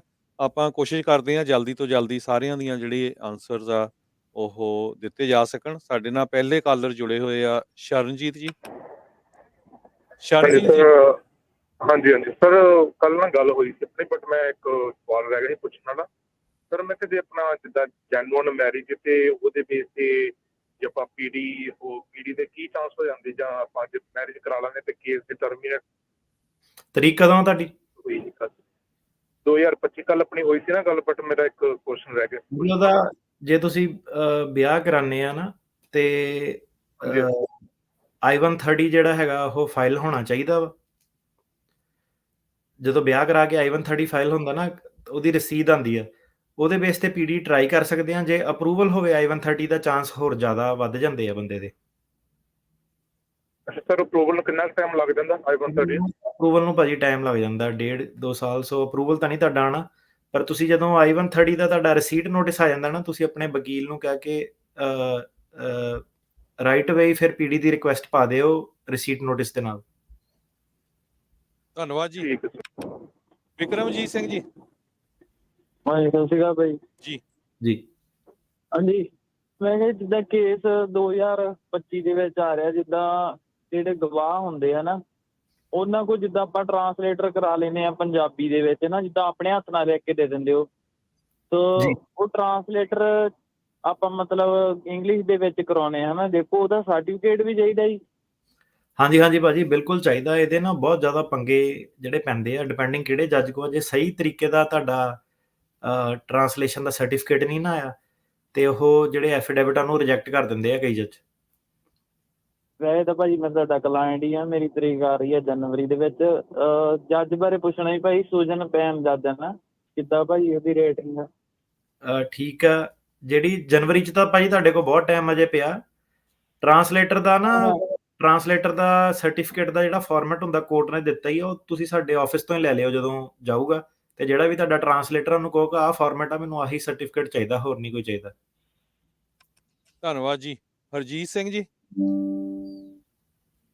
ਹਰਜੀਤ ਜੀ। ਹੈਲੋ ਜੀ। ਠੀਕ ਆ ਜੀ। ਜੀ ਹਾਂਜੀ, ਮੇਰੇ ਦੋ ਸਵਾਲ ਨੇ। ਇੱਕ ਤਾਂ ਜੀ ਮੇਰਾ ਕੇਸ ਆ ਜਿਹੜਾ ਡਿਸਮਿਸ ਹੋਇਆ ਹੈ ਜੀ, ਮੈਂ ਆਪਣੇ ਵਕੀਲ ਸਾਹਿਬ ਨੂੰ ਪੁੱਛਣਾ ਚਾਹੁੰਦਾ ਵੀ ਮੇਰਾ ਵਰਕ ਪਰਮਿਟ 25 ਆਪਣੀ ਜਨਵਰੀ 'ਚ ਐਕਸਪਾਇਰ ਹੋਣਾ ਜੀ, ਮੈਨੂੰ ਥੱਲੇ ਕੇਸ ਲਾਉਣਾ ਪਊ ਜਾਂ ਇੱਦਾਂ ਹੀ ਰੀਨਿਊ ਹੋ ਜੂ? ਤੇ ਸੈਕਿੰਡ ਥਿੰਗ ਜੀ, ਮੇਰਾ ਬਾਉਂਡ ਮਿਲ ਜੂਗਾ ਮੈਨੂੰ ਵਾਪਸ ਜਾਂ ਮੈਨੂੰ ਹਲੇ ਵੇਟ ਕਰਨੀ ਪਊ? ਕੇਸ ਮੇਰਾ ਡਿਸਮਿਸ ਹੈ ਜੀ। ਦੂਜੀ ਸਾਈਡ ਤੇ ਮੇਰਾ I-130 ਵਿਆਹ ਵੇਟ ਤੇ ਲੱਗਾ ਹੈ ਜੀ। ਸੋ 2-3 ਚੀਜ਼ਾਂ ਆ ਜਾਂਦੀਆਂ ਤੁਹਾਡੇ ਰਾਹੀਂ। ਹੁਣ ਮੈਂ ਸਾਰਿਆਂ ਨੂੰ ਹੀ ਇਹਦਾ ਕਲੀਅਰ ਕਰ ਦਿੰਦਾ। ਜਿਹੜਾ ਕੇਸ ਡਿਸਮਿਸ ਹੋ ਜਾਂਦਾ ਨਾ, ਸੋ ਪਹਿਲੀ ਗੱਲ ਉਹ ਅਸਾਈਲਮ ਆਫਿਸ ਜ਼ਰੂਰ ਕੇਸ ਲਾਓ, ਨਾ ਲਾਉਣ ਵਾਲੀ ਕੋਈ ਗੱਲ ਨਹੀਂ ਹੈ। ਤੇ ਉਹਦੇ 2-3 ਰੀਜ਼ਨ ਇੱਕ ਹੁੰਦੇ ਆ। ਇੱਕ ਤਾਂ ਇਹ ਹੈਗਾ ਕਿ ਰੀਜ਼ਨੇਬਲ ਟਾਈਮ 'ਚ ਤੁਸੀਂ ਲਾਣਾ, ਉਹ 'ਚ ਤੁਸੀਂ ਵੇਟ ਕਰ ਦੋਗੇ, ਫਿਰ ਉਹਨਾਂ ਨੇ ਜੇ ਜ਼ਿਆਦਾ ਵੇਟ ਕਰਤੀ, ਸਾਲ ਤੋਂ ਜ਼ਿਆਦਾ ਹੋ ਗਿਆ, ਤਾਂ ਉਹ ਤੁਸੀਂ ਲਾ ਨਹੀਂ ਪਾਣਾ ਫਿਰ ਦੁਬਾਰਾ। ਉਹਨਾਂ ਨੇ ਕਹਿਣਾ ਕਿ ਤੂੰ ਫਿਰ ਦੁਬਾਰਾ ਆਪਣਾ ਜਿਹੜਾ ਟਾਈਮਲਾਈਨ ਮੈਸਅਪ ਕਰਤੀ ਹੈ। ਜਿਹੜਾ ਕੇਸ ਹੈ ਇਹਦੇ ਲਾਉਣ ਦੇ ਰੀਜ਼ਨ ਇਹ ਹੁੰਦੇ ਆ ਕਿ ਇੱਕ ਤਾਂ ਤੁਹਾਡਾ ਆਪਣਾ ਇੰਡੀਪੈਂਡੈਂਟ ਬੇਸ ਹੋ ਜਾਂਦਾ, ਤੁਸੀਂ ਕਿਸੇ ਤੇ ਡਿਪੈਂਡੈਂਟ ਨਹੀਂ ਹੈ।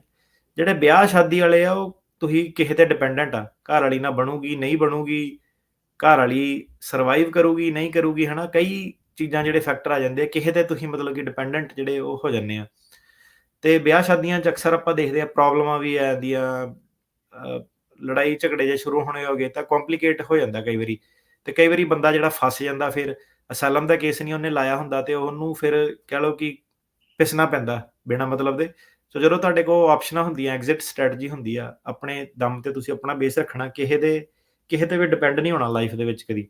ਦੂਸਰੀ ਜਿਹੜੀ ਚੀਜ਼ ਇਹ ਆ ਕਿ ਜਿਹੜੀ ਪੀਡੀ ਦੇ ਬੇਸ ਤੇ ਵੀ ਉਹ ਵਰਕ ਪਰਮਿਟ ਕਹਿੰਦੇ ਆ ਦੇ ਦੇਣਾ, ਰੀਨਿਊ ਕਰ ਸਕਦੇ ਆ, ਪਰ ਇਹਦੀ ਕੋਈ ਗਾਰੰਟੀ ਨਹੀਂ ਹੁੰਦੀ। ਨਵੀਂ ਸਰਕਾਰ ਜਿਹੜੀ ਆ ਗਈ, ਜੇ ਉਹਨਾਂ ਨੇ ਰੂਲ ਚੇਂਜ ਕਰਤੇ ਤਾਂ ਫਿਰ ਤੁਹਾਡਾ ਕੰਮ ਜਿਹੜਾ ਰੁਕ ਜਾਣਾ। ਤਾਂ ਕਰਕੇ ਆਪਣਾ ਜਿਹੜਾ ਕੇਸ ਉਹ ਜ਼ਰੂਰ, ਆਪਣਾ ਜਿਹੜਾ ਅਸਾਈਲਮ ਦਾ ਕੇਸ ਜ਼ਰੂਰ ਲਾਓ ਅਸਾਈਲਮ ਆਫਿਸ। ਮੇਰਾ ਬੌਂਡ ਮਿਲ ਸਕਦਾ ਜੀ ਮੈਨੂੰ? ਉਹ ਪਲੀਜ਼ ਦੱਸ ਦਿਓ ਜੀ। ਹਾਂਜੀ, ਬੌਂਡ ਤੁਹਾਡਾ ਵਾਪਸ ਆ ਜਾਣਾ, ਪਰ ਉਹ ਬੌਂਡ ਤੁਹਾਡਾ ਜਿਹੜਾ ਗਰੰਟਰ ਆ ਉਹਨੂੰ ਹੀ ਵਾਪਸ ਆਣਾ। ਧੰਨਵਾਦ ਜੀ। ਸਤਨਾਮ ਸਿੰਘ ਜੀ। ਸਤਿ ਸ੍ਰੀ ਅਕਾਲ ਜੀ। ਜੀ। ਹਾਂਜੀ, ਮੇਰਾ ਕੁਐਸਚਨ ਇਹ ਆ ਕਿ ਜਿੱਦਾਂ ਮੇਰੀ ਡੇਟ ਨੈਕਸਟ ਈਅਰ ਆ ਤੇ ਮੈਨੂੰ ਜਿਹੜਾ ਮੈਡੀਕਲ ਕੀ ਪ੍ਰੋਬਲਮ ਆ ਉਹਦੇ ਕਰਕੇ ਫਾਈਲ ਟੂ ਮੋਸ਼ਨ 'ਚ 2-3 ਮਹੀਨੇ 'ਚ ਮਿਲ ਸਕਦੀ? ਕੀ ਪ੍ਰੋਬਲਮ ਆ ਮੈਡੀਕਲ ਦੀ? ਜੀ ਆਪਣਾ ਡਿਪਰੈਸ਼ਨ ਦਾ ਜਿੱਦਾਂ ਬਾਕੀ ਕੋਈ ਜਿੱਦਾਂ ਮਤਲਬ ਯਾਦ ਜਿਹਾ ਨਹੀਂ ਰਹਿੰਦਾ 60% ਉਹ ਨਾਲ ਲਾਇਆ ਮੈਡੀਕਲ ਕੀ ਮੈਨੂੰ ਯਾਦ ਨਹੀਂ ਰਹਿੰਦਾ ਜੋ ਵੀ ਘੰਟੇ ਪਹਿਲਾਂ ਮੈਨੂੰ ਕੋਈ ਚੇਤਾ ਨਹੀਂ 2 ਘੰਟੇ ਭੁੱਲ ਜਾਂਦਾ ਪਹਿਲਾਂ। ਨਹੀਂ, ਉਹ ਤਾਂ ਮੈਮਰੀ ਵਾਲਾ ਤੁਹਾਡਾ ਨਾ ਜਿਹੜਾ ਛੋਟੇ ਮੋਟੇ ਤੁਹਾਡੇ ਗਵਾਹੀ ਦੇ ਵਿੱਚ ਉਹ ਫੈਕਟਰ ਇਨ ਕਰ ਸਕਦੇ ਆ, ਪਰ ਉਹ ਜਿਹੜੇ ਡਿਪਰੈਸ਼ਨ ਡਿਪਰੂਸ਼ਨ ਜਿਹੜੇ ਇਹ ਨਾ ਇਹ ਕੋਈ ਇਦਾਂ ਨਹੀਂ ਕਿ ਮੈਂ ਪਹਿਲੀ ਵਾਰੀ ਇਹ ਸੁਣਿਆ। ਇਹ ਮੈਂ ਦਿਨ 'ਚ ਜੇ ਮੈਨੂੰ 10 ਕਾਲਾਂ ਆਉਂਦੀਆਂ ਨਾ ਜੋ 5-6 ਬੰਦੇ ਆਹੀ ਹੈ ਕਿ ਡਿਪਰੈਸ਼ਨ ਕਰਕੇ ਮੈਂ ਡਾਕੂਮੈਂਟ ਬਣਾ ਕੇ ਤੇਜ਼ ਕਰ ਦੇਣਾ ਵਾ। ਸੋ ਜੱਜ ਨੂੰ ਕੋਈ ਕਿਸੇ ਦੇ ਆਖੇ ਲੱਗ ਕੇ ਆਲਤੂ ਫਾਲਤੂ ਨਾ ਜਿਹੜੀ ਚੀਜ਼ ਸਬਮਿਟ ਕਰਾਇਓ, ਠੀਕ ਆ। ਸੋ ਜਿਹੜੇ ਕੇਸ ਐਡਵਾਂਸ ਹੁੰਦੇ ਆ ਜੇ ਕਿਸੇ ਦੇ ਫੈਮਿਲੀ ਨੂੰ ਪਿੱਛੇ ਫੈਮਿਲੀ ਦਾ ਮਤਲਬ ਜਵਾਕ ਘਰ ਵਾਲੀ ਉਹਨਾਂ ਨੂੰ ਪ੍ਰੋਬਲਮ ਆ, ਉਹ ਜੱਜ ਜੈਨੂਇਨਲੀ ਕੰਸੀਡਰ ਜਿਹੜੇ ਕਰ ਲੈਂਦੇ ਆ। ਤੇ ਅਦਰਵਾਈਜ਼ ਜਿਹੜੇ ਇਦਾਂ ਦੇ ਹੁਣ ਕੇਸ ਆ ਨਾ ਉਹਦੇ ਵਿੱਚ ਕੀ ਆ ਕਿ ਤੁਸੀਂ ਇਹ ਵੀ ਦੇਖਣਾ ਕਿ ਬਹੁਤ ਜ਼ਿਆਦਾ ਜਿਹੜੇ ਲੋਕੀ ਹੈ ਨਾ ਉਹ ਸੇਮ ਚੀਜ਼ ਵੀ ਫਾਈਲ ਜਿਹੜੀ ਉਹ ਕਰ ਦਿੰਦੇ ਆ। ਸੋ ਜੇ ਤਾਂ ਵਾਕਈ ਡਿਪਰੈਸ਼ਨ ਹੈਗਾ, ਮੈਮਰੀ ਦਾ ਇਸ਼ੂ ਹੈਗਾ ਵਾ, ਤੇ ਉਹ ਹੁਣ ਸਾਡੇ ਕੇਸ ਦੇ ਵਿੱਚ ਇੱਕ ਸੀਗਾ ਬੰਦੇ ਨੂੰ ਸਕਿਜ਼ੋਫਰੇਨੀਆ ਸੀਗਾ, ਲੈਜਟ ਉਹਦਾ ਸੀਗਾ, ਤੇ ਜੱਜ ਨੂੰ ਵੀ ਪਤਾ ਸੀਗਾ। ਉਹ ਬੈਠੇ ਹੀ ਜਿੱਦਾਂ ਚੀਜ਼ ਭੁੱਲ ਜਾਂਦਾ ਹੈਗਾ ਕੋਰਟ ਦੇ ਵਿੱਚ, ਤੇ ਬਹੁਤ ਹਾਈ ਲੈਵਲ ਦੀ ਜਿਹੜੀ ਪ੍ਰੋਬਲਮ ਸੀਗੀ। ਤੇ ਉਹਦੇ ਵਿੱਚ ਵੀ ਸਰਕਾਰੀ ਵਕੀਲ ਜਿਹੜਾ ਸੀਗਾ, ਜੱਜ ਨੇ ਪੁੱਛਿਆ ਕਿ ਕਿੱਦਾਂ ਕਰਨਾ, ਉਹ ਕਹਿੰਦਾ ਨਹੀਂ ਮੈਂ ਸਵਾਲ ਪੂਰੇ ਪੁੱਛਣੇ, ਮੈਂ ਕੋਈ ਰਿਲੈਕਸੇਸ਼ਨ ਨਹੀਂ ਦੇਣੀ। ਤੇ ਉਸ ਤੋਂ ਬਾਅਦ ਵੀ ਸਵਾਲ ਬੜੇ ਜ਼ਿਆਦਾ ਗਲਤ ਵੀ ਹੋਏ ਸੀ, ਤੇ ਜੱਜ ਨੇ ਇਹੀ ਕਿਹਾ ਕਿ ਜਿਹੜਾ ਸਕਿਜ਼ੋਫਰੀਨੀਆ ਵਾਲਾ ਡਾਕਟਰ ਆ ਨਾ ਉਹਨੂੰ ਸਟੈਂਡ ਤੇ ਪਾਓ ਤੇ ਉਹਦੀ ਗਵਾਹੀ ਜਿਹੜੀ ਲੈਣੀ ਹੈ, ਤੇ ਕੇਸ ਹੋਲਡ ਤੇ ਪਾਤਾ ਸੀਗਾ। ਤੇ ਜਿਹੜਾ ਹੁਣ ਇਦਾਂ ਨਾ ਕਿ ਗਲੀ ਵਾਲੀ ਐਡਵਾਈਸ ਜਿਹੜੀ ਹੁੰਦੀ ਹੈ, ਸੱਜਣ ਮਿੱਤਰ ਨੇ ਕਹਿਤਾ, ਪੈਰਾਲੀਗਲ ਟਰਾਂਸਲੇਟਰ ਨੇ ਕਹਿਤਾ, ਬੰਦਾ ਆਪ ਹੀ ਵਕੀਲ ਬਣ ਗਿਆ ਕਿ ਬਾਈ ਮੈਂ ਡਿਪਰੈਸ਼ਨ ਵਾਲਾ ਲਾ ਦੇਣਾ, ਮੈਮਰੀ ਵਾਲਾ ਲਾ ਦੇਣਾ ਤੇ ਜੱਜ ਨੇ ਮੈਨੂੰ ਮਾਫ ਕਰ ਦੇਣਾ। ਇਦਾਂ ਹੈ ਨਹੀਂਗਾ। ਸੋ ਖੱਡਾ ਉਹ ਖੋਦਿਓ ਨਾ। ਜੇ ਐਕਸਪਰਟ ਲਿਆਉਣ ਨੂੰ ਉਹਨਾਂ ਨੇ ਤੁਹਾਨੂੰ ਕਹਿਤਾ ਕਿ ਹੁਣ ਐਕਸਪਰਟ ਲੈ ਕੇ ਆਤੇ ਟੈਸਟਿਮਨੀ ਹੋਣੀ ਆ, ਤੇ ਉਹ ਤੁਹਾਡੀ ਕ੍ਰੈਡੀਬਿਲਿਟੀ ਵੱਲ ਚੱਲ ਜਾਣਾ। ਜੇ ਡਾਕਟਰ ਨੇ ਫਿਰ ਬਾਅਦ ਚ ਅਸੈਸਮੈਂਟ ਹੋਈ, ਸਵਾਲ ਜਵਾਬ ਪੁੱਛੇ, ਨਹੀਂ ਗੱਲਬਾਤ ਉਹ ਨਿਕਲੀ ਤਾਂ ਤੁਹਾਡੇ ਅਗੇਂਸਟ ਜਾਊਗੀ। ਪਰਮਿੰਦਰ ਸੋਹਤਾ ਜੀ। ਹਾਂਜੀ ਭਾਜੀ, ਸਤਿ ਸ੍ਰੀ ਅਕਾਲ ਜੀ। ਜੀ ਭਾਜੀ, ਅਸੀਂ 2005 ਦੇ ਵਿੱਚ ਸਿਬਲਿੰਗਸ ਵਾਸਤੇ ਪਟੀਸ਼ਨ ਕੀਤੀ ਸੀ, ਤੇ ਹੁਣ 18 ਸਾਲਾਂ ਬਾਅਦ ਉਹਨਾਂ ਦੀ ਇੰਟਰਵਿਊ ਵਾਸਤੇ ਅਪਾਇੰਟਮੈਂਟ ਸਕੈਜੂਲ ਹੋਈ ਹੈ ਜੀ। ਤੇ ਪਰ ਸਾਡੀ ਇੱਕ ਸਿਬਲਿੰਗ ਉਹਨੂੰ ਕੈਂਸਰ ਸੀ ਤੇ ਉਹ ਪਿਛਲੇ ਹਫਤੇ ਉਹਦਾ ਸ਼ੀ ਪੈਸਡ ਅਵੇ। ਅਸੀਂ ਜਾਣਨਾ ਚਾਹੁੰਦੇ ਹਾਂ ਕਿ ਉਹਨਾਂ ਦੇ ਬੱਚੇ ਤੇ ਉਹਨਾਂ ਦੇ ਹਸਬੈਂਡ ਉਹ ਇਸ ਪਟੀਸ਼ਨ ਤੇ ਇਸ ਐਪਲੀਕੇਸ਼ਨ ਤੇ ਵੀਜ਼ੇ ਵਾਸਤੇ ਕੁਆਲੀਫਾਈ ਹੁੰਦੇ ਆ, ਉਹ ਵੀਜ਼ਾ ਲੈਣ ਜਾਣ, ਸਾਨੂੰ ਕੁਝ ਹੋਰ ਡਾਕੂਮੈਂਟ ਉਹਨਾਂ ਨੂੰ ਪ੍ਰੋਵਾਈਡ ਕਰਨ ਦੀ ਲੋੜ ਆ ਜਾਂ ਨਹੀਂ? ਇਹ ਮੇਰਾ ਕੁਐਸਚਨ ਸੀ। ਹਾਂਜੀ, ਪਹਿਲਾਂ ਤਾਂ ਸੌਰੀ ਫॉर योर लॉस ਕਿ ਬਿਲਕੁਲ ਖੜੇ ਪੈਰ ਆ ਕੇ ਐਡੇ ਇੰਨੇ ਸਾਲ ਬੰਦਾ ਵੇਟ ਕਰਦਾ, ਇਦਾਂ ਤੁਹਾਡੇ ਨਾਲ ਹੋਇਆ ਬਿਲਕੁਲ ਲਾਸਟ ਮੂਮੈਂਟ ਤੇ। ਇਹਦੇ ਵਿੱਚ ਦੋ ਚੀਜ਼ਾਂ, ਇੱਕ ਤਾਂ ਹੈਗਾ ਕਿ ਲੀਗਲੀ ਇਹਦੇ ਵਿੱਚ ਕੋਈ ਸੋਲੂਸ਼ਨ ਨਹੀਂ ਹੁੰਦਾ। ਹਿਊਮੈਨਿਟੇਰੀਅਨ ਰੀਇਨਸਟੇਟਮੈਂਟ ਹੁੰਦੀ ਹੈ ਜਦੋਂ US ਵਾਲੇ ਰਿਲੇਟਿਵ ਦੀ ਡੈਥ ਹੋ ਜਾਵੇ, ਉਹਨੂੰ ਉਹ ਹਿਊਮੈਨਿਟੇਰੀਅਨ ਰੀਇਨਸਟੇਟਮੈਂਟ ਕਰ ਦਿੰਦੇ ਆ। ਜਿਹੜਾ ਹੁਣ ਆਹ ਵਾਲਾ ਕੇਸ ਆ, ਸਾਨੂੰ ਇੱਕ ਵਾਰੀ ਕਾਲਰ ਨੇ ਕਿਸੇ ਨੇ ਕਾਲ ਕੀਤੀ ਸੀਗੀ, ਸਵਾਲ ਉਹਨੇ ਪੁੱਛਿਆ ਸੀਗਾ, ਤੇ ਉਹਨੂੰ ਆਪਾਂ ਕਿਹਾ ਸੀਗਾ ਕਿ ਜੇ ਬਾਅਦ ਚ ਤੁਹਾਡੇ ਅੱਗੇ ਸੇਮ ਸਰਕਮਸਟੈਂਸ ਸੀਗੇ ਕਿ ਸਾਨੂੰ ਬਾਅਦ ਚ ਦੱਸ ਦੇਈ ਜੇ ਕੇਸ ਅਪਰੂਵ ਹੋ ਗਿਆ। ਤੇ ਬੇਸ ਨਹੀਂ ਕੋਈ ਹੈਗਾ, ਡਿਸਕ੍ਰੈਸ਼ਨਰੀ ਹੋਵਾ, ਤੁਸੀਂ ਐਪਲੀਕੇਸ਼ਨ ਜ਼ਰੂਰ ਭਰੋ ਤੇ ਜਾ ਕੇ ਉੱਥੇ ਕੈਂਸਰ ਤੇ ਡੈਥ ਵਾਲਾ ਉਹ ਕਰੋ। ਤੇ ਆਫਿਸਰ ਤੇ ਡਿਪੈਂਡ ਕਰਦਾ ਕਿ ਉਹਨੇ ਗ੍ਰਾਂਟ ਕਰਨਾ ਕਿ ਨਹੀਂ ਕਰਨਾ। ਤੇ ਜੇ ਗ੍ਰਾਂਟ ਕਰਦੇ ਵੀ ਆ, ਸਾਨੂੰ ਵੀ ਬੜੀ ਉੱਚ ਹੈਰਾਨੀ ਹੁੰਦੀ ਹੈ ਕਿ ਯਾਰ ਚੱਲ ਇਦਾਂ ਕਰਤਾ ਸੀਗਾ ਬੰਦੇ ਦਾ ਗ੍ਰਾਂਟ। ਸੋ ਉਹਦੇ ਵਿੱਚ ਕੋਈ ਤੁਹਾਡੀ ਗਰੰਟੀ ਨਹੀਂ ਹੈਗੀ, ਪਰ ਤੁਸੀਂ ਟਰਾਈ ਜ਼ਰੂਰ ਕਰੋ। ਸੋ ਭਾਜੀ, ਜਿਹੜਾ ਇੱਕ ਪ੍ਰੋਵੀਜ਼ਨ ਅਕਤੂਬਰ 28, 2009 ਦੇ ਵਿੱਚ ਆਇਆ ਸੀ ਕਿ ਜੇ ਪ੍ਰਿੰਸੀਪਲ ਬੈਨੀਫੀਸ਼ਰੀ ਦੀ ਡੈਥ ਹੋ ਜਾਂਦੀ ਹੈ, ਉਹਦੇ ਡੈਰੀਵੇਟਿਵ ਸਟਿਲ ਕੁਆਲੀਫਾਈ ਹੁੰਦੇ ਆ, ਉਹਨਾਂ ਨੂੰ ਉਹ ਤਾਂ ਲਾਗੂ ਹੁੰਦਾ ਹੈ ਜੇ ਉਹ ਇੱਥੇ ਅਮਰੀਕਾ ਵਿੱਚ ਰਹਿ ਰਹੇ ਆ? ਹਾਂਜੀ, ਉਹ ਸੈਕਸ਼ਨ ਮਤਲਬ ਨਾ ਮੈਨੂੰ ਹੁਣ ਪਤਾ ਨਹੀਂ ਕਿਹੜੇ ਤੁਸੀਂ ਲਾਅ ਦੀ ਗੱਲ ਕਰਦੇ ਆ। 245L ਐਡਜਸਟਮੈਂਟ ਸੀਗਾ, ਕਈ ਸਾਰੇ ਜਿਹੜੀਆਂ ਧਾਰਾਵਾਂ ਜਿਹੜੀਆਂ ਆਉਂਦੀਆਂ, ਤੇ ਜਿਹੜਾ ਕਾਉਂਸਲਰ INA 204 ਏਦਾਂ ਆਨਲਾਈਨ ਮੈਂ ਪੜਿਆ ਉਹਨਾਂ ਦੀ ਵੈਬਸਾਈਟ ਤੇ USCIS ਤੇ 204L ਜਿਹੜਾ ਸੈਕਸ਼ਨ ਹੈ ਨਾ, ਉਹ ਇੱਥੇ ਜਿਹੜੇ ਐਡਜਸਟਮੈਂਟ ਆਫ ਸਟੇਟਸ ਕਰਦੇ ਉਹਨਾਂ ਤੇ ਐਪਲੀਕੇਬਲ ਹੁੰਦਾ ਕਿ ਜਿਹੜਾ ਬੰਦਾ ਪ੍ਰਿੰਸੀਪਲ ਬੈਨੀਫੀਸ਼ਰੀ ਜਿਹੜਾ ਅਮਰੀਕਾ 'ਚ ਮੌਜੂਦ ਸੀਗਾ ਜਦੋਂ, ਉਹਨਾਂ ਦੇ ਬੇਸ ਤੇ ਹੋਰ ਐਡਜਸਟਮੈਂਟ ਹੁੰਦੀ ਆ, ਉਹ ਕਾਉਂਸਲਰ ਤੇ ਨਹੀਂ ਐਪਲੀਕੇਬਲ ਹੁੰਦੀ। ਧੰਨਵਾਦ ਜੀ। ਇੱਥੇ ਆਪਣਾ ਟੌਪਿਕ ਵੀ ਆਪਾਂ ਕਵਰ ਕੀਤਾ ਹੋਇਆ ਹਿਊਮੈਨਿਟੇਰੀਅਨ ਰੀਇਨਸਟੇਟਮੈਂਟ 2 ਆਫ ਜਿਹੜੀ ਤੁਸੀਂ ਗੱਲ ਕਰਦੇ ਆ ਬਹੁਤ ਡਿਟੇਲ 'ਚ ਆਪਾਂ ਡਿਸਕਸ਼ਨ ਕੀਤੀ ਆ, ਉਹਨੂੰ ਤੁਸੀਂ ਸੁਣ ਵੀ ਸਕਦੇ ਹੋ। ਪਰਮਿੰਦਰ ਸਿੰਘ ਜੀ, ਪਰਮਿੰਦਰ ਜੀ। ਰਜਿੰਦਰ ਸਿੰਘ ਧਾਨੀ ਜੀ। ਹਾਂਜੀ ਹਾਂਜੀ, ਸਤਿ ਸ੍ਰੀ ਅਕਾਲ ਜੀ। ਸਤਿ ਸ਼੍ਰੀ ਅਕਾਲ ਜੀ। ਮੈਂ ਇੱਕ ਤੁਹਾਡੇ ਨਾਲ ਹੀ ਗੱਲ ਕਰਨੀ ਸੀਗੀ ਤੇ ਬਾਕੀ ਭਾਈ ਸਾਹਿਬ ਨਾਲ, ਵਕੀਲ ਸਾਹਿਬ ਨਾਲ ਕਰਨੀਆਂ 2 ਗੱਲਾਂ। ਤੇ ਸਾਨੂੰ ਇੱਕ ਤਾਂ ਤੁਸੀਂ ਆਪ ਦੱਸਿਆ ਸੀ ਵੀ ਇਹਦਾ ਪ੍ਰੋਗਰਾਮ ਦੇ ਵਿੱਚ ਸੁਣਦੇ ਹੋ ਰੇਡੀਓ ਪੰਜਾਬੀ, ਉਹ ਨਾ ਰੇਡੀਓ ਤੁਸੀਂ ਬਾਅਦ ਚ ਕਾਲ ਕਰਿਓ, ਹੁਣ ਅਸੀਂ ਬਹੁਤ ਇੰਪੋਰਟੈਂਟ ਇਸ਼ੂ ਕਰ ਰਹੇ ਹਾਂ ਇਮੀਗ੍ਰੇਸ਼ਨ ਦਾ। ਉਹ ਜਦੋਂ ਖਤਮ ਹੋ ਗਿਆ ਨਾ ਅੱਧੇ ਘੰਟੇ, ਉਹ ਤੋਂ ਬਾਅਦ ਕਾਲ ਕਰਿਓ। ਜੇ ਇਮੀਗ੍ਰੇਸ਼ਨ ਨਾਲ ਰਿਲੇਟਡ ਤਾਂ ਕਾਲ ਕਰ ਲਓ ਹੁਣ। ਸਤਿ ਸ਼੍ਰੀ ਅਕਾਲ ਜੀ, ਜਤਿੰਦਰ ਸਿੰਘ ਜੀ। ਹਾਂਜੀ ਸਰ, ਮੈਂ ਜਤਿੰਦਰ ਸਿੰਘ ਗੱਲ ਕਰ ਰਿਹਾ। ਸਤਿ ਸ਼੍ਰੀ ਅਕਾਲ ਦੋਵਾਂ ਵੀਰਾਂ ਨੂੰ। ਜੀ ਹਾਂਜੀ ਸਰ, ਮੇਰਾ ਕੁਐਸਚਨ ਸੀ, ਮੇਰਾ ਬ੍ਰਦਰ ਆਇਆ ਸੀ ਇੱਥੇ ਪਿਛਲੇ ਸਾਲ ਹੀ ਤੇ ਉਹਦਾ ਕੇਸ ਗ੍ਰਾਂਟਡ ਹੋ ਚੁੱਕਿਆ ਤੇ ਮੈਂ ਵੀ ਉਸੇ ਕੇਸ ਦੇ ਵਿੱਚ ਜਾ ਰਿਹਾ। ਮੇਰੀ ਤਰੀਕ ਹੈਗੀ ਆੜੀ ਜਿਹੜੀ 15 ਆ ਰਹੀ ਹੈ, ਇਸ ਤਰੀਕ ਦੀ ਮੇਰੀ ਤਰੀਕ ਹੈ। ਤੇ ਬਟ ਇਸ਼ੂ ਹੈ ਕਿ ਮੈਂ 2 ਮਹੀਨੇ ਰਹਿ ਕੇ ਇੰਗਲੈਂਡ ਦੇ ਵਿੱਚ ਰਹਿ ਕੇ ਆਇਆ ਭਾਈ, ਮੈਂ 2 ਮਹੀਨੇ। ਤੇ ਸਰ ਮੇਰੇ ਤੇ ਥਰਡ ਪਾਰਟੀ ਟ੍ਰਾਂਜੈਕਸ਼ਨ ਲੱਗ ਸਕਦਾ ਕੰਟਰੀ ਦਾ ਵੀਰੇ ਮੇਰੇ ਤੇ? ਕਿਹੜੇ ਸਾਲ ਰਹੇ ਸੀਗੇ ਇੰਗਲੈਂਡ 'ਚ? ਇੰਗਲੈਂਡ ਸਰ ਮੈਂ 2021 ਚ ਗਿਆ ਸੀ ਤੇ 2 ਮਹੀਨੇ ਰਿਹਾ ਸਿਰਫ ਉੱਥੇ। ਮੈਂ ਸਟੂਡੈਂਟ ਬੇਸ ਤੇ ਗਿਆ ਸੀ, ਪਰ ਅਨਫੋਰਚੂਨੇਟਲੀ ਮੇਰਾ ਉਹਨਾਂ ਨੇ ਕੇਸ ਕੈਂਸਲ ਕਰਤਾ, ਕੋਰਸ ਸਟੱਡੀ ਬੇਸ ਦਾ। ਉਸ ਤੋਂ ਬਾਅਦ ਤੁਸੀਂ ਵਾਪਸ ਗਏ ਸੀਗੇ ਇੰਡੀਆ? ਨਹੀਂ ਭਾਜੀ, ਮੈਂ ਸਿੱਧਾ ਫਿਰ ਥਰੂ ਮੈਕਸੀਕੋ ਆਮ ਹੈ, ਮੈਂ ਕਿਤੇ ਨਹੀਂ ਗਿਆ ਵੀਰੇ। ਤੁਹਾਡੇ ਫਰਮ ਰੀਸੈਟਲਮੈਂਟ ਬਾਹਰ ਲੱਗਣਾ, ਟ੍ਰਾਂਜ਼ਿਟ ਬੈਨ ਤਾਂ ਉਦੋਂ ਸੀਗਾ ਨਹੀਂ, ਤੇ ਉਹ ਤੁਹਾਡਾ ਵਕੀਲ ਆਰਗਿਊ ਕਰ ਸਕਦਾ ਕਿ ਟ੍ਰਾਂਜ਼ਿਟ ਬੈਨ ਐਪਲੀਕੇਬਲ ਨਹੀਂ ਹੈ। ਉੱਦਾਂ ਸਵਾਲ ਜਵਾਬ ਤੁਹਾਡੇ ਕੋਲ ਜ਼ਰੂਰ ਪੁੱਛੇ ਜਾਊਗੇ। ਤੇ ਜਿਹੜਾ ਇੰਗਲੈਂਡ ਵਾਲਾ ਤੁਹਾਨੂੰ ਉਹ 'ਚ ਦੱਸਣਾ ਪੈਣਾ ਕਿਹੜੇ ਸਟੇਟਸ ਤੇ ਗਏ ਸੀਗੇ ਉੱਥੇ। ਹਾਂਜੀ, ਉਹ ਮੈਂ ਸਾਰਾ ਕੁਝ ਫਾਈਲ 'ਚ ਕੀਤਾ ਹੈ ਸਰ। ਉਹ ਮੈਂ ਸਟੂਡੈਂਟ ਬੇਸ ਤੇ ਮੈਂ ਉਹਨਾਂ ਜਿਹੜੀ ਕੈਂਸਲੇਸ਼ਨ ਮੇਲ ਭੇਜੀ ਸੀ ਮੈਨੂੰ ਉਹਨਾਂ ਨੇ ਯੂਨੀਵਰਸਿਟੀ ਨੇ, ਉਹ ਵੀ ਮੈਂ ਲਾਈ ਹੋਈ ਹੈ। ਮੇਰਾ ਵੀਰ ਸੁਣ ਲਾ, ਹੁਣ ਤੇਰੇ ਫਾਇਦੇ ਦੀ ਗੱਲ ਆ। ਜਿਹੜਾ ਤੈਨੂੰ ਪਤਾ ਉਹ ਤਾਂ ਤੈਨੂੰ ਪਤਾ ਹੀ ਆ, ਉਹ ਮੈਨੂੰ ਥੋੜਾ ਤੂੰ ਸਮਝਾਉਣਾ। ਜਿਹੜਾ ਇੰਗਲੈਂਡ ਵਾਲਾ ਨਾ, ਉਹਦੇ ਵਿੱਚ ਤੈਨੂੰ ਸਵਾਲ ਪੁੱਛਿਆ ਜਾਣਾ ਕਿ ਅਸਾਈਲਮ ਉੱਥੇ ਕਿਉਂ ਨਹੀਂ ਫਾਈਲ ਕੀਤੀ। ਸੋ ਆਪਣੇ ਵਕੀਲ ਨਾਲ ਜਿਹੜਾ ਬਹਿ ਕੇ ਨਾ ਉਹ ਪੁਆਇੰਟ ਤੇ ਤਿਆਰੀ ਕਰ। ਸਿਰਫ ਤੇ ਸਿਰਫ ਆਹ ਮੁੱਦਾ ਪੈਣਾ ਕਿ ਅਸਾਈਲਮ ਕਿਉਂ ਨਹੀਂ ਫਾਈਲ ਕੀਤੀ ਉੱਥੇ, ਉਹਦੀ ਜਿਹੜੀ ਤਿਆਰੀ ਕਰ ਆਪਣੇ ਵਕੀਲ ਨਾਲ ਬਹਿ ਕੇ। ਓਕੇ ਭਾਜੀ, thank you so much sir. Okay ਜੀ। ਸੋਨੂ ਜੀ। ਚਲੋ ਭਾਜੀ, ਸਤਿ ਸ਼੍ਰੀ ਅਕਾਲ। ਪਹਿਲਾਂ ਤਾਂ ਬਹੁਤ ਮਿਹਰਬਾਨੀ, ਤੁਸੀਂ ਫ੍ਰੀ ਜਾਣਕਾਰੀ ਦੇਣੀ ਇਹਨੂੰ ਜੀ। ਭਾਜੀ ਮੇਰਾ ਟਰੈਵਲ ਡਾਕੂਮੈਂਟ ਆਇਆ, ਜਿੱਦਾਂ ਕਿ ਮੇਰਾ ਸੈਲੀ ਕੇਸ ਸੀਗਾ, ਟਰੈਵਲ ਡਾਕੂਮੈਂਟ ਤੇ ਮੈਂ ਤੇ ਉਸ ਕੰਟਰੀ ਆਊਟ ਕਰਨਾ ਚਾਹਣਾ ਮੈਂ, ਜਿੱਦਾਂ ਕਿ ਕੈਨੇਡਾ ਜਾਂ ਮੈਕਸੀਕੋ। ਤੇ ਕਿਹੜੀ ਕੰਟਰੀ ਆਪਾਂ ਨੂੰ ਵੀਜ਼ਾ ਦਿੰਦੀ ਹੈ ਟਰੈਵਲ ਡਾਕੂਮੈਂਟ ਤੇ I-94 ਕੀ ਆਪਾਂ ਨੂੰ ਉੱਦਾਂ ਮਿਲਦਾ ਜਾਂ ਕਿ ਸਿਸਟਮ ਦੇ ਵਿੱਚ ਹੁੰਦਾ ਜਾਂ ਐਂਟਰੀ ਆਪਾਂ ਨੂੰ ਇਕੱਲੀ ਚਾਹੀਦੀ ਹੈ? ਸੋ ਭਾਜੀ I-94 ਤਾਂ ਅੱਜ ਕੱਲ੍ਹ ਇਮੀਗ੍ਰੇਸ਼ਨ ਵਾਲੇ ਆਪ ਹੀ। ਕੇਸ ਕਿਹੜੇ ਸਾਲ ਪਾਸ ਹੋਇਆ ਸੀ ਤੁਹਾਡਾ? ਪਿਛਲੇ ਸਾਲ ਦੀ ਸਾਲ ਹੋ ਗਏ। I-94 ਤੁਹਾਨੂੰ ਆ ਜਾਣਾ ਚਾਹੀਦਾ ਸੀਗਾ ਉੱਦਾਂ ਹੁਣ ਤੱਕ। ਜੇ ਨਹੀਂ ਆਇਆ, ਤੁਸੀਂ ਆਪਣਾ ਨਾ ਇਮੀਗ੍ਰੇਸ਼ਨ ਅਪਾਇੰਟਮੈਂਟ ਬਣਾ ਲਓ, ਉਹਨਾਂ ਨੇ ਦੇਣਾ I-94। ਨਹੀਂ ਭਾਜੀ, ਉਹ USAC ਕੋਲੋਂ ਮੈਨੂੰ ਆਇਆ ਤੇ ਮੈਂ ਤੁਹਾਨੂੰ ਪਹਿਲਾਂ ਵੀ ਕਾਲ ਕੀਤੀ ਸੀਗੀ ਤੇ ਉਹ ਤੇ ਤੁਸੀਂ ਕਿਹਾ ਸੀ ਕਿ ਜੀ ਇਹ ਮੰਨਦੇ ਨਹੀਂਗੇ ਜਿਹੜੇ USAC ਵਾਲੇ ਦਿੰਦੇ ਨੇ। ਤੇ ਤੁਸੀਂ ਵਿਆਹ ਕਰਾਉਣਾ ਵਾ? ਵਿਆਹ ਕਰਾਉਣਾ ਚਾਹੁੰਦੇ ਹੋ ਨਾ? ਨਹੀਂ, ਮੇਰਾ ਵਿਆਹ ਹੋਇਆ I-130 ਤੇ ਮੈਂ ਗ੍ਰੀਨ ਕਾਰਡ ਲੈਣਾ ਚਾਹਣਾ ਮੈਰਿਜ ਦੇ ਥਰੂ। ਹਾਂਜੀ, ਤੁਸੀਂ ਭਾਜੀ ਮੈਕਸੀਕੋ ਹੁਣ ਜਿਹੜਾ ਨਾ ਤੁਹਾਡਾ ਜਿਹੜਾ ਸਵਾਲ ਆ ਕਿ ਜਿਹੜਾ ਟਰੈਵਲ ਡਾਕੂਮੈਂਟ ਜਿਹੜਾ ਹੁੰਦਾ ਨਾ, ਉਹ ਪਾਸਪੋਰਟ ਵਾਂਗੂ ਕਾਪੀ ਇੱਕ ਹੁੰਦੀ ਆ, ਉਹ ਇਨ ਲਿeu ਆਫ ਪਾਸਪੋਰਟ ਤੁਸੀਂ ਯੂਜ਼ ਕਰ ਸਕਦੇ ਆ। ਜਿਹੜੀ ਬਾਕੀ ਕੰਟਰੀ ਦੀਆਂ ਵੀਜ਼ਾ ਰਿਕੁਆਇਰਮੈਂਟ ਆ ਉਹ ਸੇਮ ਹੀ ਰਹਿੰਦੀਆਂ ਜਿੱਦਾਂ ਬਾਕੀ ਪਾਸਪੋਰਟ ਹੋਲਡਰ ਲਈ ਰਹਿੰਦੀਆਂ, ਠੀਕ ਆ ਤਕਰੀਬਨ। ਤੇ ਇਹ ਤਾਂ ਤੁਹਾਡਾ ਜਿਹੜਾ ਮੈਕਸੀਕੋ ਜਾ ਕੇ ਤੁਹਾਡਾ ਮਸਲਾ ਜਿਹੜਾ ਹੱਲ ਹੋ ਜਾਣਾ ਬਾਰਡਰ ਤੇ। ਇਹ ਤਾਂ ਕੋਈ ਮੈਨੂੰ ਬਾਏ ਰੋਡ ਜਾਣਾ ਚਾਹੀਦਾ ਜਾਂ ਬਾਏ 에ਅਰ?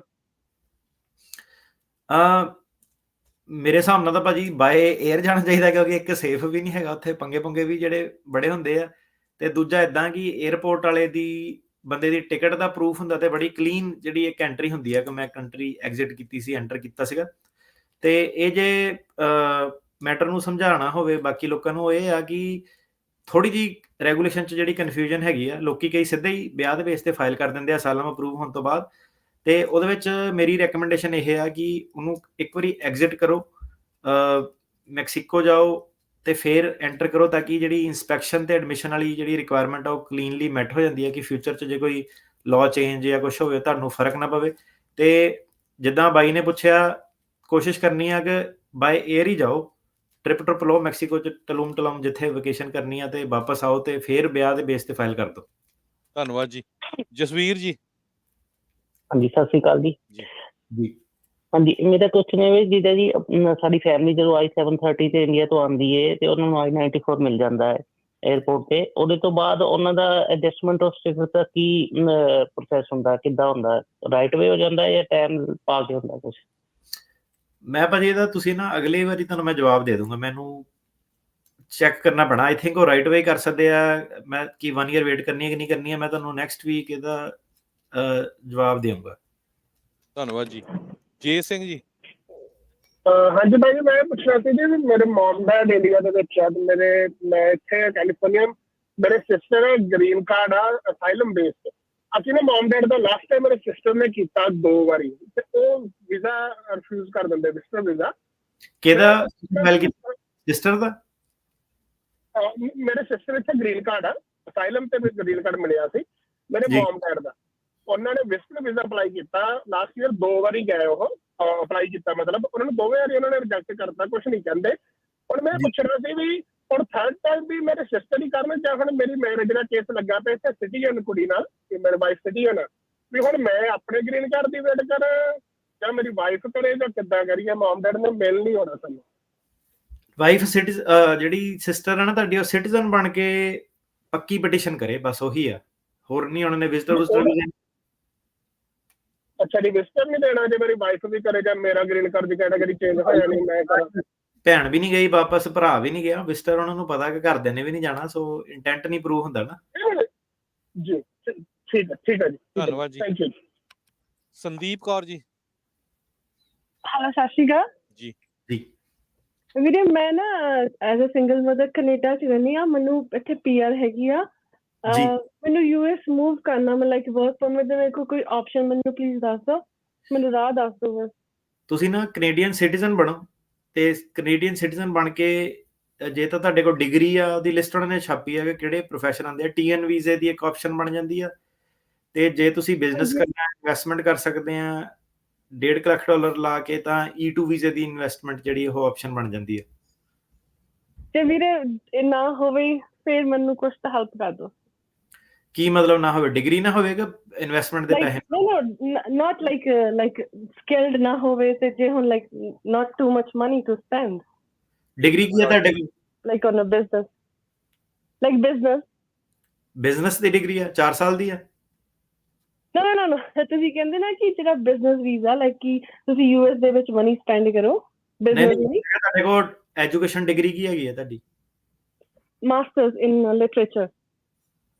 ਤੇ ਹੁਣ ਮੈਂ ਉਹ ਵੀ ਕਰਦੀ ਆ, ਏਜ ਕੇਅਰ ਦਾ ਮੈਂ ਸਟਾਰਟ ਕਰਨਾ, ਐਲਡਰ ਕੇਅਰ। ਹਾਂਜੀ, ਤੁਸੀਂ ਨਾ ਲਿਸਟ ਦੇਖੋ TN ਦੀ, ਉਹਦੇ ਵਿੱਚ ਜੇ ਤੁਹਾਡੀ ਆਕੂਪੇਸ਼ਨ ਆਂਦੀ ਹੈ TN ਲਿਸਟ ਦੇ ਵਿੱਚ, ਤਾਂ ਤੁਸੀਂ TN ਵੀਜ਼ੇ ਤੇ ਆ ਸਕਦੇ ਜੇ ਤੁਹਾਨੂੰ EMPLOYER ਜਿਹੜਾ ਸਪਾਂਸਰ ਕਰੇ, ਠੀਕ ਹੈ। ਤੇ ਜਾਂ ਹਾਂਜੀ ਸੌਰੀ, ਅਦਰਵਾਈਜ਼ ਇੱਕ ਹੁੰਦਾ H1B ਵੀਜ਼ਾ, ਉਹਦੀ ਲੋਟਰੀ ਹੁੰਦੀ ਹੈ, ਉਹ ਵੀ ਥੋੜਾ ਡਿਫਿਕਲਟ ਆ, ਮਾਰਚ ਦੇ ਵਿੱਚ ਫਾਈਲਿੰਗ ਹੁੰਦੀ ਹੈ। ਜੇ ਤੁਹਾਨੂੰ ਡਿਗਰੀ ਬੇਸ ਕੋਈ ਪੋਜੀਸ਼ਨ ਦੇਵੇ US 'ਚ EMPLOYER, ਤੇ ਵੀਜ਼ਾ ਤੁਹਾਡਾ ਲੋਟਰੀ 'ਚ ਸਿਲੈਕਟ ਹੋ ਜਾਵੇ।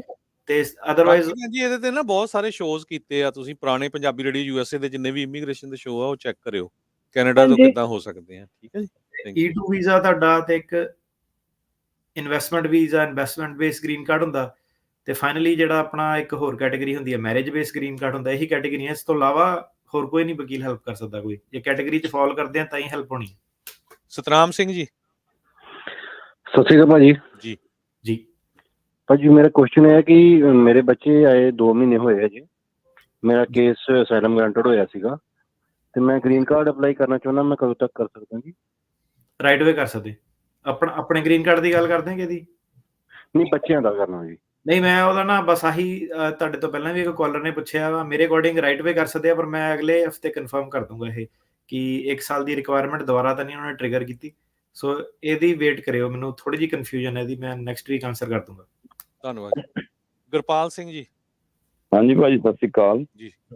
ਮੈਂ ਇੱਕ ਕੁਐਸਚਨ ਆ ਛੋਟਾ ਜਿਹਾ, ਮੇਰਾ ਭਤੀਜਾ ਕੈਨੇਡਾ ਸਟੱਡੀ ਬੇਸ ਤੇ 2 ਸਾਲ ਦੀ ਸਟੱਡੀ ਡਨ ਕਰ ਲਈ ਉਹਨੇ ਜੀ, ਤੇ ਉਹ ਇੱਧਰ ਆਉਣਾ ਚਾਹੁੰਦਾ। ਉਹਦੇ ਕੋਲ ਕੀ ਲੀਗਲ ਤਰੀਕੇ ਨਾਲ ਆਪਾਂ ਇੱਧਰ ਲੀਗਲ ਐਂਟਰੀ ਕਰਵਾਈਏ, ਤਾਂ ਉਹਦੇ ਕੋਲ ਇੱਥੇ ਪੋਲੀਟੀਕਲ ਸਟੇਜ ਜਾਂ ਹੋਰ ਰਹਿਣ ਦੇ ਕੀ ਕਿਹੜੇ ਰਸਤੇ ਆ?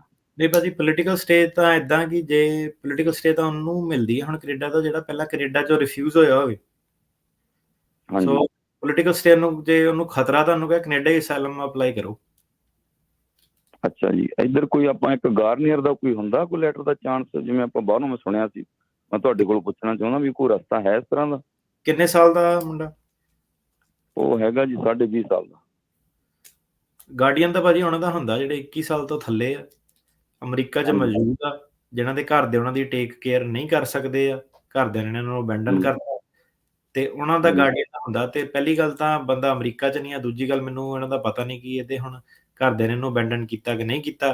ਤੇ ਤੀਜੀ ਗੱਲ ਇਹ ਹੈ ਕਿ 20.5 ਸਾਲ ਦਾ, ਇਹ ਤਾਂ 21 ਸਾਲ ਦਾ ਉਹੀ ਹੋ ਜਾਣਾ ਵਾ। 21 ਸਾਲ ਤੱਕ ਹੀ ਹੁੰਦੀ ਗਾਰਡੀਅਨਸ਼ਿਪ। ਉਹਦੇ ਉੱਥੇ ਨਹੀਂ ਵਰਕ ਪਰਮਿਟ ਜਾਂ ਗ੍ਰੀਨ ਕਾਰਡ? ਨਹੀਂ, ਸਟੂਡੈਂਟ ਕੁਛ ਨਹੀਂ, ਉਹਦੇ ਕੋਲ ਸਟੱਡੀ ਡਨ ਕਰਕੇ ਕੁਛ ਨਹੀਂ ਅਪਲਾਈ ਕਰਿਆ ਹਾਲੇ। ਨਹੀਂ, ਹਾਂਜੀ 20.5 ਸਾਲ ਦਾ ਤਾਂ ਹੋ ਗਿਆ। ਗਾਰਡੀਅਨ ਗੁਰਡੀਅਨ ਵਾਲਾ ਵੀ ਤੁਹਾਡਾ ਨਹੀਂ, ਉਹਨੂੰ ਕਹੋ ਉੱਥੇ ਹੀ ਵਕੀਲ ਨਾਲ ਗੱਲਬਾਤ ਕਰੇ ਕੈਨੇਡਾ ਦੇ। ਠੀਕ ਹੈ ਜੀ, ਥੈਂਕ ਯੂ, ਧੰਨਵਾਦ ਜੀ। ਸਰਬਜੀਤ ਕੌਰ ਜੀ। ਹਾਂਜੀ, ਸਤਿ ਸ਼੍ਰੀ ਅਕਾਲ ਭਾਜੀ। ਮੇਰਾ ਕੁਐਸਚਨ ਹੈ, ਮੇਰੀ ਨਨਾਣ ਰਹਿੰਦੀ ਹੈ ਕੈਨੇਡਾ 'ਚ, ਸਿਟੀਜ਼ਨ ਹੈ, ਪੜ੍ਹੀ ਲਿਖੀ ਹੈ, ਡਿਗਰੀ ਵੀ ਹੈਗੀ ਹੈ, ਜੌਬ ਕਰਦੀ ਹੈ ਕਿਸੇ ਚੰਗੀ ਕੰਪਨੀ 'ਚ, ਜਿਨ੍ਹਾਂ ਦੀਆਂ ਬ੍ਰਾਂਚਾਂ ਇੱਥੇ USA ਵਿੱਚ ਵੀ ਹੈਗੀਆਂ। ਉਹ ਕਹਿੰਦੀ ਸੀ ਕਿ ਅਗਰ ਮੈਂ ਇਕੱਲੀ ਨੇ ਮੂਵ ਹੋਣਾ ਹੋਵੇ ਥਰੂ ਕੰਪਨੀ, ਜੇ ਮੈਨੂੰ ਰੈਫਰ ਕਰਦੇ ਉਹ ਕਰ ਦੇਣਗੇ। ਕੀ ਕੋਈ ਐਸਾ ਹੱਲ ਹੈਗਾ ਕਿ ਮੈਂ ਪਰਮਾਨੈਂਟ ਇੱਥੇ ਜਿੱਦਾਂ ਲੀਗਲ ਡਾਕੂਮੈਂਟ ਲੈ ਕੇ ਕੋਈ ਪਰਮਾਨੈਂਟ ਰਹਿ ਸਕਾਂ? ਡਿਗਰੀ ਕੀ ਹੈ? ਕੋਈ ਹਾਂਜੀ, ਡਿਗਰੀ ਕੀ ਹੈ? ਔਰ ਕੋਈ ਬੈਚਲਰ ਡਿਗਰੀ ਹੈ ਔਰ ਅੱਛੀ ਕੰਪਨੀ 'ਚ ਜੌਬ ਕਰ ਰਹੀ ਹੈ। ਨਹੀਂ ਭੈਣ ਜੀ, ਤੁਸੀਂ ਉਹ ਦੱਸੋ ਵੀ ਕਿਹੜੀ ਫੀਲਡ ਦੀ ਡਿਗਰੀ ਹੈ ਉਹਨਾਂ ਦੀ? ਨਾਟ ਸ਼ੋਰ ਭਾਜੀ, ਬਟ ਮੈਨੂੰ ਇੰਨਾ ਉਹ ਨਾ ਤੁਸੀਂ ਕੈਨੇਡਾ ਦੀਆਂ ਜਿਹੜੇ ਜਿੰਨੇ ਵੀ ਉਹ TN ਵੀਜ਼ੇ ਵਾਲੇ ਆਣੇ ਚਾਹੁੰਦੇ ਆ ਨਾ, ਉਹਨੀ ਪੂਰੀ ਸਪੈਸੀਫਿਕੇਸ਼ਨ ਲਿਖਿਆ ਹੋਇਆ, ਇੰਜੀਨੀਅਰਿੰਗ ਆ, ਨਰਸਿੰਗ ਆ, ਜੇ ਉਹ ਉਹਦੇ ਬੇਸ ਤੇ ਹੀ ਆ। ਹਾਂਜੀ, ਲਿਸਟ ਦੇਖੋ, ਉਹਦੇ ਵਿੱਚ ਜੇ ਆਂਦਾ ਤਾਂ ਫਿਰ ਉਹ ਆਪਣੇ EMPLOYER ਨੂੰ ਕਹਿ ਸਕਦੀ, ਉਹ TN ਵੀਜ਼ੇ ਤੇ ਮੰਗਾ ਸਕਦੇ ਆ। ਤੇ ਉਹਦੀ ਕੰਪਨੀ ਜੇ ਉਹਨੂੰ ਰੈਫਰ ਕਰਦੇ ਤੇ ਉਹ ਜੇ ਇੱਥੇ ਆ ਜਾਏ ਤੇ ਫਿਰ ਉਹ ਹੋ ਸਕਦੀ ਹੈ ਪੱਕੀ ਇੱਥੇ ਪਰਮਾਨੈਂਟ? ਪੱਕੀ ਤਾਂ ਹੈਗਾ 15 ਤੋਂ 20 ਸਾਲ ਦਾ ਪ੍ਰੋਸੈਸ EMPLOYMENT ਦੇ ਥਰੂ ਪਹਿਲਾਂ, ਪਰ TN ਵੀਜ਼ਾ ਜਿਹੜਾ ਹੈਗਾ ਉਹ ਐਕਸਪਲੋਰ ਕਰੋ। ਅੱਛਾ ਜੀ, TN visa, okay, I will search then. ਧੰਨਵਾਦ ਜੀ। ਕੁਲਵੀਰ ਸਿੰਘ ਜੀ। ਹਾਂਜੀ ਭਾਈ, ਸਤਿ ਸ਼੍ਰੀ ਅਕਾਲ ਜੀ। ਸਤਿ ਸ਼੍ਰੀ ਅਕਾਲ ਜੀ। ਹਾਂਜੀ, ਮੇਰਾ ਕੁਐਸਚਨ ਭਾਜੀ ਇਹ ਆ, ਤੇ ਮੇਰਾ ਭਾਜੀ ਇੱਕ ਬ੍ਰਦਰ ਆਇਆ ਵਾ ਵਰਲਡ ਕੱਪ ਕੇ 2022 ਦੇ ਵਿੱਚ, ਤੇ ਭਾਜੀ ਕੇਸ ਲਾਤਾ ਸੀਗਾ ਆਪਾਂ, ਤੇ ਉਹਦਾ ਵਰਕ ਪਰਮਿਟ ਵੀ ਆ ਗਿਆ, ਪਰ ਭਾਜੀ ਉਹਦਾ ਇੱਕ ਕੇਸ ਨਹੀਂ ਬੋਲਦਾ ਹਜੇ ਤੱਕ। ਕੇਸ ਕਿੱਥੇ ਲਾਇਆ ਸੀ? ਸੈਲਮ ਆਫਿਸ 'ਚ ਲਾਇਆ ਸੀਗਾ ਕਿ ਕੋਰਟ 'ਚ ਲਗਾਇਆ ਸੀਗਾ? ਹਾਂਜੀ ਹਾਂਜੀ, ਥੱਲੇ ਲੱਗਿਆ ਸੀਗਾ, ਕਿਉਂਕਿ ਕੋਰਟ ਵਿੱਚ ਤੱਕ ਉਹਦਾ ਕੇਸ ਹੀ ਨਹੀਂ ਬੋਲਦਾ ਸੀਗਾ। ਸਾਨੂੰ ਨਵਰਾਸਕਾ ਤੋਂ ਲੈਟਰ ਆਈ ਸੀ ਇਹਦੀ। ਨਹੀਂ, ਫਿਰ ਕੇਸ ਜਿਹੜਾ ਹੈਗਾ ਆਪਣਾ ਜਿਹੜਾ ਅਸਾਈਲਮ ਆਫਿਸ ਬੋਲਦਾ ਨਹੀਂ ਹੁੰਦਾ। ਜਿਹੜਾ ਕੇਸ ਆ ਸਿਰਫ ਜਦੋਂ ਬੋਲਦਾ ਉਦੋਂ ਹੀ ਆ, ਜਦੋਂ ਕੋਰਟ ਨੂੰ ਰੈਫਰ ਹੁੰਦਾ ਜਾਂ ਐਨਟੀਏ ਵਗੈਰਾ ਇਸ਼ੂ ਹੋਇਆ ਤਾਂ ਬੋਲਣਾ ਨਹੀਂ। ਇਹਦਾ ਅਸਾਈਲਮ ਆਫਿਸ ਹੀ ਹੈ, ਕੇਸ ਏਦਾਂ ਹੀ ਚੱਲੂ। ਕਿਸੇ ਦਾ ਵੀ ਅਸਾਈਲਮ ਆਫਿਸ ਦਾ ਨਹੀਂ ਬੋਲਦਾ। ਤੇ ਭਾਜੀ ਉਹਦਾ ਆਪਾਂ ਹੁਣ ਆਪਾਂ ਕੀ ਕਰ ਸਕਦੇ ਹਾਂ ਜੇ ਉਹਦਾ ਕੇਸ ਮਤਲਬ ਬੁਲਾਉਣਾ ਹੋਵੇ, ਤੇ ਕੀ ਕੋਈ ਲੈਟਰ ਲਿਖਣੀ ਪਏਗੀ ਜਾਂ ਕਿੱਦਾਂ, ਕੀ ਕਰੀਏ ਆਪਾਂ? ਨਹੀਂ, ਉਹ ਆਈਸ ਕੇਸ ਤਾਂ ਲੱਗਾ ਹੀ ਹੋਇਆ, ਤੁਸੀਂ ਆਪੇ ਦੱਸਿਆ ਅਸਾਈਲਮ ਆਫਿਸ ਤੋਂ। ਹੁਣ ਆਈਸ ਵਾਲਿਆਂ ਤੇ ਹੈਗਾ, ਉਹਨਾਂ ਨੇ ਐਨਟੀਏ। ਠੀਕ ਹੈ ਭਾਜੀ। ਤੇ ਭਾਜੀ ਇੱਕ ਕੁਐਸਚਨ ਮੇਰਾ ਹੋਰ ਹੈ, ਤੇ ਮੇਰਾ ਭਾਜੀ ਕੇਸ ਗ੍ਰਾਂਟ ਆ, ਤੇ ਆਪਣਾ ਮੈਨੂੰ ਗ੍ਰੀਨ ਕਾਰਡ ਵੀ ਮਿਲਿਆ ਹੋਇਆ, ਤੇ ਉਸ ਤੋਂ ਬਾਅਦ ਮੈਂ ਆਪਣਾ ਟਰੈਵਲ ਡਾਕੂਮੈਂਟ ਅਪਲਾਈ ਕੀਤਾ ਵਾ, ਤੇ ਉਹਨੂੰ ਵੀ 8-9 ਮਹੀਨੇ ਹੋ ਗਏ। ਤੇ ਭਾਜੀ ਉਹ ਕਿੰਨੇ ਚਿਰ ਦਾ ਮਿਲੇਗਾ? ਤੇ ਮੈਨੂੰ ਇੰਨਾ ਤਾਂ ਮੈਨੂੰ ਪਤਾ 17.5 ਮਹੀਨੇ ਦੀ ਵੇਟਿੰਗ ਹੈ, ਪਰ ਕਿੰਨੇ ਚਿਰ ਦਾ ਮਿਲੇਗਾ? ਪਹਿਲਾਂ ਜਦੋਂ ਮੈਨੂੰ ਸਾਲ ਦਾ ਮਿਲਿਆ ਸੀਗਾ, ਹੁਣ ਵੀ ਸਾਲ ਦਾ ਮਿਲੇਗਾ ਜਾਂ ਸਾਲ ਦਾ ਹੀ ਦੇਓਗੇ? ਪਰਮਿੰਦਰ ਸਿੰਘ ਜੀ। ਹਾਂਜੀ ਭਾਈ, ਸਤਿ ਸ਼੍ਰੀ ਅਕਾਲ ਜੀ। ਸਤਿ ਸ਼੍ਰੀ ਅਕਾਲ ਜੀ। ਭਾਜੀ ਮੇਰੇ ਦੋ ਕੁ ਛੋਟੇ ਛੋਟੇ ਸਵਾਲ ਸੀਗੇ ਤਰਜਾਣਾ ਭਾਜੀ ਨੂੰ। ਭਾਜੀ ਇੱਕ ਤਾਂ ਮੇਰੀ ਨਾ ਅਪੀਲ ਪਾਣੀ ਸੀਗੀ ਮੈਂ ਮੋਸ਼ਨ ਟੂ ਐਡਵਾਂਸ ਦੀ। ਮੇਰੀ ਹੈਰਿੰਗ ਹੈਗੀ ਭਾਜੀ ਆਪਣੇ ਨੈਕਸਟ ਈਅਰ ਮਾਰਚ ਦੇ ਵਿੱਚ 25 ਤਰੀਕ ਨੂੰ ਜੀ। ਤੇ ਮੇਰੀ ਜੱਜ ਹੈਗੀ ਹੈ ਸ਼ਾਦੀ ਜੇ ਸਟਾਰ ਸੌਰੀ, ਤੇ ਜੱਜ ਬਹੁਤ ਵਧੀਆ ਤੇ ਉਹਦੀ ਰੇਟਿੰਗ ਵਧੀਆ। ਮੈਂ ਕਿਹਾ ਵੀ ਜੇ ਮੈਂ ਐਡਵਾਂਸ ਪਾਣਾ ਤਾਂ ਜੱਜ ਤਾਂ ਨਹੀਂ ਚੇਂਜ ਹੋ ਜੂਗੀ ਭਾਜੀ? ਹਾਂਜੀ, ਹੋ ਵੀ ਸਕਦੀ ਹੈ ਭਾਜੀ। ਅੱਛਾ ਜੀ, ਤੇ ਤੁਹਾਡੀ ਕੀ ਐਡਵਾਈਸ ਹੈ ਵੀ ਭਾਜੀ ਕਰਨੀ ਚਾਹੀਦੀ ਹੈ ਐਡਵਾਂਸ ਤੋਂ? ਕਿਉਂਕਿ ਮਤਲਬ 25 ਤਰੀਕ ਹੈ, ਮਤਲਬ ਹੈਗੇ ਤਾਂ 10 ਮਹੀਨੇ ਹੀ ਆ, 12 ਕੁ ਮਤਲਬ, ਤੇ ਐਡਵਾਂਸ ਕਰ ਸਕਦੇ ਆਪਾਂ ਜਾਂ ਕਿੱਦਾਂ? ਤੁਹਾਡੀ ਕੀ ਸਲਾਹ, ਮਤਲਬ ਕਰਨਾ ਚਾਹੀਦਾ ਭਾਜੀ ਜਾਂ ਕਿੱਦਾਂ ਜੀ? ਇਹਦਾ ਭਰਾਵਾ ਤੇਰੇ ਤੇ ਹੁਣ ਡਿਪੈਂਡ ਕਰਦਾ ਕਿ ਕਾਲੀ ਕੇਸ ਚੀਜ਼ ਦੀ। ਜੱਜ ਵਧੀਆ, ਰੇਟਿੰਗ ਵਧੀਆ, 10 ਮਹੀਨੇ ਦਾ ਤੈਨੂੰ ਅਮਰੀਕਾ 'ਚ ਤੇਰਾ ਕੇਸ ਪਾਸ ਹੁੰਦਾ, ਉਹ 'ਚ ਕਾਹਦਾ ਰਿਸਕ, ਕਿਉਂ ਰਿਸਕ ਲੈਣਾ ਮੈਨੂੰ ਦੱਸ।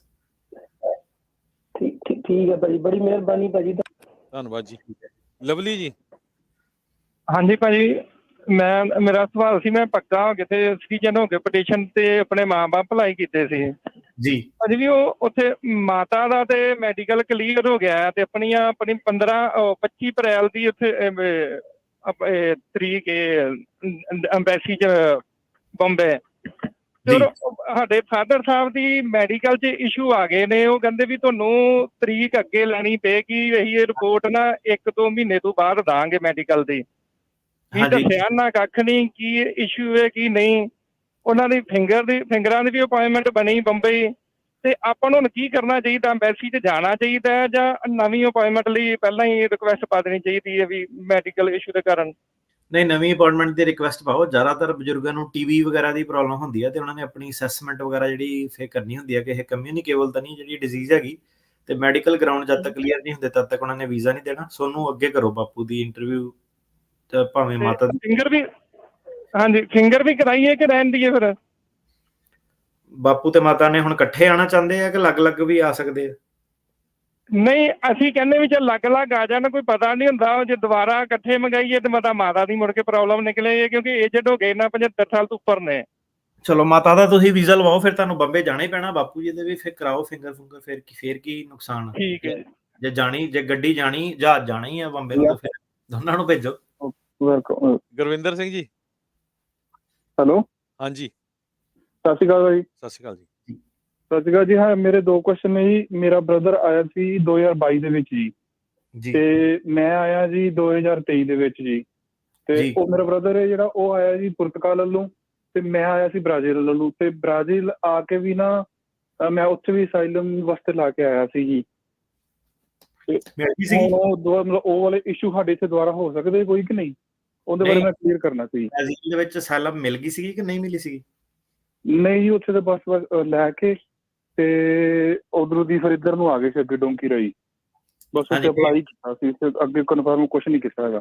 ਨਹੀਂ, ਉਹਦਾ ਬਿਲਕੁਲ ਮੁੱਦਾ ਉੱਠੂਗਾ ਤੇ ਤੁਹਾਨੂੰ ਦੱਸਣਾ ਪੈਣਾ ਕਿ ਕੀ ਚੱਕਰ ਸੀਗਾ, ਕਿਉਂ ਆ ਗਏ। ਅੱਛਾ ਜੀ, ਕਿਉਂਕਿ ਸੌਰੀ ਕਾਲ ਕੱਟ ਹੋ ਗਈ। ਸਤਿ ਸ਼੍ਰੀ ਅਕਾਲ ਜੀ। ਹਾਂਜੀ, ਸਤਿ ਸ਼੍ਰੀ ਅਕਾਲ ਰਾਜਾ ਜੀ। ਇਹਦਾ ਮੈਂ ਇੱਕ ਵਾਰੀ ਆਪ ਹੀ ਆਨਸਰ ਕਰ ਦੇਣਾ, ਬ੍ਰਾਜ਼ੀਲ ਦਾ ਜਾਂ ਕਿਤੇ ਦਾ ਵੀ। ਇੱਕ ਮਿੰਟ ਹੋਲਡ ਕਰਿਓ ਭਾਜੀ, ਪਹਿਲੇ ਇਹਦਾ ਆਨਸਰ ਕਰਨਾ। ਜਿਹੜਾ ਅਸਾਈਲਮ ਆ ਉਹ ਦੱਸਣਾ ਪੈਣਾ ਕਿ ਅਪਲਾਈ ਕੀਤਾ ਸੀ, ਨਹੀਂ ਕੀਤਾ ਸੀ। ਜੇ ਕੀਤਾ ਸੀਗਾ ਤੇ ਫਿਰ ਜਿੱਦਾਂ ਇਹ ਕਹਿੰਦੇ ਕਿ ਵੇਟ ਨਹੀਂ ਕੀਤੀ ਉਹਦੀ, ਤੇ ਕਿਉਂ ਨਹੀਂ ਵੇਟ ਕੀਤੀ, ਕੀ ਇਨਫੋਰਮੇਸ਼ਨ ਸੀਗੀ, ਕਿੱਦਾਂ ਸੀਗਾ, ਉਹ 'ਤੇ ਡਿਟੇਲਾਂ ਜਿਹੜੀਆਂ ਦੇਣੀਆਂ ਪੈਣੀਆਂ ਕਿ ਬ੍ਰਾਜ਼ੀਲ ਦੇ ਅਸਾਈਲਮ ਦੀ ਵੇਟ ਕਿਉਂ ਨਹੀਂ ਕੀਤੀ। ਤੇ ਬਿਲਕੁਲ ਮੁੱਦਾ ਜਿਹੜਾ ਉਹ ਉੱਠੂਗਾ। ਤੇ ਆਪਣੇ ਵਕੀਲ ਨੂੰ ਕਹਿ ਕੇ ਇਹ ਵੀ ਗੱਲ ਕਹਿ ਦਿਓ ਕਿ ਠੀਕ ਆ, ਜਿਹੜਾ ਇੱਕ ਫਰਮ ਰੀਸੈਟਲਮੈਂਟ ਬਾਰ ਦਾ ਮੁੱਦਾ ਇਹ ਨਹੀਂ ਬਣਦਾ ਹੈ ਨਾ, ਤੇ ਇਹਨੂੰ ਜਿਹੜਾ ਪਹਿਲਾਂ ਇਹ ਆਰਗਿਊ ਕਰੋ ਜੱਜ ਨਾਲ ਕਿ ਇਹ ਫਰਮ ਰੀਸੈਟਲਮੈਂਟ ਬਾਰ ਨਹੀਂ ਹੈਗੀ, ਕਿਉਂਕਿ ਗ੍ਰਾਂਟ ਨਹੀਂ ਅਸਾਈਲਮ ਜਿਹੜੀ ਹੋਈ ਸੀਗੀ। ਤੇ ਇਹਦੇ ਉੱਤੇ ਜਿਹੜੀ ਤਿਆਰੀ ਕਰੋ ਆਪਣੇ ਵਕੀਲ ਨਾਲ ਬਹਿ ਕੇ। ਰਾਜਾ ਜੀ। ਹਾਂਜੀ, ਸਤਿ ਸ਼੍ਰੀ ਅਕਾਲ ਜੀ। ਸਤਿ ਸ਼੍ਰੀ ਅਕਾਲ ਜੀ। ਹਾਂਜੀ, ਮੇਰਾ ਕੁਐਸਚਨ ਆ ਵੀ ਮੈਂ ਸਿਟੀਜ਼ਨ ਆ, ਮੰਮੀ ਡੈਡੀ ਦਾ ਵਿਜ਼ਟਰ ਵੀਜ਼ਾ ਲੱਗਿਆ ਹੋਇਆ, ਤੇ ਜੇ ਉਹ ਇੱਥੇ ਆ ਕੇ ਉਹਨਾਂ ਦਾ ਮੈਂ ਅਪਲਾਈ ਕਰਦੇ ਆ ਪੱਕੇ ਤੌਰ ਤੇ ਕਿੰਨੇ ਟਾਈਮ ਵਿੱਚ ਬਣ ਜਾਂਦਾ? ਪਹਿਲਾਂ ਤਾਂ ਇਦਾਂ ਕਿ ਇਸ ਇਰਾਦੇ ਨਾਲ ਨਹੀਂ ਉਹ ਆ ਸਕਦੇ, ਇੱਕ ਇੱਥੇ ਆ ਕੇ ਗ੍ਰੀਨ ਕਾਰਡ ਕਰਨ। ਜਦੋਂ ਇੱਥੇ ਆਉਂਦੇ ਆ, ਜੇ ਉਹਨਾਂ ਦਾ ਇੱਥੇ ਆਉਣ ਤੋਂ ਬਾਅਦ ਵਿਚਾਰ ਚੇਂਜ ਹੁੰਦਾ ਤੇ ਫਿਰ ਤੁਸੀਂ ਗ੍ਰੀਨ ਕਾਰਡ ਕਰ ਸਕਦੇ ਆ। ਤੇ ਤਕਰੀਬਨ ਉਹਨਾਂ ਨੇ 90 ਦਿਨ ਦੀ ਰੂਲ ਰੱਖਿਆ ਹੁੰਦਾ ਕਿ 90 ਦਿਨ ਦੇ ਵਿੱਚ ਜਿਹੜੇ ਕਰਦੇ ਆ ਉਹਨੂੰ ਉਹ ਕਹਿੰਦੇ ਆ ਕਿ ਇਹ ਪਹਿਲਾਂ ਹੀ ਫਰਾਡ ਕਰਦੇ ਆ, ਪਹਿਲਾਂ ਹੀ ਸੋਚ ਕੇ ਆਏ ਹੈਗੇ। ਜਿਹੜੇ 90 ਦਿਨ ਤੋਂ ਬਾਅਦ ਕਰਦੇ ਆ ਉਹਨਾਂ ਨੂੰ ਉਹ ਸ਼ੱਕ ਨਹੀਂ ਕਰਦੇ ਉਹਨਾਂ ਦੇ ਉੱਤੇ, ਤੇ ਸਾਲ 1.5 ਸਾਲ 'ਚ ਗੱਲ ਜਿਹੜੀ ਬਣ ਜਾਂਦੀ ਆ। ਤੇ ਉਹ ਪਹਿਲਾਂ 3-4 ਵਾਰ ਆ ਕੇ ਰਹਿ ਕੇ ਗਏ ਹੋਏ ਆ। ਹਾਂਜੀ। ਤੁਹਾਨੂੰ ਦੱਸਿਆ ਭਾਜੀ ਕਲੀਅਰਲੀ, ਜੇ ਆ ਕੇ ਉਹਨਾਂ ਦਾ ਮਨ ਬਦਲਦਾ ਫਿਰ ਕਰ ਸਕਦੇ। ਜਾਣੀ ਕਿ 90 ਦਿਨਾਂ ਤੋਂ ਬਾਅਦ ਅਪਲਾਈ ਕਰ ਸਕਦੇ। ਹਾਂਜੀ, ਧੰਨਵਾਦ ਜੀ। ਪ੍ਰੀਤ ਜੀ। ਹੈਲੋ, ਹਾਂਜੀ, ਸਤਿ ਸ਼੍ਰੀ ਅਕਾਲ ਜੀ। ਸਤਿ ਸ਼੍ਰੀ ਅਕਾਲ ਜੀ। ਹਾਂਜੀ ਸਰ, ਮੈਂ ਨਾ ਇਹ ਨੰਬਰ ਦੇ ਰਿਗਾਰਡਿੰਗ ਗੱਲ ਕਰਨੀ ਸੀਗੀ। ਤੇ ਆਪਣੇ ਬਹੁਤ ਬੰਦੇ ਨਾਮ ਤੇ ਐਡਰੈਸ ਦੇਖ ਲੈਂਦੇ ਆ ਤੇ ਇਹ ਨੰਬਰ ਆਪਣਾ ਮੇਕ ਸ਼ੋਰ ਨਹੀਂ ਕਰਦੇ। ਮੇਰੇ ਨਾ ਭਾਜੀ ਆਪਣੀ ਇੰਟਰਵਿਊ ਹੋਈ ਸੀਗੀ ਸਿਟੀਜ਼ਨਸ਼ਿਪ ਦੀ, ਤੇ ਜਦੋਂ ਮੈਂ ਗਿਆ ਮੇਰਾ ਨਾਮ ਤੇ ਡੇਟ ਆਫ ਬਰਥ ਸਹੀ ਸੀਗੀ, ਪਰ ਮੇਰਾ ਐਡਰੈਸ ਨਾ ਉੱਥੇ ਚੇਂਜ ਆ ਰਿਹਾ ਸੀਗਾ। ਤੇ ਮੈਂ ਕਦੇ ਵੀ ਐਡਰੈਸ ਆਪਣਾ ਚੇਂਜ ਨਹੀਂ ਸੀ ਕੀਤਾ, ਕਿਉਂਕਿ ਮੈਂ ਉਹ ਐਡਰੈਸ ਤੇ ਘੱਟੋ ਘੱਟ 7-8 ਸਾਲ ਤੋਂ ਰਹਿੰਦਾ ਸੀ। ਤੇ ਚਲੋ ਉਹਨਾਂ ਨੇ ਮੇਰੀ ਇੰਟਰਵਿਊ ਲੱਤੀ ਐਂਡ ਸਭ ਕੁਝ ਡਨ ਕਰਤਾ, ਤੇ ਉਹ ਕਹਿੰਦੇ ਅਸੀਂ ਇਨਵੈਸਟੀਗੇਸ਼ਨ ਕਰਾਂਗੇ ਕੀ ਹੋਇਆ ਕੀ ਆ ਤੇਰੇ ਨੰਬਰ ਨਾਲ, ਕਿਸੇ ਨੇ ਨਾ ਅਪਲਾਈ ਕੀਤਾ ਹੋਇਆ ਸੀਗਾ। ਤੇ ਮੇਰੀ ਸੈਰਮਨੀ ਆਉਣ ਤੋਂ ਬਾਅਦ ਚਲੋ ਮੈਨੂੰ ਸਰਟੀਫਿਕੇਟ ਮਿਲ ਗਿਆ, ਮੈਂ ਆਪਣਾ ਇਹ ਨੰਬਰ ਦੇਖਿਆ, ਸਾਰੀ ਇਨਫੋਰਮੇਸ਼ਨ ਦੇਖੀ, ਸਹੀ ਸੀ। ਤੇ ਭਾਜੀ ਮੈਨੂੰ ਨਾ 14-15 ਦਿਨ ਬਾਅਦ ਇਮੀਗ੍ਰੇਸ਼ਨ ਵੱਲੋਂ ਲੈਟਰ ਆਈ, ਕਿਉਂਕਿ ਮੇਰਾ ਦੁਬਾਰਾ ਫਿਰ ਤੋਂ ਐਡਰੈਸ ਅਪਡੇਟ ਹੋ ਗਿਆ ਸੀਗਾ ਇਹ ਨੰਬਰ ਤੇ। ਜਦੋਂ ਮੈਨੂੰ ਆਈ ਤੇ ਉਹਦੇ ਤੇ ਮੈਂ ਦੇਖਿਆ ਨਾਮ ਮੇਰਾ ਹੀ ਸੀਗਾ ਤੇ ਐਡਰੈਸ ਆ ਗਿਆ ਸੀ, ਬਟ ਉਹਦੇ ਤੇ ਨਾ ਇਹ ਨੰਬਰ ਮੇਰਾ ਆ ਗਿਆ ਸੀਗਾ। ਆਉਣ ਕਰਕੇ ਉਹ ਲੈਟਰ ਸੀਗੀ ਜਿਹੜੀ ਉਹ ਵਰਕ ਪਰਮਿਟ ਦੀ ਸੀਗੀ, ਤੇ ਵਰਕ ਪਰਮਿਟ ਦੀ ਲੈਟਰ ਤੇ ਚਲੋ ਫਿਰ ਮੈਂ ਉਹਨਾਂ ਨੂੰ ਸਾਰੀ ਚਿੱਠੀ ਲਿਖਿਆ ਤੇ ਮੈਂ ਸਿਟੀਜ਼ਨ ਹੈਗਾ, ਸਭ ਕੁਝ ਹੈਗਾ। ਤੇ ਉਹ ਤੋਂ ਬਾਅਦ ਉਹਨਾਂ ਦਾ ਹੁਣ ਕੋਈ ਰਿਪਲਾਈ ਆਇਆ ਨਹੀਂ। ਮੈਨੂੰ ਲੱਗਦੀ ਆ ਜਾਂ ਮੇ ਵੀ ਕੰਪਿਊਟਰ ਦੀ ਮਿਸਟੇਕ ਹੋ ਗਈ ਹੋਣੀ ਆ, ਪਤਾ ਨਹੀਂ ਕੀ ਹੋਇਆ, ਤੇ ਉਹ ਮੇਰੇ ਇਹ ਨੰਬਰ ਤੇ ਉਹਨਾਂ ਨੇ ਵਰਕ ਪਰਮਿਟ ਅਪਲਾਈ ਕਰਤਾ ਸੀਗਾ ਕਿਸੇ ਦਾ, ਪਤਾ ਨਹੀਂ ਹੁਣ ਕਿੱਦਾਂ ਹੋਇਆ ਕੀ ਨਹੀਂ। ਹਾਂਜੀ, ਤੁਸੀਂ ਨਾ ਇਮੀਗ੍ਰੇਸ਼ਨ ਆਫਿਸ ਜਾ ਕੇ ਅਪਾਇੰਟਮੈਂਟ ਬਣਾਓ ਆਪਣੀ, ਜਿਹੜਾ ਲੋਕਲ ਫੀਲਡ ਆਫਿਸ ਹੁੰਦਾ ਉੱਥੇ ਜਾਓ ਤੇ ਉਹ ਵਰਕ ਪਰਮਿਟ ਵਗੈਰਾ ਦੀ ਚਿੱਠੀ ਲੈ ਕੇ ਜਾਓ। ਹਾਂਜੀ, ਕਈ ਵਾਰੀ ਨਾ ਫਿਰ ਇਸ਼ੂ ਪੈ ਜਾਂਦਾ ਆਇਡੈਂਟੀਟੀ ਦਾ, ਤੇ ਬਾਅਦ ਚ ਵੀ ਤੁਹਾਨੂੰ ਫਿਰ ਟਰੈਵਲ ਟਰੂਵਲ ਕਰੋਗੇ ਦਿੱਕਤ ਆਊਗੀ। ਸੋ ਜਾ ਕੇ ਹੁਣ ਨਾ ਇਨ ਪਰਸਨ ਅਪਾਇੰਟਮੈਂਟ ਬਣਾ ਕੇ ਜਿਹੜੀ ਕਲੀਅਰ ਕਰੋ। ਸੁਖਵਿੰਦਰ ਸਿੰਘ ਜੀ, ਸੁਖਵਿੰਦਰ ਜੀ। ਹੈਲੋ, ਹਾਂਜੀ, ਸਤਿ ਸ੍ਰੀ ਅਕਾਲ ਸਰ ਜੀ। ਸਤਿ ਸ਼੍ਰੀ ਅਕਾਲ ਜੀ। ਸਰ ਜੀ, ਮੈਂ 2014 ਦੇ ਵਿੱਚ ਅਮਰੀਕਾ ਆਇਆ ਸੀ ਤੇ ਮੈਂ 2017 ਦੇ ਵਿੱਚ ਵਿਆਹ ਕਰਾਇਆ ਤੇ ਮੇਰਾ I-360 ਅਪਰੂਵਲ ਹੋ ਗਿਆ ਜੀ। ਤੇ ਉਸ ਤੋਂ ਬਾਅਦ ਮੇਰੀ ਡੈਪੂਟੇਸ਼ਨ ਲੱਗੀ ਹੋਈ ਸੀ 2018 ਦੇ ਵਿੱਚ, ਤੇ ਮੈਂ ਰੀਓਪਨ ਟੂ ਮੋਸ਼ਨ ਲਾਇਆ ਹੋਇਆ, ਤੇ ਉਹ ਕਿੰਨੀ ਕੁ ਦੇਰ ਤੱਕ ਆ ਜਾਏਗਾ? ਕਿਉਂਕਿ ਮੇਰਾ ਉਹਨਾਂ ਨੇ I-485 ਹੋਲਡ ਕਰ ਲਿਆ 360 ਦੇ ਬੇਸ ਤੇ, ਕਿਉਂਕਿ ਮੇਰੀ ਅਸਾਈਲਮ ਬੰਦ ਨਹੀਂ ਹੋਈ। ਤੇ ਉਹਦੇ ਵਿੱਚ ਮੈਨੂੰ ਕੋਈ ਕਿੰਨਾ ਪਤਾ ਨਹੀਂ ਕਹਿ ਸਕਦੇ, ਪਰ ਜ਼ਿਆਦਾਤਰ ਇਹ ਗ੍ਰਾਂਟ ਹੋ ਜਾਂਦੇ ਆ ਜੇ 360 ਤੁਹਾਡੀ ਅਪਰੂਵ ਹੋ ਗਈ ਆ। ਪਰ ਇਹਦੇ ਨਾਲ ਇਹ ਦੱਸਦੀ ਹੈ ਕਿ ਬਹੁਤ ਆਪਣੇ ਜਿੱਦਾਂ ਨਿਊਯਾਰਕ ਵੱਲ ਤਾਂ ਕਾਫੀ ਮਜ਼ਾਕ ਲੋਕਾਂ ਨੇ ਬਣਾਇਆ ਪਿਆ, ਵਾਵੇ ਵੂਵੇ ਪ੍ਰੋਸੈਸ ਦਾ ਪੈਕੇਜ ਹੀ ਜਿਹੜੇ ਉਹ ਕਰਦੇ ਆ, ਤੇ ਜਿਹੜੇ ਬੰਦੇ ਦਾ ਅਸਾਈਲਮ ਕੇਸ ਡਿਨਾਈ ਹੁੰਦਾ ਉਹ ਕਹਿੰਦਾ ਚੱਲ ਵਾਵਾ ਕਰੀਏ, ਚੱਲ ਵਾਵਾ ਕਰੀਏ। ਉਹ ਫਰਾਡ ਆ ਬਹੁਤ ਵੱਡਾ ਜਿਹੜਾ ਚੱਲਦਾ ਵਾ। ਤੇ ਹੁਣ ਉਹ ਜਿਹੜਾ ਜੇ ਤਾਂ ਜੈਨੂਇਨ ਆ ਸਾਰਾ ਕੋਈ ਮੁੱਦਾ ਨਹੀਂ ਹੈਗਾ, ਉਹ ਤਾਂ ਉਹ ਰੀਓਪਨ ਨੂੰ ਉਹਨਾਂ ਨੇ ਅਪਰੂਵ ਕਰ ਦੇਣਾ ਤਕਰੀਬਨ। Most like very very high chances ਆ। ਟਾਈਮ ਦਾ ਨਹੀਂ ਕੁਝ ਕਹਿ ਸਕਦੇ ਉਹਦੇ ਵਿੱਚ, ਕਿਉਂਕਿ ਤੁਸੀਂ ਇਹ ਦੇਖੋ ਤੁਸੀਂ ਇਹ ਦੇਖੋ ਮੈਨੂੰ ਕੋਈ ਵੇਵਰ।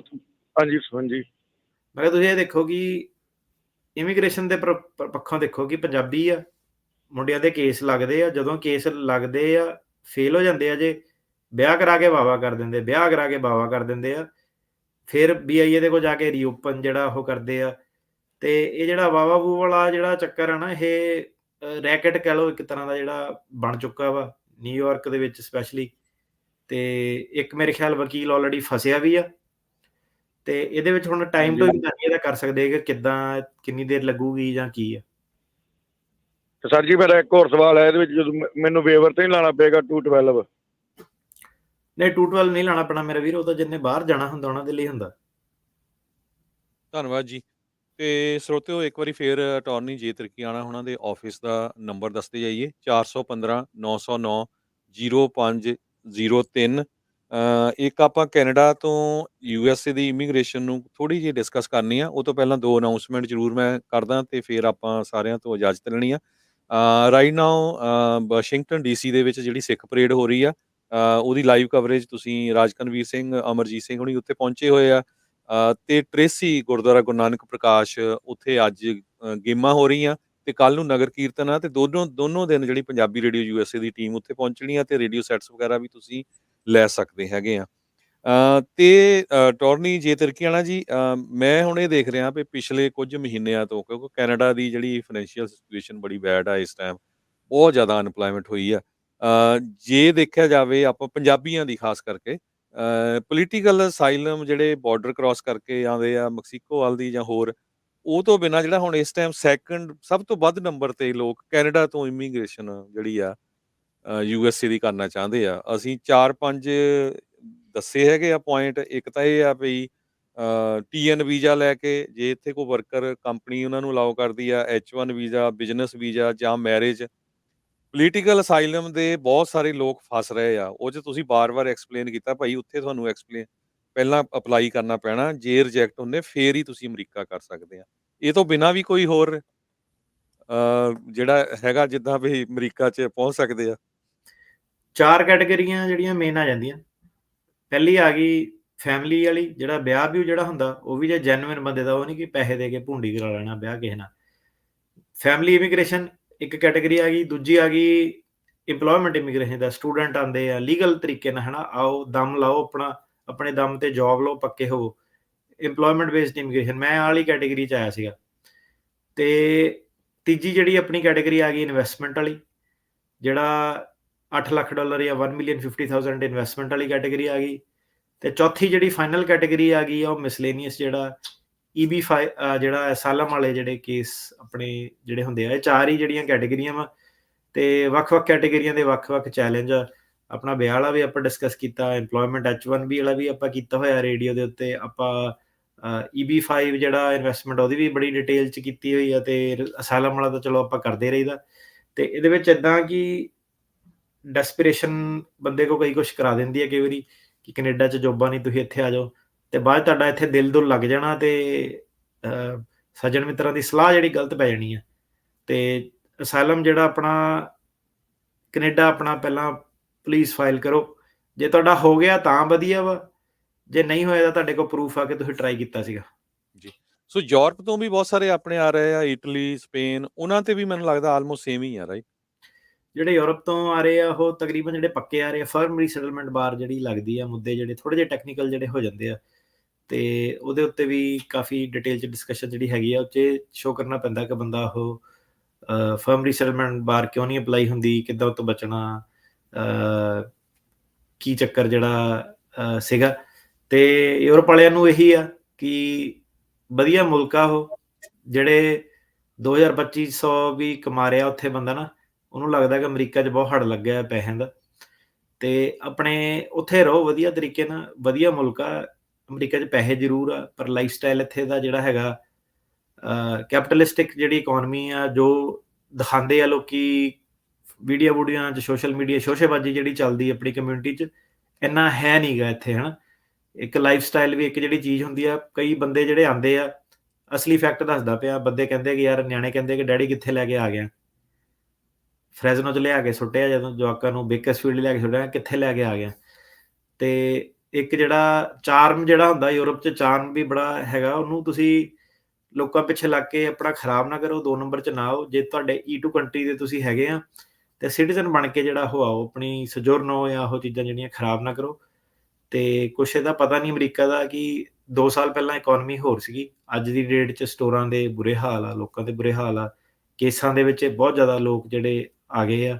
ਕੁਛ ਪਤਾ ਨਹੀਂ ਕਿ ਕਿੱਧਰ ਨੂੰ ਇਹ ਜਿਹੜਾ ਸਾਰਾ ਸਿਸਟਮ ਇਹ ਜਾਣਾ।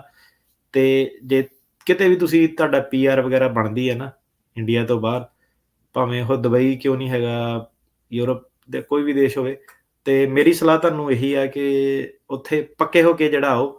ਜਦੋਂ ਤੁਸੀਂ ਇੱਥੇ ਕਿਸੇ ਵਕੀਲ ਵਕੂਲ ਨਾਲ ਗੱਲ ਕਰਦੇ ਆ, ਉਹਨੇ ਤਾਂ ਇਹ ਕਹਿਣਾ ਕਿ ਆ ਜਾ ਵਕੀਲ ਦੇ ਤਾਂ ਪੈਸੇ ਬਣਨੇ ਆ, ਕਿਸੇ ਨੇ ਮਨਾ ਥੋੜ੍ਹਾ ਨਾ ਕਰਨਾ। ਤੇ ਆਪਣਾ ਆਫਿਸ ਹਮੇਸ਼ਾ ਜਿਹਨੇ ਪੈਸੇ ਦੇ ਕੇ ਵੀ ਕੰਸਲਟੇਸ਼ਨ ਕੀਤੀ ਹੈ ਨਾ, ਉਹਨੂੰ ਵੀ ਮੈਂ ਇਹੀ ਕਹਿਣਾ, ਉਹ ਕਹਿੰਦਾ ਨਹੀਂ ਮੈਂ ਆਉਣਾ, ਮੈਂ ਕਿਹਾ ਤੂੰ ਨਾ, ਨਹੀਂ ਮੈਂ ਆਉਣਾ, ਤੂੰ ਨਾ। ਫਿਰ ਮੈਂ ਉਹਨੂੰ ਇਹੀ ਕਹਿਣਾ, ਮੈਂ ਕਿਹਾ ਦੇਖ, ਜੇ ਤੂੰ ਇੱਥੇ ਹੁੰਨਾ, ਸਾਡੀ ਅਸਾਲਮ ਦੀ $15,000 ਫੀਸ ਆ, ਮੈਂ ਐਜ਼ ਅ ਵਕੀਲ ਤੈਨੂੰ ਕਹਿ ਰਿਹਾ ਕਿ ਨਾ, ਤੇਰੇ ਤੋਂ ਫੀਸ ਨਹੀਂ ਚਾਹੀਦੀ ਆ। ਸਹੀ ਸਲਾਹ ਇਹੀ ਆ ਕਿ ਪੱਕੇ ਤੌਰ ਤੇ, ਪੱਕੀ ਪੈਰੀ E2 ਵੀਜ਼ੇ ਤੇ ਜਿਹੜਾ ਅਪਣਾਓ। ਤੇ ਕਈ ਜਿਹੜੇ ਕਲਾਇੰਟ ਆ ਨਾ, ਉਹ ਮਤਲਬ ਇਹ ਫੈਕਟ ਆ ਕਿ ਸਾਨੂੰ ਵੀ ਕਈ ਵਾਰੀ ਕਲਾਇੰਟਾਂ ਤੋਂ ਬਹੁਤ ਚੀਜ਼ਾਂ ਜਿਹੜੀਆਂ ਪਤਾ ਲੱਗਦੀਆਂ, ਲਾਈਫ ਬਾਰੇ ਬਹੁਤ ਪਤਾ ਲੱਗਦਾ, ਲੋਕਾਂ ਦੀ ਰਿਸ਼ਤੇਦਾਰੀਆਂ ਬਾਰੇ ਬਹੁਤ ਪਤਾ ਲੱਗਦਾ। ਸਕੇ ਭਰਾ ਵੀ ਕਈ ਵਾਰੀ ਥੋੜ੍ਹਾ ਜਿਹਾ ਵੱਧ ਦੱਸ ਜਾਂਦੇ ਆ ਟੌਰ ਮਾਰਨ ਨੂੰ ਕਿ ਅਮਰੀਕਾ ਇੱਦਾਂ, ਅਮਰੀਕਾ ਇੱਦਾਂ। ਤੇ ਕਈ ਵਾਰੀ ਜਦੋਂ ਬੰਦੇ ਆਉਂਦੇ ਆ ਨਾ, ਉਹਨਾਂ ਨੂੰ ਲੱਗਦਾ ਕਿ ਕਿਸੇ ਬਹੁਤ ਵੱਡੇ ਲੈਵਲ ਤੇ ਉਹਨਾਂ ਦੀ ਬਾਂਹ ਫੜ ਲੈਣੀ, ਉਹਨਾਂ ਦੇ ਸੱਜਣ ਮਿੱਤਰਾਂ ਨੇ ਹੈਲਪ ਕਰ ਦੇਣੀ। ਇੱਥੇ ਬਿਜ਼ੀ ਆ ਸਾਰੇ ਬੰਦੇ, ਹੈ ਨਾ। ਤੇ ਉਹ ਕਈ ਵਾਰੀ ਜਿੱਦਾਂ ਇੱਦਾਂ ਹੁੰਦਾ ਕਿ ਬੰਦਾ ਆਉਂਦਾ, ਫਿਰ ਉਹ ਘਰੇ ਹੀ ਬੈਠਾ ਰਹਿੰਦਾ। ਉਹਦੀ ਜਦੋਂ ਬੰਦਾ ਆਪਣੀ ਪਾਵਰ 'ਚ ਹੁੰਦਾ ਵਾ, ਆਪਣੇ ਕੰਮਕਾਰ ਕਰਦਾ, ਉਹਦੀ ਇੱਕ ਰਿਸਪੈਕਟ ਹੁੰਦੀ ਆ। ਸਾਨੂੰ ਨਾ ਜ਼ਿਆਦਾਤਰ ਲੋਕੀ ਆ ਕੇ ਦੱਸਦੇ ਆ ਕਿ ਉਹ ਡਿਸਰਿਸਪੈਕਟਡ ਬਹੁਤ ਫੀਲ ਕਰਦੇ ਆ, ਤੇ ਫਿਰ ਉਹਨਾਂ ਨੂੰ ਰਿਜ਼ੈਂਟਮੈਂਟ ਹੁੰਦੀ ਕਿ ਜਿੱਦਾਂ ਭਰਾ ਉਹਨਾਂ ਦੇ, ਕਿਉਂਕਿ ਉਹਨਾਂ ਦੀ ਆਪਣੀ ਲਾਈਫ ਆ, ਘਰ ਵਾਲੀਆਂ, ਜਵਾਕ ਜੂਕ, ਉਹਨਾਂ ਨੇ ਆਪਣੇ ਉਹ ਲੱਗ ਜਾਣਾ, ਤੇ ਉਹ ਬਚਪਨ ਵਾਲੀਆਂ ਗੱਲਾਂ ਨਹੀਂ ਹੁੰਦੀਆਂ। ਤੇ ਜਦੋਂ ਬੰਦਾ ਲੌਂਗ ਟਰਮ ਕਿਸੇ ਨਾਲ ਆ ਕੇ ਰਹਿੰਦਾ, ਤੇ ਉਹ ਇੰਨੇ ਕੁ ਲੋਕ ਜਿਹੜੇ ਫਰਸਟ੍ਰੇਸ਼ਨ ਹੁੰਦੇ ਆ, ਮੈਂ ਸ਼ੇਅਰ ਤਾਂ ਕਰ ਰਿਹਾ ਕਿ ਕਈ ਵਾਰੀ ਬੰਦਾ ਨਾ ਸੌਰੀ ਫੀਲ ਕਰਦਾ ਉਹਨਾਂ ਦੇ ਲਈ। ਉਹਨਾਂ ਨੂੰ ਤਾਂ ਮੈਂ ਹੁਣ ਕੁਛ ਕਰ ਨਹੀਂ ਸਕਦਾ, ਪਰ ਮੀਡੀਅਮ ਰਾਹੀਂ ਮੈਂ ਤੁਹਾਨੂੰ ਜ਼ਰੂਰ ਦੱਸ ਸਕਦਾ, ਉਹ ਜਿਹੜਾ ਪਿਆਰ ਪਿਉਰ ਜਿਹਾ ਹੁੰਦਾ ਨਾ, ਕਈ ਵਾਰੀ ਦੂਰੋਂ ਹੀ ਬਣਿਆ ਰਹਿੰਦਾ, ਵਧੀਆ ਲੱਗਦਾ ਕਿ ਬੰਦਾ ਇੱਥੋਂ ਬੈਠਾ ਸ਼ੇਖੀ ਮਾਰੀ ਜਾਂਦਾ ਕਿ ਅਮਰੀਕਾ ਇੱਦਾਂ ਮੇਰਾ ਹੋ ਗਿਆ, ਬੱਲੇ ਬੱਲੇ ਹੋ ਗਈ ਆ। ਉਹ ਜਦੋਂ ਬੰਦਾ ਆਉਂਦਾ, ਚੀਜ਼ਾਂ ਹੋਰ ਹੁੰਦੀਆਂ ਵਾ। ਫਰੈਜ਼ਨੋ, ਬੇਕਰਫੀਲਡ ਤੁਸੀਂ ਜਦੋਂ ਆਉਣਾ ਵਾ, ਉਹ ਤੁਹਾਨੂੰ ਅਮਰੀਕਾ ਉਹ ਵਾਲਾ ਨਹੀਂ ਨਜ਼ਰ ਆਉਣਾ ਜਿਹੜਾ ਫੋਟੋਆਂ 'ਚ ਨਜ਼ਰ ਆਉਂਦਾ ਵਾ। ਤੁਸੀਂ ਕਹਿਣਾ ਯਾਰ, ਇਹ ਤਾਂ ਮੋਹਾਲੀ ਨਾਲੋਂ ਵੀ ਜਿਹੜਾ ਮਾੜਾ ਹਾਲ ਆ, ਉੱਥੇ ਤਾਂ ਫੇਰ ਲੋਕਾਂ 'ਚ ਚਾਰਮ, ਰਹਿਣ ਰੂਣ ਦਾ ਉਹ ਆ, ਟੌਰ ਕੱਢ ਕੇ ਬੰਦਾ ਜਿਹੜਾ ਘੁੰਮਦਾ, ਹੈ ਨਾ। ਸੋ ਉਹ ਬੰਦੇ ਕਈ ਵਾਰੀ ਇਹੀ ਕਹਿੰਦੇ ਯਾਰ, ਨਿਆਣੇ ਕਹਿੰਦੇ ਕਿ ਕਿਉਂ ਲੈ ਕੇ ਆਏ ਤੁਸੀਂ ਸਾਨੂੰ ਇੱਥੇ, ਕਿਆ ਕਿੱਦਾਂ ਦੀ ਜਗ੍ਹਾ ਲੈ ਕੇ ਆ ਗਏ। ਸੋ ਉਹ ਆਪਣਾ ਨਾ ਯੂਰਪ ਵਾਲੇ ਜਿਹੜੇ ਬੰਦੇ ਆ, ਉਹ ਪਲੀਜ਼ ਆ ਕੇ ਆਪਣਾ ਨਾ ਵੀਡੀਓ ਵੂਡੀਓ ਜਾਂ ਇੱਦਾਂ ਸ਼ੋਸ਼ੇਬਾਜ਼ੀ ਪਿੱਛੇ ਆਪਣਾ ਘਰ ਨਾ ਉੱਥੋਂ ਪਲੀਜ਼ ਪੱਟ ਕੇ ਆਓ। ਬਿਜ਼ਨਸ ਵੀ ਕਈ ਜਿੱਦਾਂ ਕਿਸੇ ਦਾ ਪੀਜ਼ਾ ਚੱਲਦਾ, ਉਹ ਚੱਲਦਾ ਵਾ, ਆ ਕੇ ਭਾਜੀ ਉੱਥੋਂ ਦੀ ਛੱਡ ਕੇ ਆ ਜਾਂਦੇ ਆ, ਵੇਚ-ਵੂਚ ਕੇ ਆ ਜਾਂਦੇ ਆ, ਏਜੰਟਾਂ ਨੂੰ ਪੈਸੇ ਦੇ ਦਿੰਦੇ ਆ ਤੇ ਇੱਥੇ ਆ ਕੇ ਹੁਣ ਲੇਬਰ ਸਟੋਰ ਤੇ ਲੱਭਦੇ ਆ 7-7 10-10 ਡਾਲਰ ਤੇ ਜਿਹੜੇ ਲੱਗੇ ਆ, ਉਹ ਬੰਦੇ ਜਿਹੜੇ ਉੱਥੇ ਲੋਕਾਂ ਕੋਲ ਕੰਮ ਜਿਹੜਾ ਕਰਾਉਂਦੇ ਸੀਗੇ। ਉੱਥੇ ਤੁਸੀਂ ਮਾਲਕ ਆ ਹਨਾ, ਠੀਕ ਆ 4 ਪੈਸੇ ਤੁਹਾਡੇ ਘੱਟ ਆ ਪਰ ਕੁਆਲਿਟੀ ਆਫ ਲਾਈਫ ਆ ਅਮਰੀਕਾ 'ਚ ਹੈ ਨਹੀਂ ਗੀ ਉਹ। ਤੇ ਉਹ ਜਿਹੜੀਆਂ ਗੱਲਾਂ ਪੁਰਾਣੀਆਂ ਰਹੀਆਂ ਨਹੀਂ, ਜਿਹੜੀਆਂ ਕਿ ਤੁਸੀਂ ਕਹੋ ਕਿ 15 ਸਾਲ ਪਹਿਲਾਂ NRI ਜਾਂਦਾ ਹੈਗਾ ਤੇ ਉਹਦੀ ਸੇਵਾ ਹੁੰਦੀ ਸੀ ਇੰਡੀਆ ਦੇ ਵਿੱਚ ਤੇ ਉਹਦੀ ਬੱਲੇ-ਬੱਲੇ ਸੀਗੀ ਅਮਰੀਕਾ 'ਚ। ਸੋ ਉਹ ਇੱਥੇ ਵੀ ਬਹੁਤ ਸਿਸਟਮ ਜਿਹੜੇ ਬਦਲ ਰਹੇ ਆ। ਸੋ ਇਹ ਚੀਜ਼ ਨੂੰ ਸੋਚ ਕੇ ਆਓ। ਜੀ ਬਿਲਕੁਲ, ਟੋਟਲੀ ਡਿਫਰੈਂਟ ਹੈ। ਯੂਰਪ ਦੇ ਵਿੱਚ ਜਿਹੜਾ ਲਾਈਫ ਸਟਾਈਲ ਆ, ਕੋਈ 32 ਘੰਟੇ ਜਾਂ 40 ਘੰਟੇ ਕੰਮ ਦਾ ਆ। ਅਮਰੀਕਾ 'ਚ 80-80 ਘੰਟੇ ਲੋਕ ਹਰ ਵੀਕ 75-75 ਘੰਟੇ ਕੰਮ ਕਰਦੇ ਆ। ਸੋ ਜੇ ਆਉਣਾ ਪਹਿਲਾਂ ਦੇਖ ਕੇ ਘੁੰਮ ਫਿਰ ਕੇ ਜਾਓ। ਇੱਕ ਦੂਜੇ ਵੱਲ ਜਿਹੜਾ ਸੋਸ਼ਲ ਮੀਡੀਆ ਤੇ ਪਿਕਚਰਸ ਵੀਡੀਓਜ਼ ਦੇਖ ਕੇ ਉਹ ਨਾ ਆਓ। ਸੋ ਜੋ ਇੱਕ ਵਾਰੀ ਦੇਖਦਾ ਫਿਰ ਜੋ ਦਿਖਦਾ ਉਹ ਹੁੰਦਾ ਨਹੀਂ ਹੈਗਾ, ਸਾਰਿਆਂ ਨੂੰ ਪਤਾ ਇਸ ਗੱਲ ਦਾ। ਤੇ ਕਿਸੇ ਨੇ ਕਮੈਂਟ ਪਾਇਆ ਕਹਿੰਦਾ ਯਾਰ ਇਹ ਬੇਕਰਫੀਲਡ ਤੇ ਫਰੈਜ਼ਨਰ ਨੂੰ ਹੇਟ ਕਰਦਾ। ਤੇ ਮੈਂ ਕਿਹਾ ਜਿਹੜਾ ਭਰਾਵਾ ਸੈਨੋ ਦੇ ਆ ਜਾਓ, ਇੱਥੇ ਲੋਕਾਂ ਨੇ ਕਹਿਣਾ ਯਾਰ ਰੈਂਟ ਬਹੁਤ ਜ਼ਿਆਦਾ, ਇਹ ਤਾਂ ਮੁਲਾਜ਼ਮ ਵੀ ਸਾਡੇ ਰੋਂਦੇ ਆ ਕਿ ਯਾਰ ਇਹਦਾ ਰੈਂਟ 3-3 4-4 ਹਜ਼ਾਰ ਡਾਲਰ ਆ। ਸੋ ਗੱਲ ਘੁੰਮ ਫਿਰ ਕੇ ਉਹੀ ਆ ਜਾਂਦੀ ਆ ਕਿ ਬੰਦਾ ਇੱਥੇ ਵੀ ਆ ਕੇ ਪਹਿਲਾਂ ਫਸਦਾ, 5-7 ਸਾਲ 10 ਸਾਲ ਮਿਹਨਤ ਲਾਉਂਦਾ, ਫਿਰ ਅੱਗੇ ਜਾ ਕੇ ਉੱਠਦਾ। ਤੇ ਜਿਹਨਾਂ ਨੇ ਆਲਰੇਡੀ ਯੂਰਪ ਮਿਹਨਤਾਂ ਕੀਤੀਆਂ 5 ਸਾਲ 10 ਸਾਲ ਤੁਸੀਂ ਉਹ ਜਿਹੜੀ ਲਾ ਚੁੱਕੇ ਆ, ਤੁਸੀਂ ਜਦੋਂ ਪਾਸਪੋਰਟ ਲੈ ਲੈਣੇ ਨਾ, ਤੁਹਾਨੂੰ ਔਨ ਅਰਾਈਵਲ ਵੀਜ਼ੇ ਮਿਲਣੇ, ਆਰਾਮ ਨਾਲ ਘੁੰਮ ਫਿਰ ਕੇ ਜਾਓ। ਫਿਰ ਤੁਸੀਂ ਮੇਰੀ ਗੱਲ ਨਾਲ ਐਗਰੀ ਕਰਨਾ ਕਿ ਯਾਰ ਸਹੀ ਕਹਿੰਦਾ ਹੈਗਾ, ਕੱਖ ਨਹੀਂ ਹੈਗਾ ਇੱਥੇ, ਘੁੰਮ ਫਿਰ ਕੇ ਜਿਹੜਾ ਸ਼ੌਂਕ ਆਪਣਾ ਪੂਰਾ ਕਰਨਾ ਕਰ ਲਓ ਤੇ ਇੰਨੀ ਕੋਈ ਖਾਸ ਗੱਲ ਨਹੀਂ ਹੈਗੀ। ਜੀ ਬਹੁਤ ਸੈੱਟ ਵੀ ਹੋ ਜਾਂਦੇ ਆ, ਕੱਲੇ ਬੰਦੇ ਤੇ ਡਿਪੈਂਡ ਕਰਦਾ ਵੀ ਕਿੱਦਾਂ ਹੈਗਾ ਆ, ਹਨਾ।